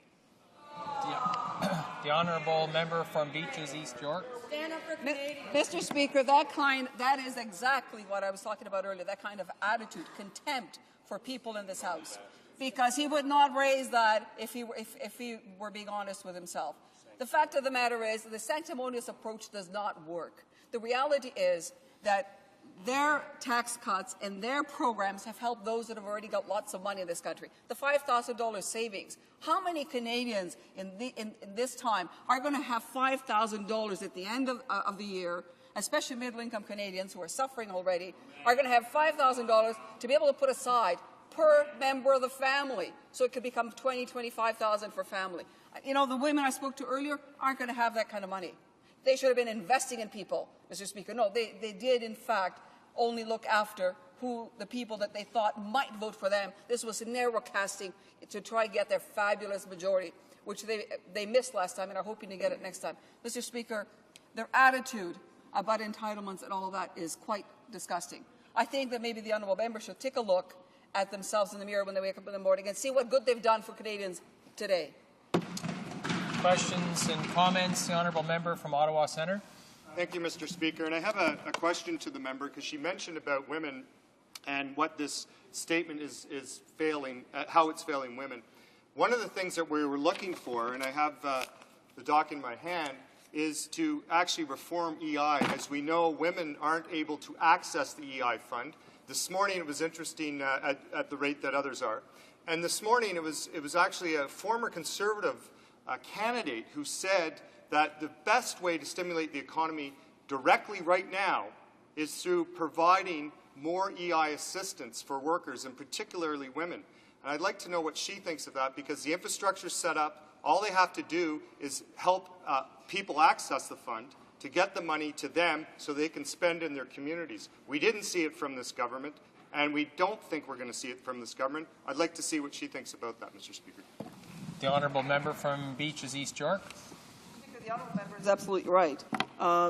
There are many things that we need to do for women. Certainly, maintain the pay equity, but also with respect to EI. EI has been reviewed a number of times. In fact, when it was set up, it was to be reviewed over a period of every 5 years, and to see what unintended consequences it might have with respect to some of the different recipients across the country. And women are one of the ones that are most disadvantaged with respect to the EI at the moment, and therefore it does need to be reformed. It does need to be expanded to include and assist women who are losing jobs and who will be hit the hardest by this economic downturn. Self-employed women, for instance, are not part of the EI at the moment. It should be, or self-employed people. Many of them are women, and it should be. So the EI needs to be looked at and needs to be changed. And so I think the honourable member knows that that's something that I have advocated for and would support. Questions and comments? A very quick question from the member from Moncton, Riverview, Dieppe. Very quick. Thank you, Mr. Speaker. Very briefly, I wonder if the member would agree with me that we should send a telegram to the President of the Treasury Board, who this morning bragged about 41% of the public service being females, or 50 or more percent of the population that is female. Send him a telegram. Do you agree? Secondly, the minister responsible for the Treasury Board said that the cost to the litigious process of getting rights, pay equity rights, effective was $4 billion. He may have misled this House because their own document said the honourable member from Beaches, East York. Very quick answer, please. Oh, thank you. That is actually typical of what goes on all the time, Mr. Speaker. The settlement in itself, which now, of course, we have the correct information, indicates just how much women, in fact, are losing out on. And pay equity was intended to help them to catch up and to be able to have a normal life and raise their families and be recognized and for their work, because they are part of our economy. But, Mr. Speaker, that isn't happening. They're doing the exact opposite. They're eliminating pay equity in this country, and women's rights are going out the window. Continuing debate, the honourable member from Northumberland, Quinte West. Thank you, Mr. Speaker. Mr. Speaker, I'll be sharing my time with the honourable member from Ottawa, Orleans. It is a pleasure to rise in the debate today on our government's economic fiscal update. Mr. Speaker, the world is experiencing an unforeseen and unprecedented global economic slowdown. As a result, Canadians are making hard decisions to ensure that they are ready for the future. They are making hard decisions to ensure that they will have the money to pay for their children's education and save for their own retirement. Well, this government is also taking some hard decisions to keep its house in order that these tough economic times shall pass. On Thursday, we heard the Minister of Finance tell Canadians that we are taking concrete action to ensure responsible fiscal management and effective government. This includes a number of measures to keep spending under control and focused, as well as measures to modernize our institutions and the way that they do business. Canadians expect no less from their government. As part of this commitment, the Minister of Finance announced that our government will be introducing legislation to ensure predictability in federal public sector compensation. Mr. Speaker, we are fortunate in this country. We have one of the best public services in the world. Public servants work in more than 200 federal organizations in dozens of different occupations, from border guards to food inspectors, and from public health specialists to diplomats. But it is important to remember that public servants are paid for by the Canadian taxpayer, and it is important that the government lead by example and tighten its own belt before it expects Canadians to do the same. That is why our government will introduce legislation to ensure that public sector compensation remains reasonable and affordable. This legislation will put in place annual public service wage increases of 2.3% for 2007 and 8 and 1.5% for the following 3 years. Our government is ensuring that pay for public sector grows in line with what taxpayers can afford. This restraint will apply to all public sector employees. This includes members of Parliament, senators, cabinet ministers, and senior public servants. Our government is also ensuring equitable compensation in the public service.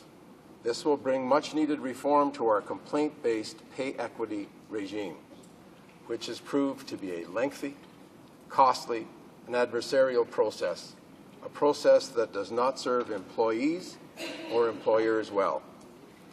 Mr. Speaker, we should be especially proud of the progress toward greater gender balance in the public service, particularly within senior ranks. It is worth noting that back in 1983, fewer than 5% of women were in senior management positions. Today, women make up 41% of senior and executive ranks of the federal public service. To be sure, women are taking their rightful place in the federal public service. They're not only taking on top jobs, but their representation in many groups has also increased dramatically over the years. For example, women now represent nearly 60% of knowledge workers. They also represent about 50% of the economist group, and they represent 43% of the commerce officers group. It is safe to say that over the past few years, there has been a significant change in the face of Canada's public service, and women have played a big role in that very change. Today, the public service provides women and men with equal access to all positions and identical wages within the same groups and levels. and I am proud of the example we are setting for both private and public sector organizations around the world.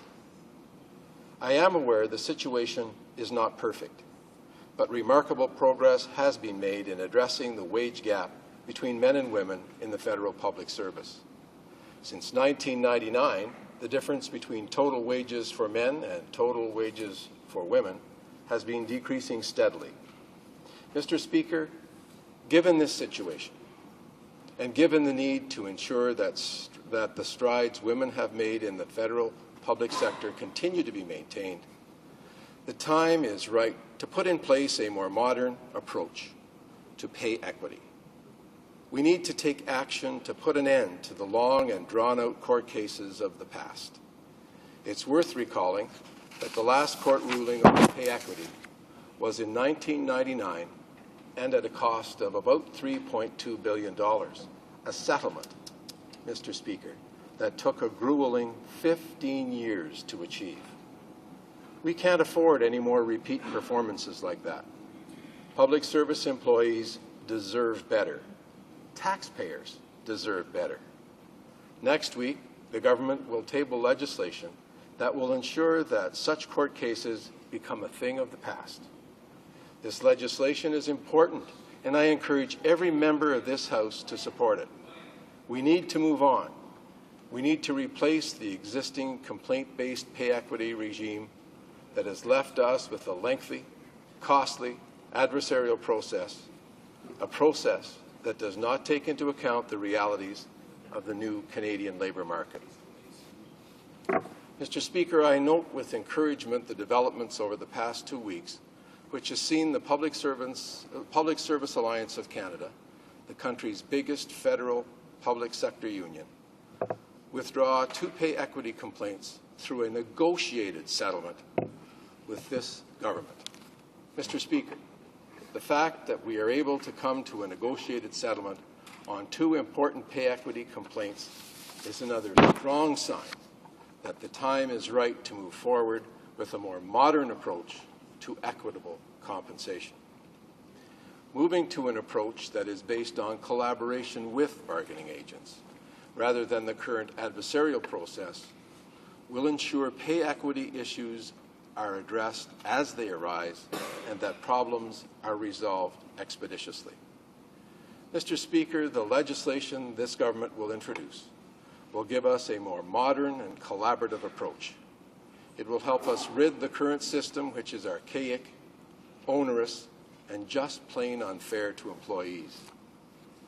However, all these important measures are already being threatened by opposition, an opposition that is more interested in lining its own pockets than by leading by example. Just as Canadian families and businesses are doing, the government should show prudence and restraint. In this global economic instability, supporting this legislation is just the right thing to do. It's what Canadians expect. Most importantly, it will ensure prudent and responsible use of tax dollars, and it will protect the principle of equal pay for work of equal value. It will ensure that women and men continue to benefit from quality working conditions in Canada's public service. Thank you, Mr. Speaker. Questions and comments? The Honourable Member from Moncton Riverview, Dieppe. I have a few questions, Mr. Speaker, on pay equity, and I suppose it's fair to say if the response is let's wait for the legislation, well, that's the response. But there were too many forceful statements made in this House, particularly by the President of the Treasury Board, that lead me to believe that the legislation has been reviewed and looked at, and the Honourable Member who speaks on the topic must have some knowledge that there is going to be a change here, and the language in this document talks about getting rid of litigious, adversarial, and complaints-based approaches to making sure that gender is not a discriminatory factor with respect to paying people what they're worth. The minister responsible had said that the cost in the litigious process, the cost of litigation, was $4 billion. The document itself says the equity settlements were $4 billion. Would the honourable member agree with me, as his own documents implies, that money, the $4 billion, went to make more equal pay to women who do equal work to men in the workplace, and not to the cost of litigation and the adversarial process. And if his answer is I don't know, I would accept that with respect. The honourable member from Northumberland, Quinte West. Well, I'd like to thank the member for listening, number one, and for reading the government submissions, because that's very important. Let me just say this, Mr. Speaker, that I am not intimately I was not intimately involved in the process, but I think what I just read and what is in the government's documentation is quite simply partly what he said, that was the settlement. The almost $4 billion was the settlement. But what he left out was the fact that it took 15 years.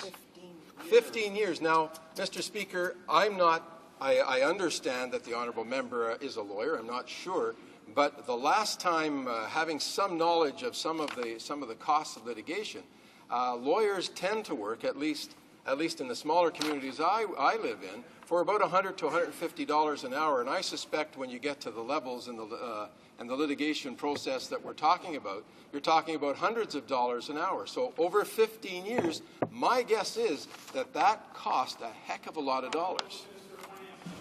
Questions and comments? The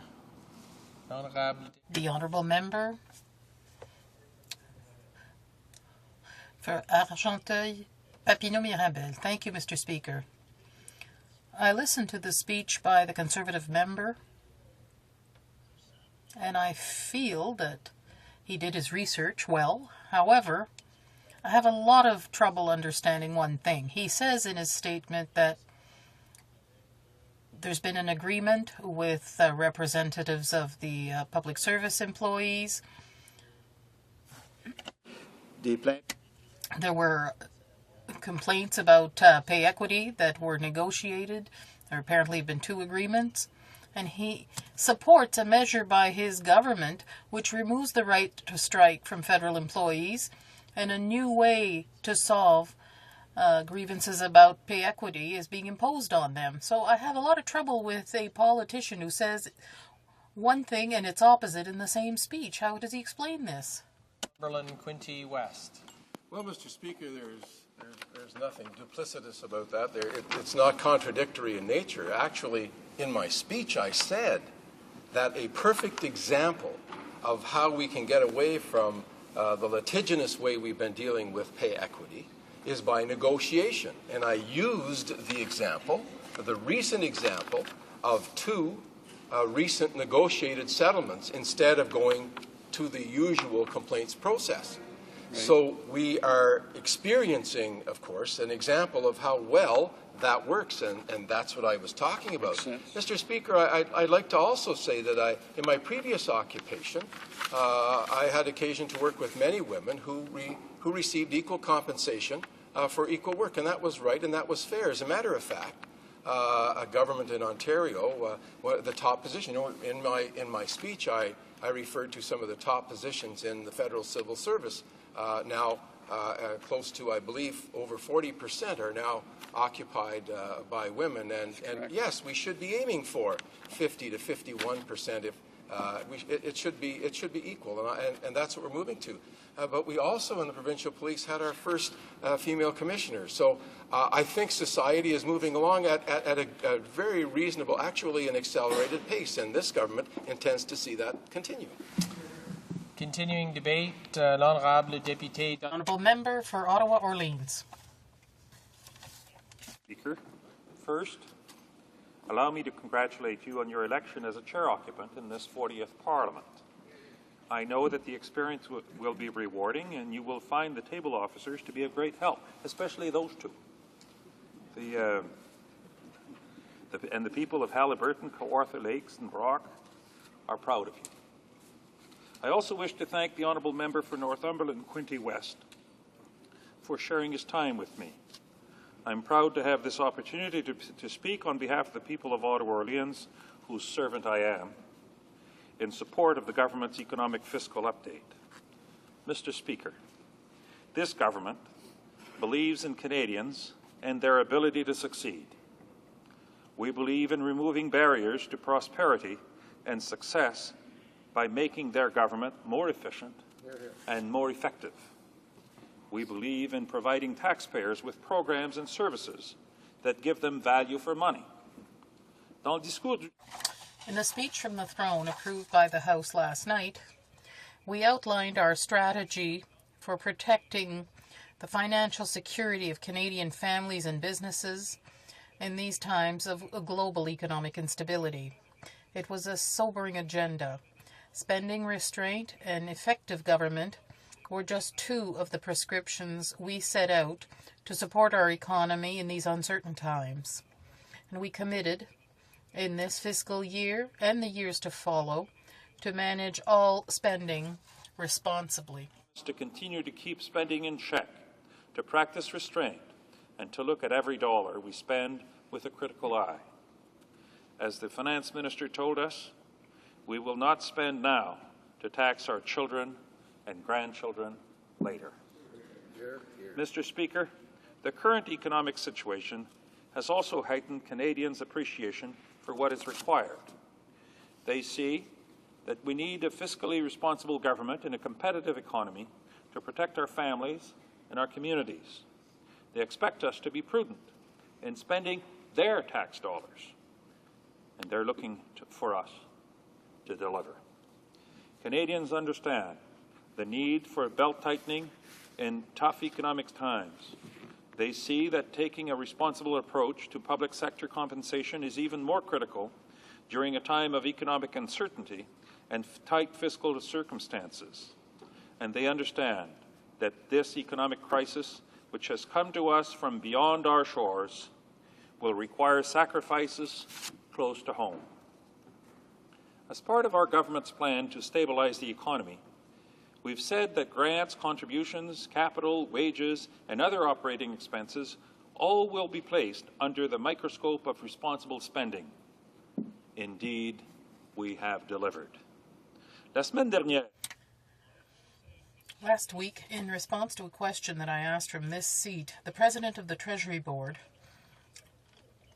announced that we had reached a tentative agreement on compensation with the Public Service Alliance of Canada, which represents more than 100,000 federal public sector employees. Shortly after, we reached two agreements on compensation with the Canadian Association of Professional Employees, one for the Translation Group and another for the Economist Group. These agreements all call for compensation of 6.8% over 4 years. That's reasonable given the times we're in. They fit well within our fiscal framework and the direction we're going in.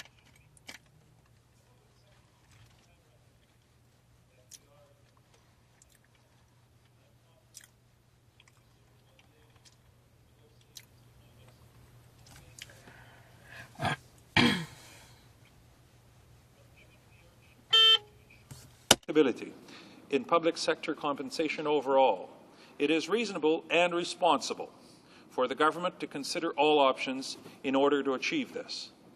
We need as much predictability in our compensation structure as possible during the current uncertainty. That is why we will be tabling legislation to set future increases in rates of pay in the public sector. By this, I mean the entire federal public sector, senior public servants, and parliamentarians included. This means us. Cette loi garantira que les... This legislation will ensure wage increases in the broader federal public sector are kept in check and that the growth of the public sector compensation bill is controlled. Mr. Speaker, we have acted with clarity and foresight by moving forward with our approach to managing the government's wage bill. The tentative agreements we have reached so far and our legislation are responsible outcomes in public sector compensation. They are fair to employees and affordable for Canadians, and they will serve Canada well as we face uncertain economic times. This approach is about sharing the load. It's about balancing recognition for our highly respected public sector employees and the valuable jobs they do to serve Canadians from coast to coast to coast. This government understands the significant contribution that these employees make every day to the high quality of life in our families, in our communities, and so do I. Our approach to controlling the growth of public sector compensation is about making the government more effective by spending responsibly on the right priorities. It's about practicing restraint, just like any household would do in tough economic times, and reaping the rewards later. It's about compensation that is fair to employees and fair to taxpayers. Mr. Speaker, that is good for the government, good for taxpayers, and good for Canada. All of us in government understand well that Canadians are living through difficult economic times. Parliamentarians, public servants, and public sector unions all have roles to play in keeping spending in check during these tight fiscal circumstances. Recognizes the urgent need for predictability in terms of compensation costs across the federal public sector. During this time of global economic uncertainty, it is important that all governments start at home and tighten their own belts. Our government is leading by example, something that the opposition clearly does not understand. I hope the opposition will stop with their heightened rhetoric and partisan games. Canadians expect us to work together to get them through this storm. Mr. Speaker, these measures are responsible and prudent. They are what Canadians expect from their government. They are what Canadians expect from us. It is my hope that the opposition will come to its senses and support these important actions. Questions et commentaires. Questions and comments? The member from Churchill. Thank you, Mr. Speaker.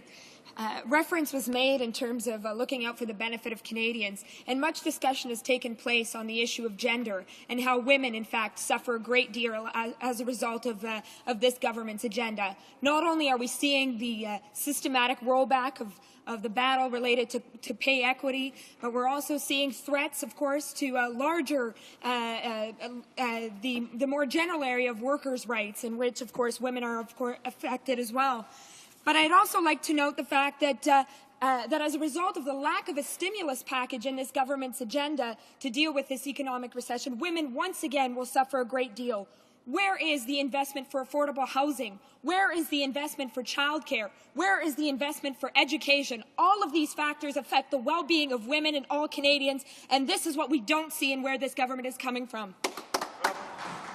The honourable member from Ottawa, Orleans. Mr. Speaker, I'd like to welcome the honourable member for Churchill to this House, and I appreciate her passion for these issues, and as she gets to know me, she'll understand that so do I. And this government is doing things for women, and we're doing things at a rapid pace instead of getting them entangled in years and decades of litigation. And I thank you very much for your question. Questions et commentaires. Questions and comments. Parliamentary Secretary to the Minister of Finance. Well, thank you very much, Mr. Speaker, and I would like to thank the honourable member for a most eloquent speech. We've always known that he's very eloquent, but that was well worded and well delivered, and I congratulate him on that. And I would like to second his suggestion that he is very passionate about women's issues, about his constituents' issues, and that leads into my question, Mr. Speaker. I know the honourable member represents a part of the Greater Ottawa region, and would in fact then represent a number of public service employees of this government. And if I could actually hear over the heckling on the other side of the House, I want to ask the honourable member if he has not heard positive comments from the fact that there's actually some stability, and in fact these public servants are willing to shoulder some of the positive moves that we're wanting to put forward. The honourable member from Ottawa, Orleans. Mr. Speaker, I must tell you that I have heard from the public servants of Ottawa, Orleans and from the Greater National Capital Region, and they are willing to do their share, but not if we don't. They expect us to do our share first, and if we do, they'll pull along. Thank you, Mr. Speaker. Questions and comments. The Honourable Member for Argenteuil-Papineau-Mirabel. Thank you, Mr. Speaker. Look, I know that the member for Ottawa-Orleans is experienced. He knows the National Capital Region well. And I have a lot of trouble with his speech. While telling us very nicely, very candidly, that the government has just negotiated an agreement with the Public Service Alliance, I keep wondering how he can support a change by his government that removes the right to strike from labour groups when they are as open to negotiation as he has said himself. How can he support that? I have a lot of trouble with a politician who always says one thing and its opposite at the same time. The Honourable Member for Ottawa-Orleans. Mr. Speaker, people of good faith understand that the agreement we're proposing will only limit salary increases, and in any event, salary increases are something the unions have already agreed upon. It being 2:30 p.m., this House stands adjourned until next Monday at 11 a.m. pursuant to Standing Order 24-1.